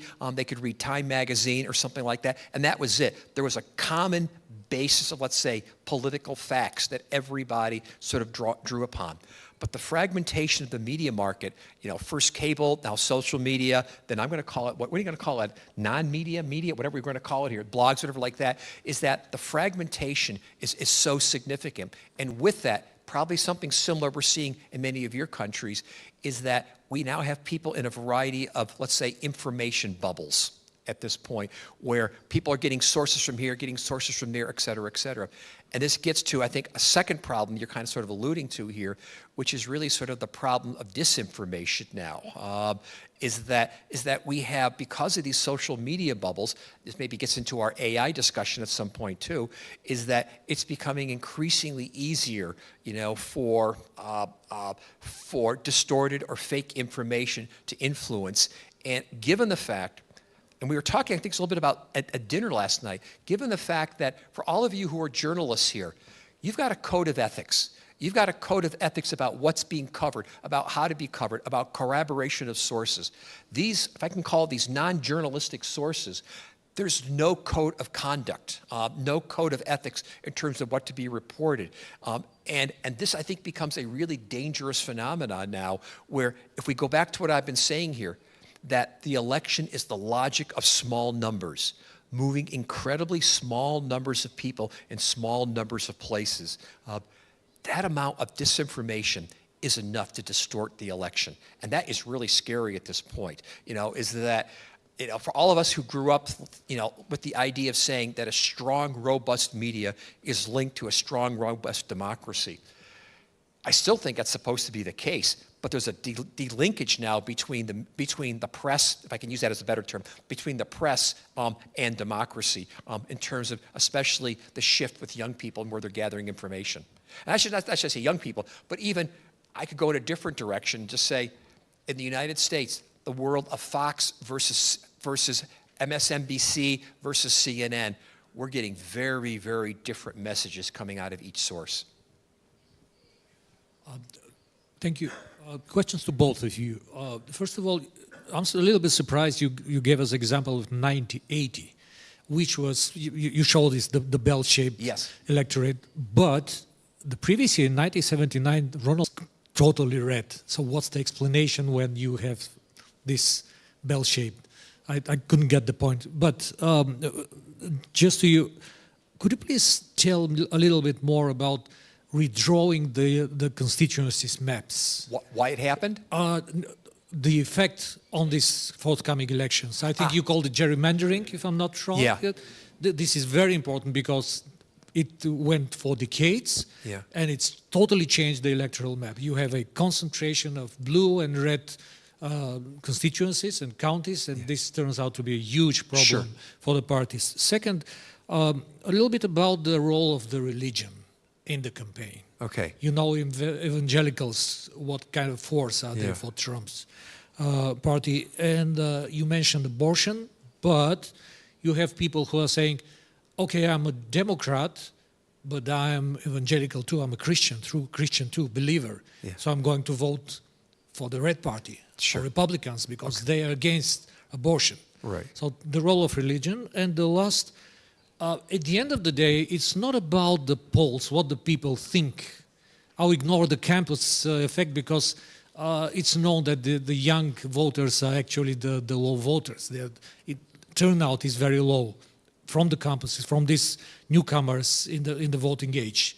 So let's forget about the campuses. But let's talk about the party machine, the people who are motivating voters at the last weeks and days of the campaign just to go to the booths. Because you remember that in the previous elections, the Democratic Party, and it's still, I think, very strong in terms of mobilizing electorate for the Biden victory. Remember what they achieved in Georgia. So comparing to the Trump's and Republican Party machine for getting voters to the booths, which one is better? Okay. Actually, two questions: religion and party machine. Okay. And to Thomas, can I ask Thomas, and you will think about the answers. Okay. Yes. You talk about globalization, but let's turn the things inside out. For 400 years, Europe and across Atlantic United States directed this globalization, and now globalization is coming back to us. So it's inevitable. So let's change the perspective of what's coming back to our world, and it's a little bit different. I know that the global south is a problem. And then two questions. Ukraine. Biden actually drew a red line when he said no American boots on the ground. And Putin is okay, fine. So we know that we wouldn't face anyone in Ukraine. We need just to kill them or destroy and make the country absolutely impossible to be populated with any people. This was a mistake. What do you think about the red lines? I'm not talking about what Barack Obama did with red lines in Syria. We have a problem with American red lines. And second, do you think that we are living in a world in which many, many billions of people prefer a cherry picking of the global order, prefer not to take sides? I'm finishing, yes. Prefer not to take sides. If you ask them, they will tell you just in short, we want to trade with China, we want to be protected by American army, and we want to live in Europe. It's so beautiful place. Okay, so really quick, thank you for that awesome question. We're running pretty short on time. Okay, so we'll go in reverse. And that'll be the last question. So on your last point, I think that's very true. I think, our policy is trying to make people choose sides, and I think most countries don't want to. Even India, Modi, as he's running now for election, he describes his country as multi-aligned. And they're trading a lot in the BRICS with China and things. Indonesia, as a result of Gaza, It's a Muslim country. 73% now asked would choose China over the US. A year ago, it was 54%. So all these things are happening. I think what's interesting is that, as you say, 400, 500 years of history are shifting. The transatlantic order is giving way to a Eurasian order, arguably. And this has huge implications for Europe, huge. Right now, the United States policy is trying to keep Europe in a transatlantic framework, right? And so a country like Germany is no longer getting energy from within Eurasia. Russia, its markets in China are being affected. I think my question is long-term, whether at a certain point Europe, in this evolving new world economy, will begin to see a more multi-aligned self-interest again.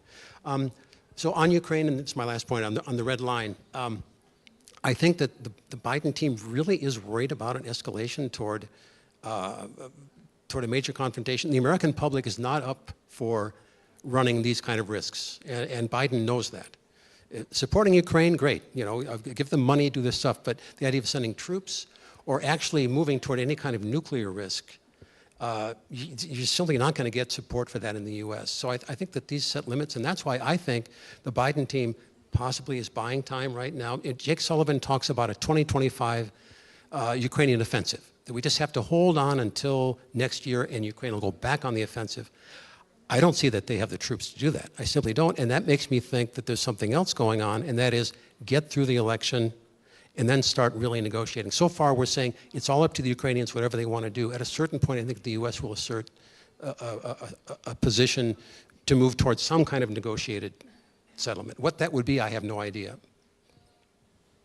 Okay, give me 1 minute. I can answer all of your questions here. First, in terms of, maybe not well, but I could do my best here. In terms of the religion issue, the parties have already sorted out. I mean, at this point, the evangelicals are not Democrats anymore. So at this point, the sorting out has already occurred. The sorting out has occurred as a result of abortion, LGBTQ issues, and so forth. And so we're just not seeing evangelicals describing themselves as Democrats anymore. Second, a lot of people say to me, well, a lot of the issues that are going on in the United States at the congressional level are about gerrymandering. Gerrymandering only reinforces a geographic sociological problem. What I mean by that, Democrats and Republicans don't like to live in the same locations. Democrats are in the cities. They're in some of the inner ring suburbs. The Republicans are in rural areas, outer ring suburbs. There's no way, in some ways, you could actually draw competitive districts because of where all the people are living and how they sorted themselves out. And in terms of party machinery at this point, I think mostly what happened in 2020 is that Biden won because people hated Trump. More importantly, I'll make an argument. Had Trump not mishandled the pandemic, he would have won re-election. But he was significantly hammered because of the pandemic. There was significant motivation to run against him and to elect Biden and Democrats. There just isn't that same motivation right now. So right now, if we're talking about party machinery, the Republicans are much better in terms of the machinery and organization. And then just my totally last point here, a question you posed to Tom here. I'll go out on a limb. If the story from the 1990s up until the first quarter of the 21st century was the story of globalization, I think the story of this next half of the 21st century is deglobalization. I'll let it go as that. Yeah, or regionalization. That's another because regional structures are now appearing, which I agree will replace that. Yeah. Yeah. Yes. Thanks everybody very much for your attention. Appreciate it.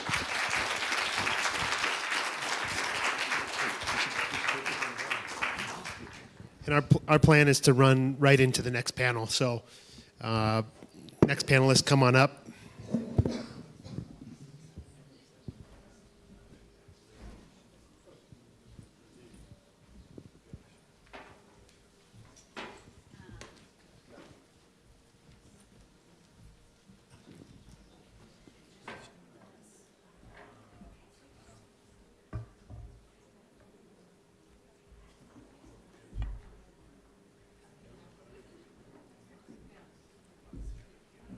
Yeah, that's great. Welcome.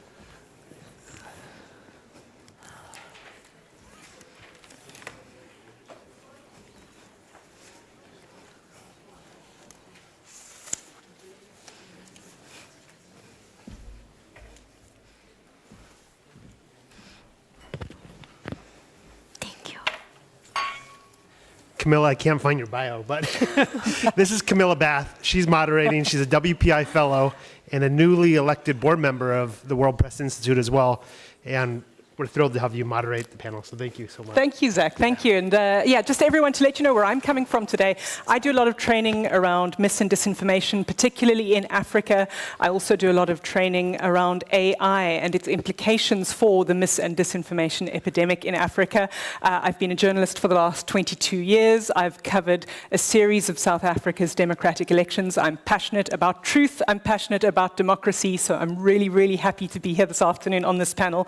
And I just wanted to welcome you, first of all, with a bit of a scene setter, if you will. You know, this discussion is on misinformation and polarization in high-stakes elections, right? Now, our discussion today, this conference, and the series of key elections that are happening around the world this year, they're all happening in an age of unprecedented information overload, right? In an age in which democracy itself is being put to the test globally. Accurate and fair reporting, therefore, is more crucial than ever. You know, I've been covering South Africa's national democratic elections for around 20 years now. I've never seen a more polarized lead up to the polls in my country. So much of that polarization is also being driven by mis and disinformation. And I think that people from around the world who are in this room and watching online will agree, if your countries are heading to the polls or have just headed, how powerful this is as a tool. And I've seen how mis and disinformation are becoming increasingly powerful tools to manipulate public opinion. They can destabilize societies. They can erode democratic norms. And if you couple rampant mis and disinformation with increasing polarization and extremism, well, then we're starting to see deep, deep divisions forming, right? So it becomes harder to engage in productive dialogue. And the very real problem we face is that misinformation fuels polarization, so it reinforces biases and fears, but polarization makes people more susceptible to misinformation. So it's a vicious cycle that can and does profoundly impact elections. It skews voters' choices, it drives them to extreme positions. Political factions become more than just opponents, they become enemies. And so we start to move away from consensus, we start to move away from compromise, and without these two things, what can democracy do but begin to falter? So in this very, very worrying landscape, journalists face a fundamental ethical dilemma. Do we stay detached? Do we report just the facts? Or do we potentially begin to take a more active role in defending democracy? In a world of disinformation and polarization, of digital platforms, synthetic media being driven and powered by AI, our roles as journalists are already changing. And the question then is, how much more do we allow them to change? And should we allow them to change? So today with our panelists, we're exploring the emerging challenges that we are facing in this landscape. We're also going to discuss the evolving responsibilities of journalists in high-stakes environments and how we can combat mis and disinformation. Let me quickly introduce you to our panel before we jump into the discussion. It's more like a fireside chat for the afternoon. So first we have Professor Jane Kirtley from the University of Minnesota. She directs the Sila Center for the Study of Media Ethics and Law. Now, Jane is a very distinguished practitioner, background in media law and ethics. She's written Friend of the Court briefs for the US Supreme Court, and she has served as a Pulitzer Prize juror. Next to her, joining us from Hungary, is Patrick Sichele. I learned how to say that surname correctly this morning. And Patrick's a research fellow at the Center for Democracy and Resilience at GlobeSec. He focuses on foreign information manipulation and interference. And last but not least, we've got Madalina Vojna. She's an analyst from Romania with expertise in digital monitoring and political analysis, involved in research projects, including monitoring the Hungarian elections and anti-Ukraine propaganda. So welcome to all three of you. Thanks so much for making time this afternoon. I want to dive straight in, and Jane, I think I'll start with you. In a way to frame the conversation, in this landscape that we are all existing in at the moment with misinformation and polarization and the interplay between them, journalists, we find, are more and more being caught between reporting the facts on one hand, but then also the societal implications of those facts and the political implications of those facts on the other hand. So how do you think this impacts our role and our integrity as journalists, especially during high-stakes situations like elections? Well, thank you for the question, and thank you to the organizers for inviting me to be here. It's funny because the last time I was in Sofia was in 1997 for a UNESCO conference about promoting pluralistic and free media in Central and Eastern Europe. And I went back and looked at the Declaration of Sofia, and I discovered that there was a combination of great optimism about this new era of democratic values, but also some legitimate concerns about things like sustainability in journalism, xenophobia and ethnic divisions, and the need for journalists to fulfill their fundamental obligation of imparting information and ideas on matter of public interest and to act as a watchdog of government. In some respects, of course, these are evergreen concepts, and they are things that we as journalists embraced then and would continue to embrace today. But I think the situation has become increasingly tricky, and Camilla and I talked about this a little bit. There was an interview with the new executive editor, relatively new, of the New York Times on Semaphore a few weeks ago, and he made what I thought was an extraordinary statement, as did others, and I'm going to read it very quickly. To say that the threats of democracy should become a propaganda arm for a single candidate because we prefer that candidate's agenda.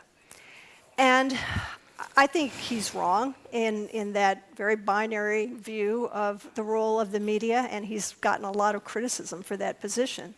But I think it's indicative of, at least in the United States, the very difficult path that mainstream media have to tread to try to not alienate the electorate. We've heard about how divided the population is in the United States, and still make some attempt to do what I think is fundamental, which is to help to preserve democratic values.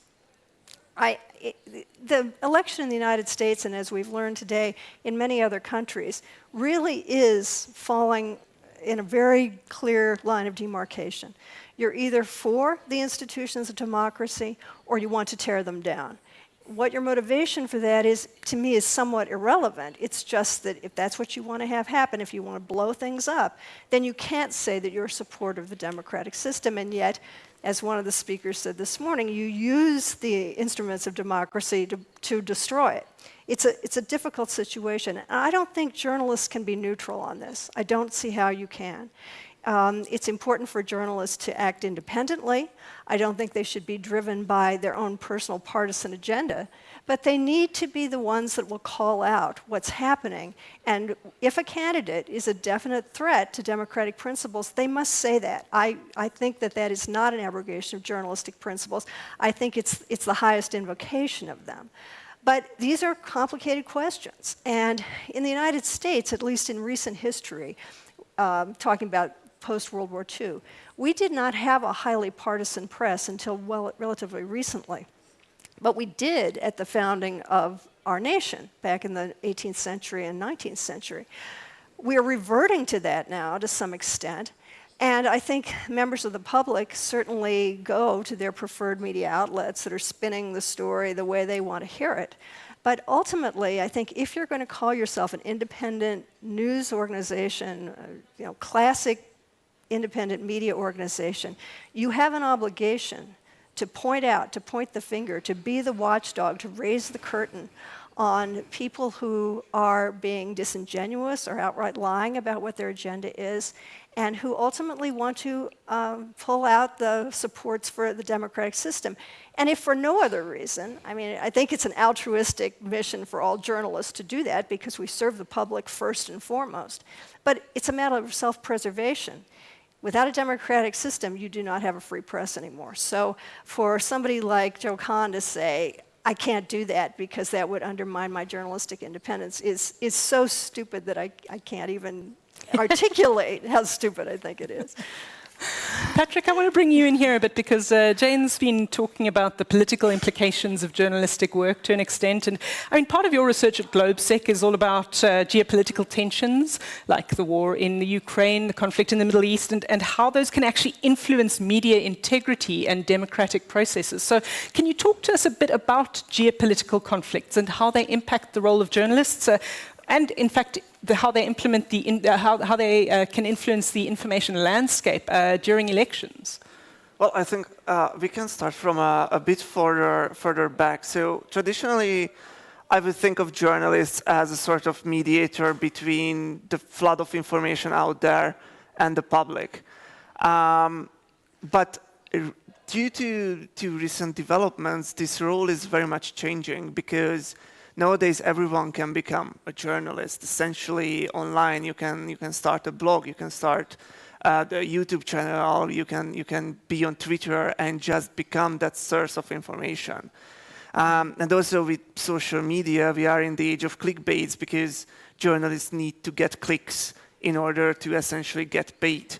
And all these sort of creates a race for time, and these sort of geopolitical issues that we are facing today are only also feeding into this. So when there's a new development, you want to be the first to report on it. But this generates, yes, it generates clickbaity headlines, it generates potential mistakes, it generates situations where even independent media, for instance, in Hungary sometimes starts just quoting the Russian Ministry of Defense's statement without any sort of control on it because they want to be the first to publish something. And all this, I think, eventually erodes trust in media. And when that happens, people become even more susceptible to disinformation narratives eventually. Just an example, we have a publication called GlobeSec Trends. It's essentially a summary of polling in Central and Eastern European countries. In 2024, it was the V4, Romania, Bulgaria, and the 3 Baltic states, and I hope this adds up to 9. I think it is.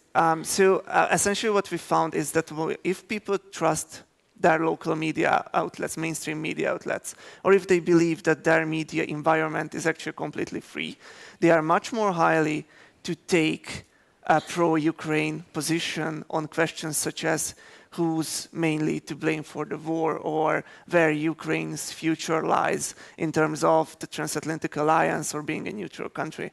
So this trust is essential.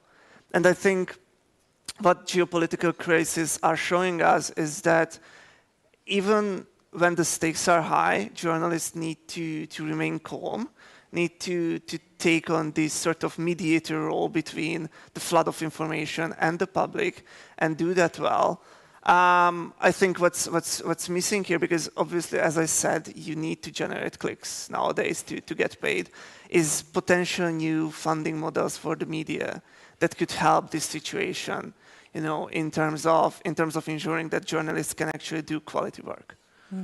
Patrick, I want to pick up on this issue of trust and bring Madalina in here as well, because I think you're so right that so much of the struggle that we face, apart from revenue generation, is an erosion of trust with audiences. And again, we're seeing this around the world, that people are less and less likely to trust mainstream or mass media. And Madalina, it's not all bad news, I suppose. You and I spoke yesterday about the process that the EU is implementing at the moment, bringing in new digital regulations that are potentially going to empower journalists. But of course, as usual, implementation's been a bit slow. Nevertheless, when they do kick in, when these regulations that allow us to start flagging trusted sources do kick in, what kind of impact do you see them having on the fight against misinformation and how journalists function within this new reality of ours? Coming from Romania and having here a Bulgarian audience, the honest answer is that it's going to have the impact of as many people are going to use it or not, and as good as the authorities are going to implement these legislations. I mean, we're going to have the Digital Services Act. We do have it implemented, but it's not actually kicked in, honestly speaking. The problem and the opportunity at the same time is that we have this, let's say, digital constitution of Europe, and the fact that we have for the first time actual mechanisms to request from big platforms, like platforms over 45 million users in Europe, which is like Meta products, also TikTok, perhaps, it depends on the country, but also Twitter and so on, not for Romania or Bulgaria, but there are countries in the EU that use Twitter as well. So what are the opportunities in this? Requesting public access to information. And this is like through multiple mechanisms, but in Article 40, we do have the vetted researcher status, which is not yet regulated. But according to systemic risks, which includes elections that we were all facing, we do have the possibility as vetted researchers, the ones that are going to get this, let's say, status from our national authorities, to request important sensitive information on a specific subject, such as elections in a country, from these big platforms. And we all know that the communication now with big platforms like Meta is zero, from national authorities, but also from journalists. If you are from Eastern Europe, or if you are from a less important market, let's say, your chances of actually getting information from platforms, it's close to zero. One of the most important tools that journalists and independent civil society organizations are using was, or still is, CrowdAngle, meaning that you could actually make investigations online on a specific data set, specific subjects, and so on. That's closing in August, which it's kind of against the Digital Services Act point, which was increasing the access to information. Sure, they say they are replacing with another tool, but in reality, this just shows how our digital constitution, which is basically the most important digital piece of legislation the EU has adopted in recent times, can be used against its purpose for journalists and for civil society organization, which was giving access to information for systemic risks. So I would say the most important thing we have as a role as journalists, civil society actors, is a very tiresome one, which is communicating with our digital service communicator coordinators. In Romania, it's an institution called ANCOM, regulating communications. In Bulgaria, I'm not sure which institution is, but if we want to have access to this information as watchdogs, being journalists, being NGOs, we need to make sure we have access to this sensitive information. We cannot rely on the platforms to give it free willingly. We need to make sure to get up to date and file those boring files if they are available. They should be available by August this year through the Delegate Act at this point. Madalena, I want to pick up on something you mentioned as well. You threw out TikTok into the discussion, and I think we'd be remiss if we didn't introduce TikTok to a discussion around misinformation, disinformation, and polarization, because it is becoming an incredibly powerful, but also an incredibly toxic platform. Social media platforms like this really have revolutionized the way that misinformation spreads, and also credible, legitimate information. So these can have significant impacts on elections because of this interplay of misinformation and polarization. You've, I know, done a deep dive into TikTok. How do you see it influencing these issues, and what can we as journalists do to mitigate its effects?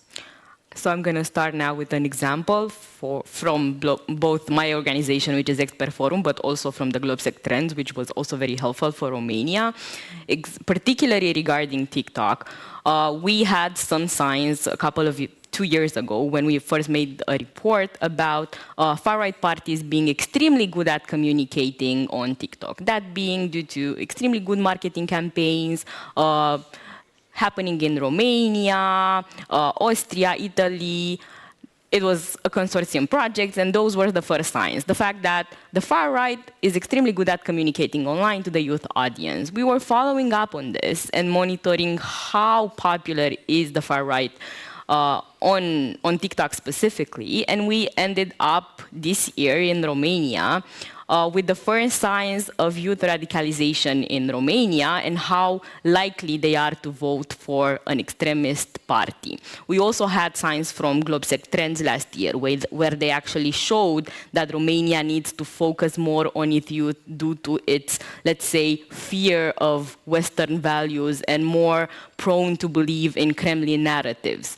So when it comes to TikTok and how much it jumps in the disinformation area. On one side, it plays a huge role because it has an addictive algorithm that it's very different from Instagram, which is the second most popular platform for youth and video content in our region. But on the other side, it's very hard to monitor and regulate, mainly because they openly say they do not allow political ads, which in reality it's false. We do have a lot of political ads on TikTok that bypass their terms and conditions. We do now have an investigation from the EU Commission into TikTok and its practices. Where is that going to lead? Is it going to be timely? Will we actually have an impact from these investigations? Unknown at this point. However, the tools that we now have to react on this is at least create public awareness as journalists, NGOs, activists in our society. In Romania, for example, it was a problem, and it still is a problem, that we do not face the magnitude of this phenomenon. We are, let's say, comfortable in the position that young people will be all right, youth is generally more progressive, regardless of the fact that we do have signs of radicalization that pitch into turning specific youth segments into radicalized voters. Huge potential for impact in the upcoming elections. In Romania, in the last elections, almost 70% of the population did not vote in the parliamentary elections, most of that being youth. Just imagine if you are capable of mobilizing a small fraction of that apparent section of voters and turn it into an extremist segment of the population. Huge potential for impacting our democratic, let's say, course in our region. Patrick, Madeleine has been citing the GlobeSec Trends report. I'm sure you have some fascinating insight into that as well that you could take us through. Oh yeah, I think one of the key messages of the 2024 trends is that the Central and Eastern European region generally is very supportive of the region's membership in the Transatlantic Alliance, primarily the EU and NATO. When it comes to strategic partners, they are primarily looking westwards. They primarily see Russia as a threat. China is a bit different. But there are also two more negative signs. One is that there are regional differences, significant regional differences when it comes to, for instance, Ukraine or Russia, you need to sort of separate Czechia, the Baltic states, Poland, and partly Romania from the sort of trio of Hungary, Bulgaria, Slovakia. Because, for instance, when it comes to those who primarily say that those who say that it is primarily Russia who we need to blame for the war, in Slovakia and Bulgaria, those are the two countries where less than 50% of the people said that it is Russia. Or when it comes to the future of Ukraine, in Hungary and Slovakia, those are the two countries where less people said that Ukraine should be an EU or NATO member or both, and more said that Ukraine should be neutral going forward. That's the first worrying bit of information. And then the second is that there is still there's a large level of agreement with the concept of democracy, but when it comes to the details, there are concerning signs, for instance, in terms of the proportion of people who support ensuring the rights of the LGBTQI community. In many countries, this is less than 50%. For instance, many of the Baltics, I think, except for Estonia, for instance. So the picture is a bit mixed, but overall, I think it's very comforting to see that at the very least, every single one of these 9 countries want to be NATO members and want to be EU members.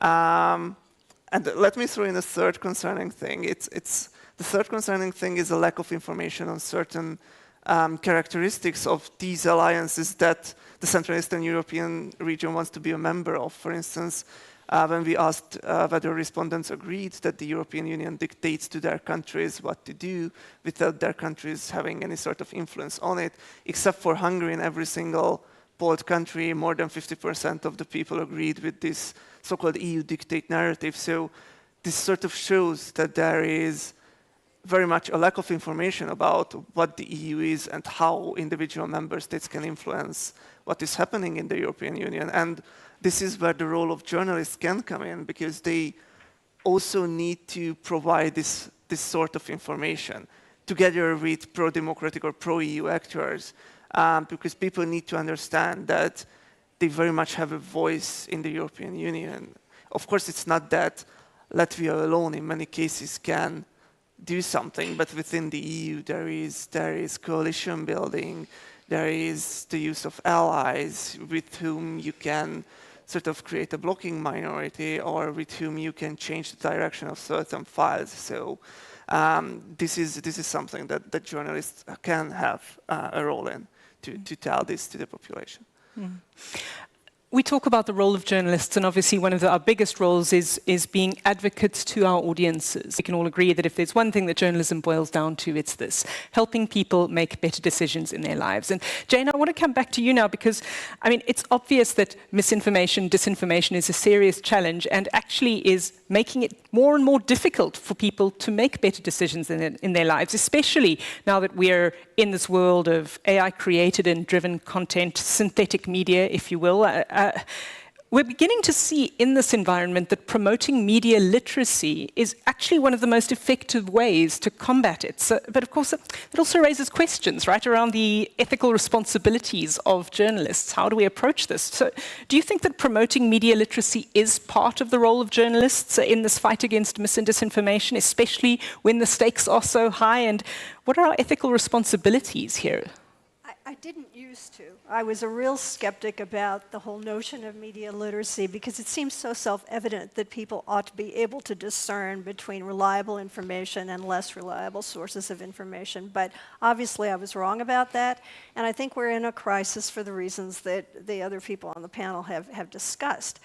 The thing that concerns me is, and we're seeing it here in Europe and in the United States, where, as you know, several of our states and the US government are trying very hard to effectively ban TikTok in the United States because they just don't know what to do about it.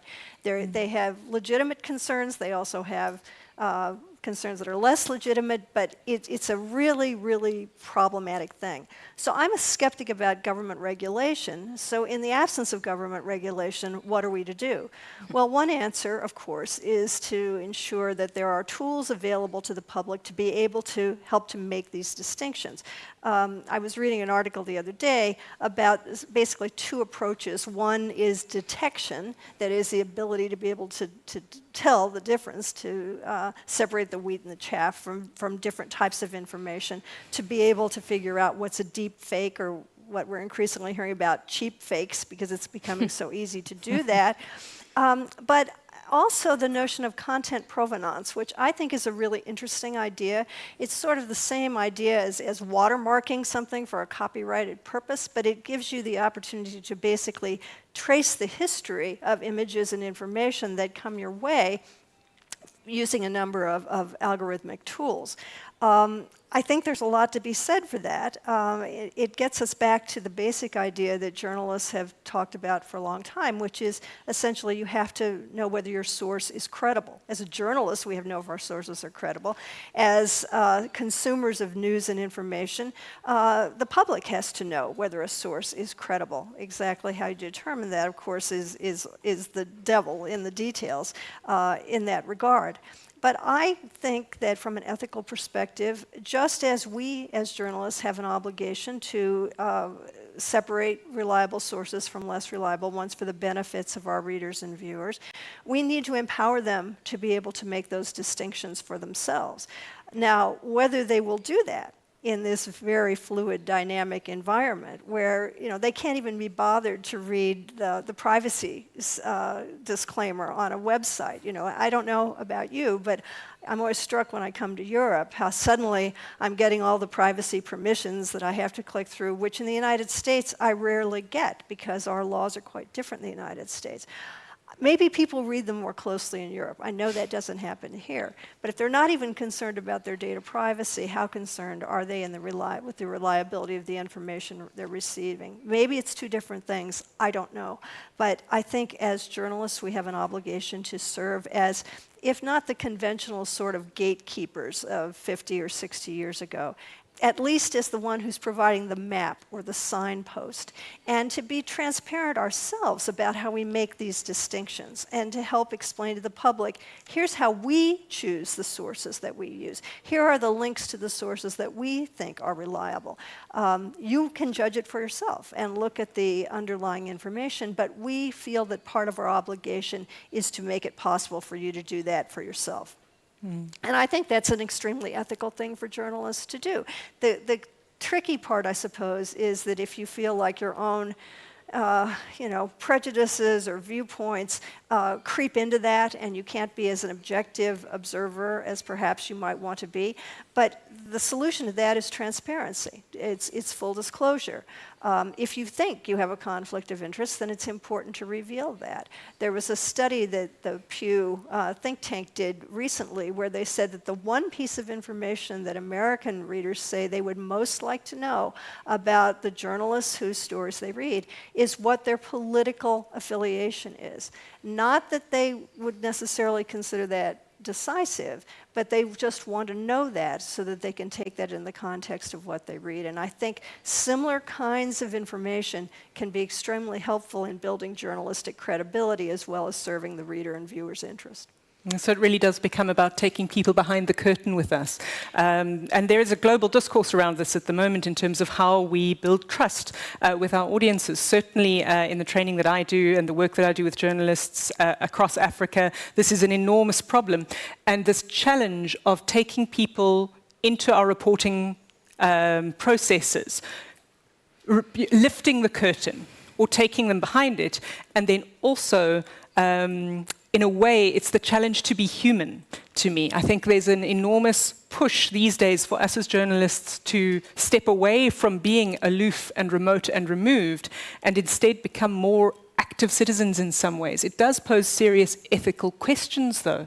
How do we as journalists tread this line, do you think? Well, I have a very traditional solution to this, and it goes through something called the Society of Professional Journalists. The United States has a code of ethics that they've had in one form or another since the 1800s. As you know, journalists in the United States are not subject to government regulation in terms of ethics, so all of this is voluntary and aspirational. But it's got four main tenets, and the first one is to seek truth and report it, to minimize harm, which is something that is a subject of great debate, certainly in my classes, because I think my students sometimes skew to the side of trying to minimize harm for their subjects that they're reporting on, even though the public has a need to know, but to act independently. And again, if you have conflicts of interest that are unavoidable, to be clear about what they are, and to be accountable to the public and transparent. If you make a mistake, you explain that. If you had an ethical dilemma in reporting a story, explain the process you went through into how you decided to report it.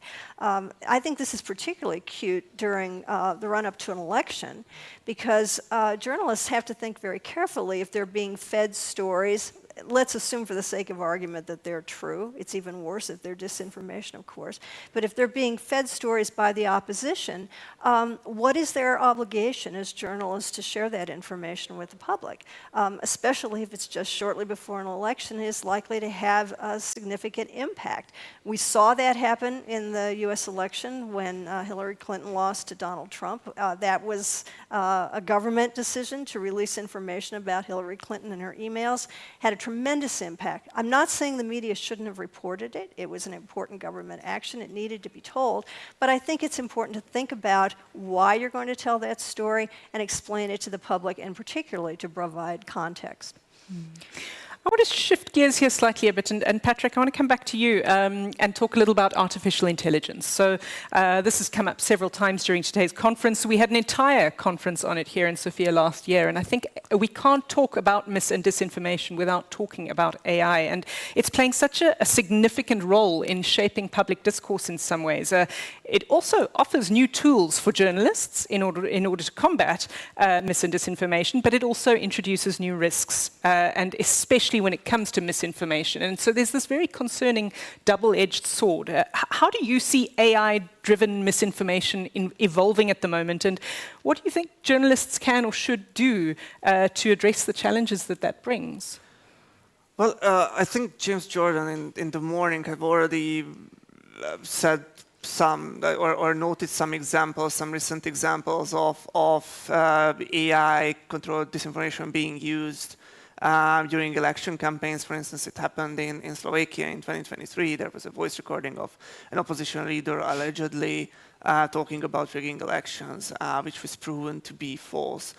I think one of the there are two key things that AI will do in the level of disinformation. First is that it's going to further flood information space with information and particularly disinformation. And I don't think anyone here has said in the past few years that, oh God, there is too little disinformation on the internet, because obviously there's a lot. And the second thing is that with these AI tools that are even easier to access today than it was a couple of years ago for the sort of general population, you can put any word into anyone's mouth with a few clicks, probably, or generate a voice recording with a few clicks. So that what it will lead to is that people will have actually no idea what truth is, because they, especially if this technology develops further, they will have sort of no way to tell a fake recording or an AI-generated recording apart from a real one. And this is hugely problematic. And this is also where the lack of trust comes back to haunt us.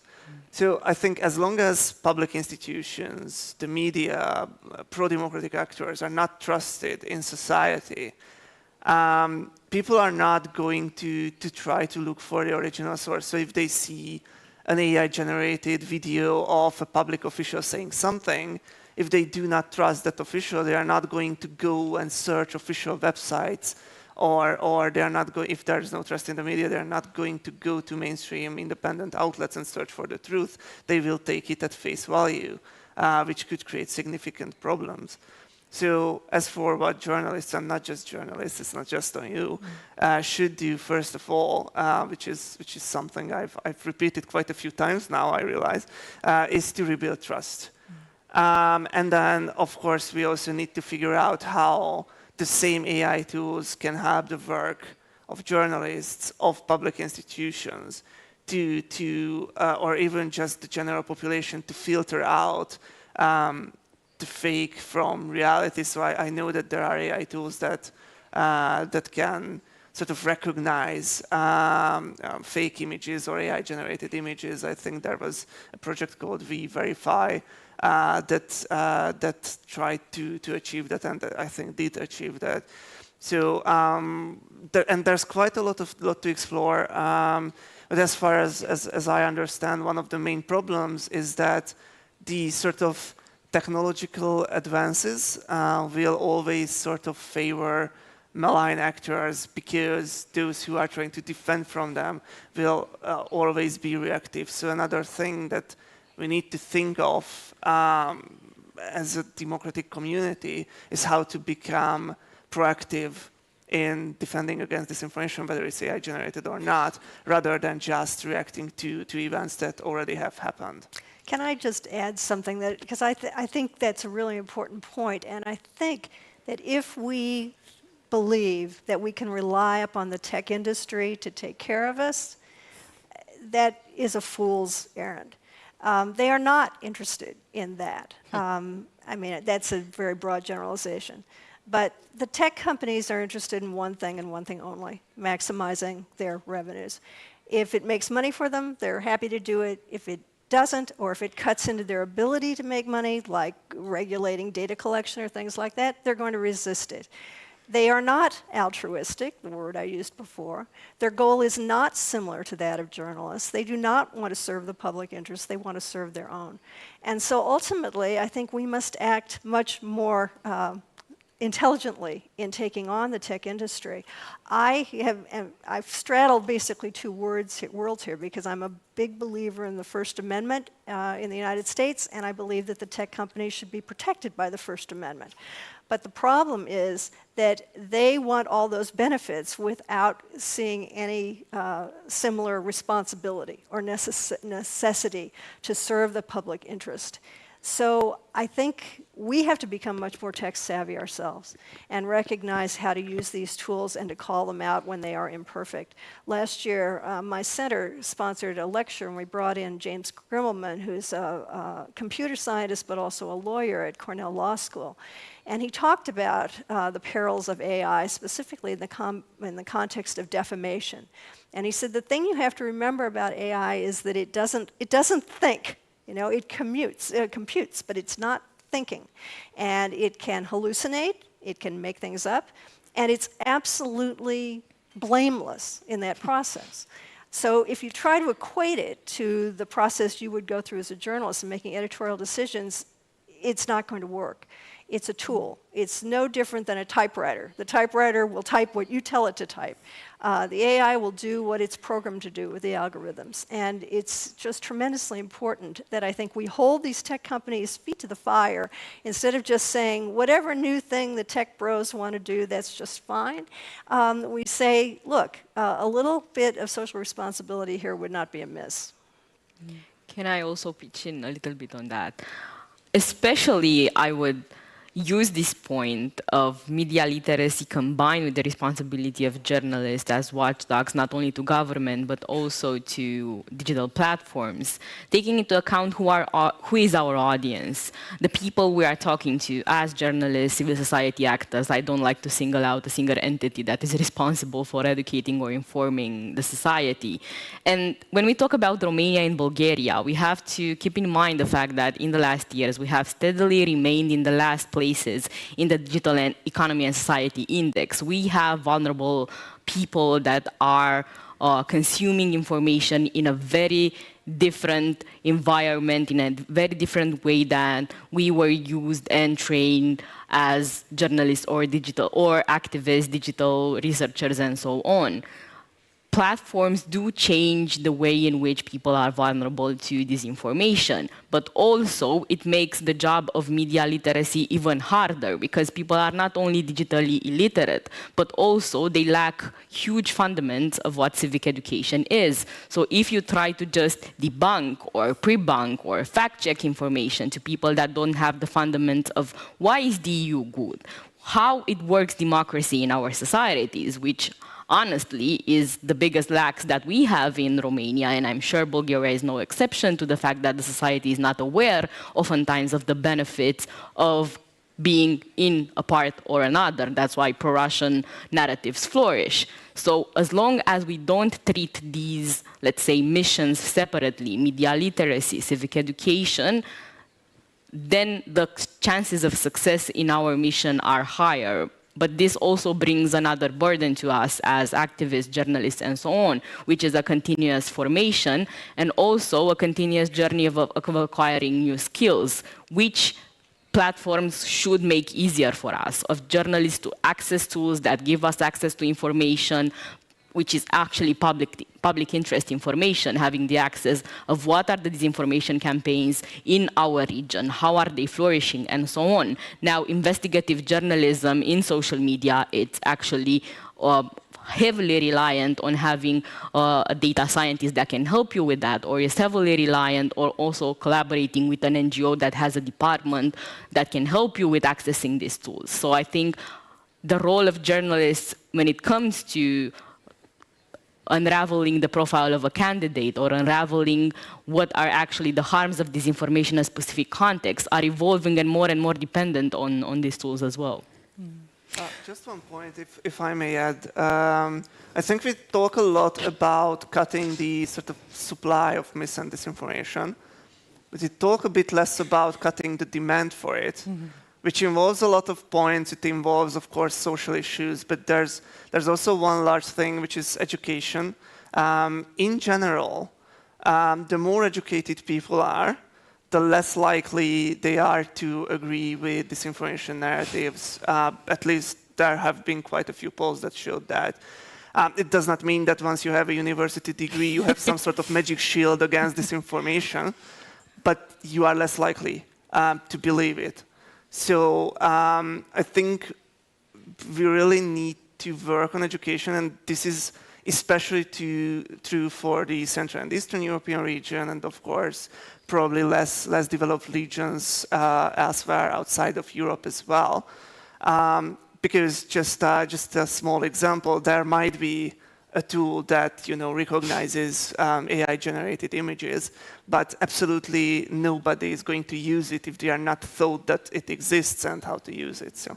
And I think it goes back to what we were talking about before. I think there is a role for the government or governments in this area.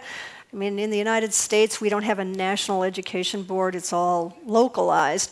But there's a lot of pushback and suspicion about government curricula and things like that in the United States. So although it sounds good to say we need to have media literacy programs in our primary and secondary schools, the question is who's going to create those programs? And we talked about trust.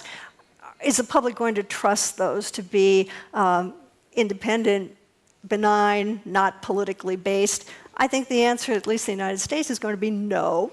So who's going to do it?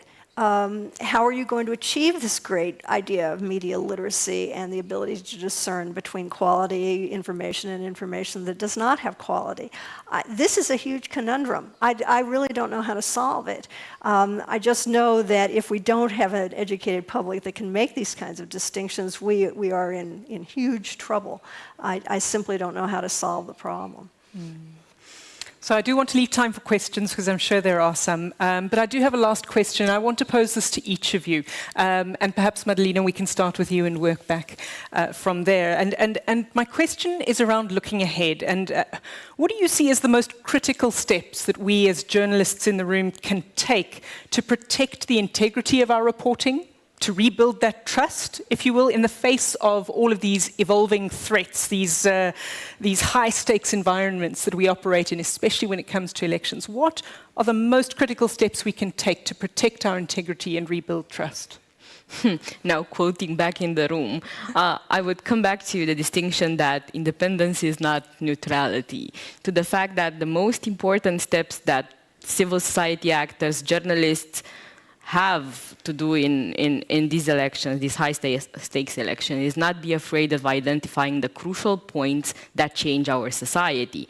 And this year and in the last years, they are heavily connected with disinformation and disinformation patterns that change voter behavior. What do I mean by this? The fact that since the COVID pandemic in Romania, we saw the same influencers that were anti-vaxxers that have evolved in becoming anti-EU, anti-Western, and now they have created political parties, they are running in elections, and they are convincing voters to be extremist against the current democratic rule. There is a clear and obvious investigation to be made in who is financing these sources and why are these campaigns flourishing on social media, who are the marketing campaigns behind these actors. In Romania, these type of investigations are very hard to do, technically and, let's say, socially acceptable speaking. But nonetheless, this is the crucial way in which our society is changing since the COVID pandemic ever since. So I would say that assuming the role of being independent, which is very hard in Romania with the controlled media being more powerful than ever, and I'm sure in Bulgaria it's a challenge as well, but not being oblivious to the crucial points that are changing in our society and that are being also adopted by mainstream parties. And I would end this point with another example from mighty Romania, in which a government official from the current ruling party had no problem in adopting an anti-Ukrainian stance openly and creating a scandal from a disinformation statement saying that Ukraine is falsely and illegally trying to destroy the natural heritage of the canal on the Danube, destroy a canal, which became one of the biggest scandals and anti-Ukrainian narratives in Romania. This is an anti-Ukrainian stance publicly assumed by a government official that was not sanctioned in the open media. Firstly, from a fear from the media, but also from the lack of investigations to basically connect this story. And what? What does this mean about our party? What does this mean about the current political environment? What is the impact of extremism on the other political parties? Do we all become insane and try to promote narratives openly, promoting disinformation just because it brings clicks and political capital? This type of mission, I think it's crucial in our society. Patrick, same question to you. Critical steps going forward. I wish I had an answer that just suddenly would lead to an immense increase in trust in media.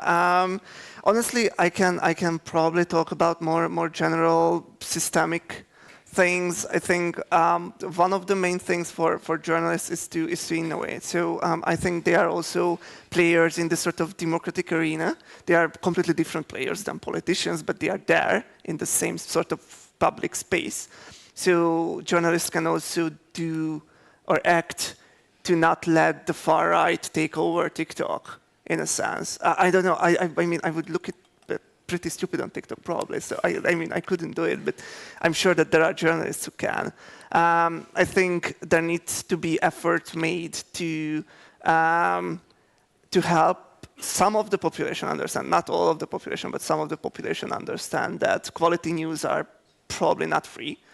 So look for alternative sources of funding that sort of calms down this race for publishing everything first. And I think in Hungary, for instance, there are journals there are media outlets that are doing this fairly successfully. Also, democratic institutions, including the EU, which is obviously doing this already, but they also need to provide unconditional funding to media outlets to report on EU affairs, because that helps bringing the EU closer to citizens, and that helps counter the narrative that the EU is just something far, far that we know nothing about and that we do not care about, because it is actually truly important. So that's all I have, but I mean, I really wish I had some sort of secret formula as well. Don't we all wish we had the silver bullet? Jane. Well, thinking back to what James said this morning about the idea that the media cannot be, the police of the internet and so forth, there are many things that we can't control and can't do. But as I said at the beginning, thinking back to the 1997 conference that I attended here, that was a time of great optimism and great hope. The idea that democracy, once the shackles were taken off, that democracy would emerge full-throated, everybody would embrace it, and we would advance into a new age of Aquarius where everything would be wonderful. Well, of course, that has not happened, because the tools of democracy, as we've discussed, can be used for malign purposes as well as benign purposes. I think journalists are in the front lines of fighting to keep democracy alive. We simply cannot dismiss that as not our job or a niche issue. We heard about concerns in the upcoming elections about the economy, about migration, about inflation, things like that. And those are all, of course, really important bread and butter issues for the public. But I think we have an obligation to convey to them that all of this falls away if you don't have a free society where people can truly participate, get a fair share, equal justice under the law, all those kinds of fundamental sort of civic things that many of us have taken for granted and many members of the public do not think about. We need to bring that to them front and center. If we fail to do that, then I think we cannot be surprised if ultimately democracies fail. So I see this as not an unethical thing for journalists to do. It's a matter of saying we part of our job, not our entire job, but part of our job truly is to stop authoritarians from taking power, to save democracy. And if that sounds ambitious, well, it is, but we're only part of the process. Great. I think we've got time for a few last questions from the audience.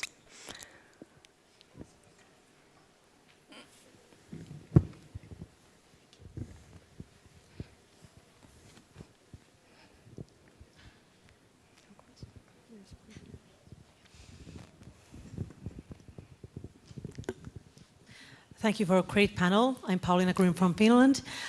In Finland, there's a discussion about with a trust in media. And for example, now I'm referring to the old-fashioned media that would be like the so-called quality media and the media houses that everybody knows that are kind of have a big market share.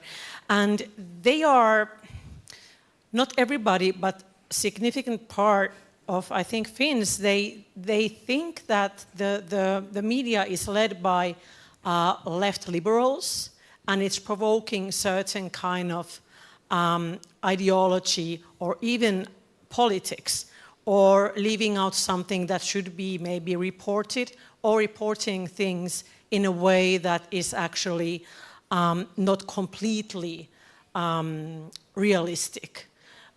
Do you get what I'm saying? Do you hear what I'm saying? I would say in the States this would be like a CNN, MSNBC kind of liberal media. Is this a problem, for example, in Romania? Are you accused of being like the left's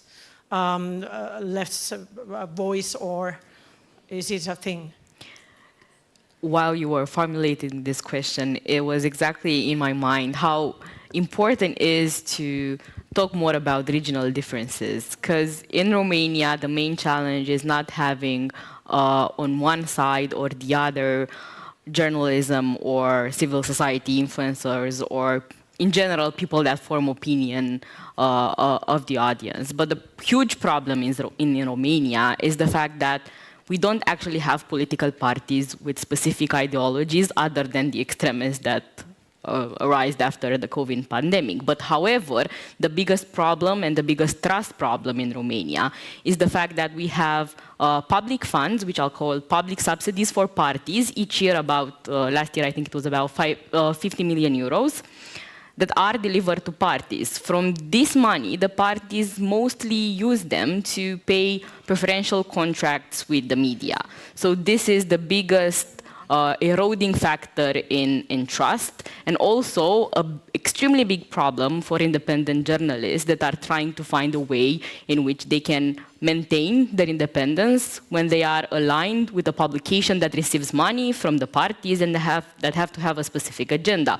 We had multiple scandals in which journalists resigned, specifically because of this, and we also have, I would say, a promising rise in independent journalism that is more reliant in the unstable, let's say, financing model of grants and donations that I would say it's getting track in Romania.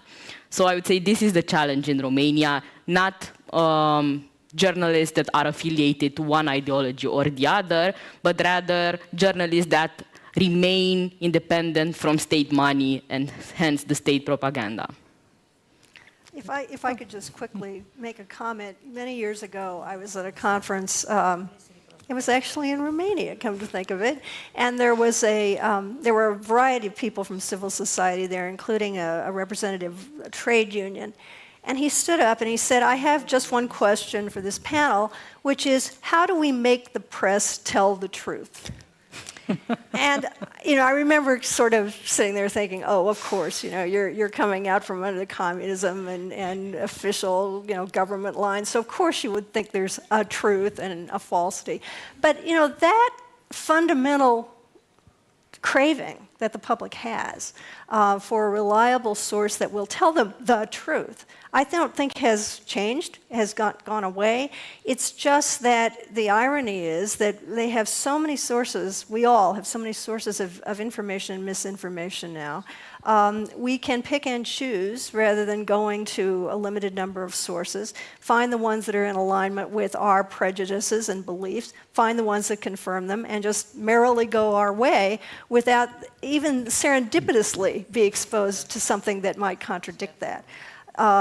Again, I think if we can keep our eye on the ball as journalists and say our real mission is to seek truth, whether there is the truth or not, I don't know, but to seek truth, then that perhaps is what will help to restore public confidence in those sources. Not just one side of the truth or two sides of the truth, but all sides of the truth. Yes. If I We have may another add just quickly, I think this is part of the problem is that there are certain political forces or many political forces who once something or some organization criticizes them, they immediately put that critical organization into the other camp, this sort of enemy who are trying to, you know, get rid of us. And I think what media can do about it is just to continue reporting factually and independently, and eventually they will probably criticize every single political side that there is. In most countries, in Hungary it's a bit different, because we haven't really changed the government for a while. But I think one story is the sort of story of the Hungarian media outlet Index, which I think in 2009, Fidesz was quoting Index when Index criticized the then socialist government. And then after 2010, it was suddenly a liberal media outlet that we cannot listen to. And then once it was taken over by some pro-government circles, then suddenly it's not liberal that much. So it's how it goes. My question is mainly to Professor Kirtley. You said that you have been here in Sofia in the 1990s, and as a journalist nowadays here in Bulgaria, I'm curious if you find any difference between journalists in Bulgaria back then and now, and the same question applies to the journalists in the United States nowadays compared to like 25 or 30 years ago. That question put in the context of public division, political division, social division. That's a really complicated question, and I'm not sure I should take up as much time as it would be necessary to do justice to it. Let me speak to U.S. journalists first. I'm the product of an era, the post-Watergate era, when journalists saw their roles as speaking truth to power, holding the powerful to account. They all wanted to be Woodward and Bernstein. That was the goal. And I think it was an admirable goal as far as it went. The problem is that between powerful forces on all sides of the political spectrum that have done their best to erode trust in the news media, as we've talked about, combined with the collapse of the economic model that supported journalism as I knew it growing up, the world has completely changed. My journalism students have no expectation that they will go to work for what we used to call mainstream media. The jobs are too few and far between. They are taking an entrepreneurial approach to journalism. That's what they're going to do. I keep telling them, no, you don't want to be an influencer. You want to be a journalist, and you can still do that independently. As far as the distinctions between journalists today, I mean, I think that journalists in Bulgaria, in the former Soviet-dominated states, always craved the opportunity to do the quality journalism that so many of them aspire to then and today. It's just fortunate that in many countries now, because of changes in laws, changes in the judiciary and so forth, it's actually possible to do that. I think the biggest concern that I kept hearing in the 1990s was about sort of professionalization of journalism, how you were going to get the ethical standards in place, the legal protections in place, and again, the sense of mission.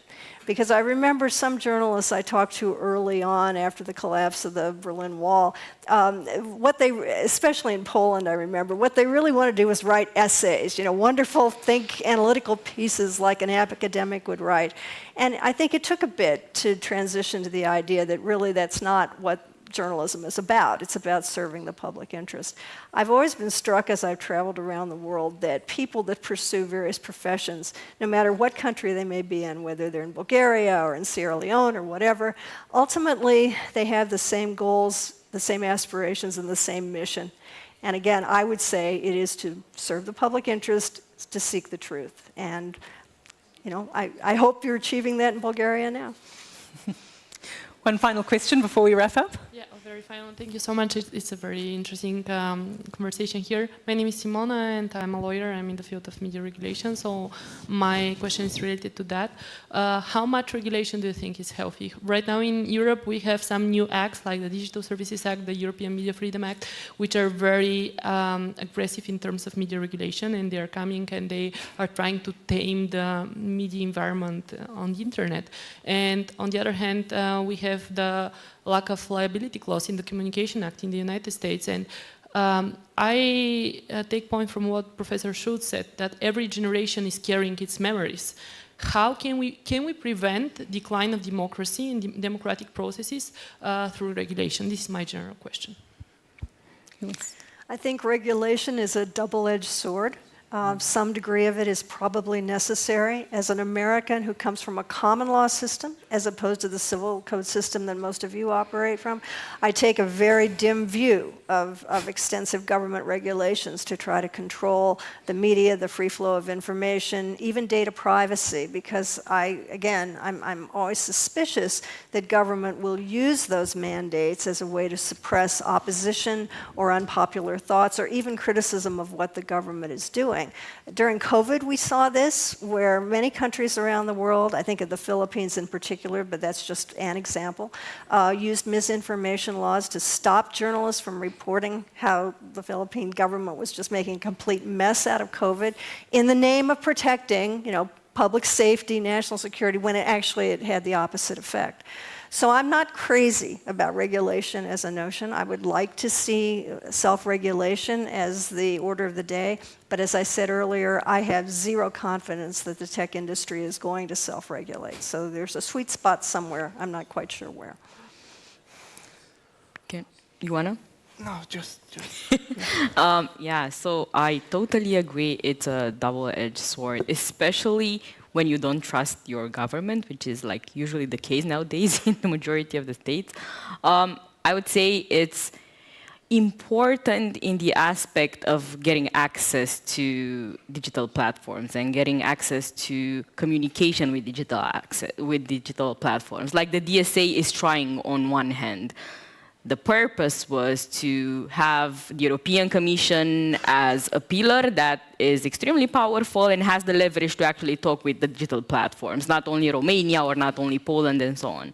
But on the other hand, relying on digital service coordinators, that they will understand that this is their purpose and not regulating media platforms inside the country in an excessive manner, this is utopic, especially now that in our conversation with the authorities, it's very hard for them to understand that their position should be as equals with the civil society, with journalists, that the interest should be to have like roundtables and open discussions about how to integrate these digital regulations in the national legislation. So it's a very dangerous sword. And if we talk about practical examples, is it efficient when you, let's say, ban websites? Honestly, no. When you talk about banning Russian propaganda, sure, we banned Sputnik and Russia Today. Did that stop the website clones and pages from arising on social platforms? Did that bring more, let's say, media literacy in the EU? Not really. Should it be a, let's say, one fit solution for our practices? I don't believe that either. So I'm a skeptic of digital regulations, but I understand their necessity, at least in the communication we have with digital platforms. Just a couple of things I have to add to that. I think truly evaluating the sort of effectiveness of European media regulation, social media regulation, we need to wait a couple of years because these sort of practical details of the entire things are in its infancy. That's one thing. And the second thing about the ban of Russian outlets. I think our American colleagues would say that that's just not right. I think the main issue with that is that if you try really hard, it takes about 2 minutes to get to Russia Today or Sputnik. If you just want to see the same narratives, it takes 0 trying. You can very much see it wherever if you just go to a domestic website. So yeah. Yeah, we don't have Russia Today in Romania, but we have news from Russia, which is literally kind of the same thing. Great. Well, thank you so much to our panelists for joining us. Thank you all. Thanks to Professor Jane Kirtley, Patrick Sichele, and Madalina Wojna. A fascinating discussion all around. And yeah, thank you to everyone in the room as well for your dedication to the truth too. I think without the truth, we don't have very much. So thanks so much for joining us.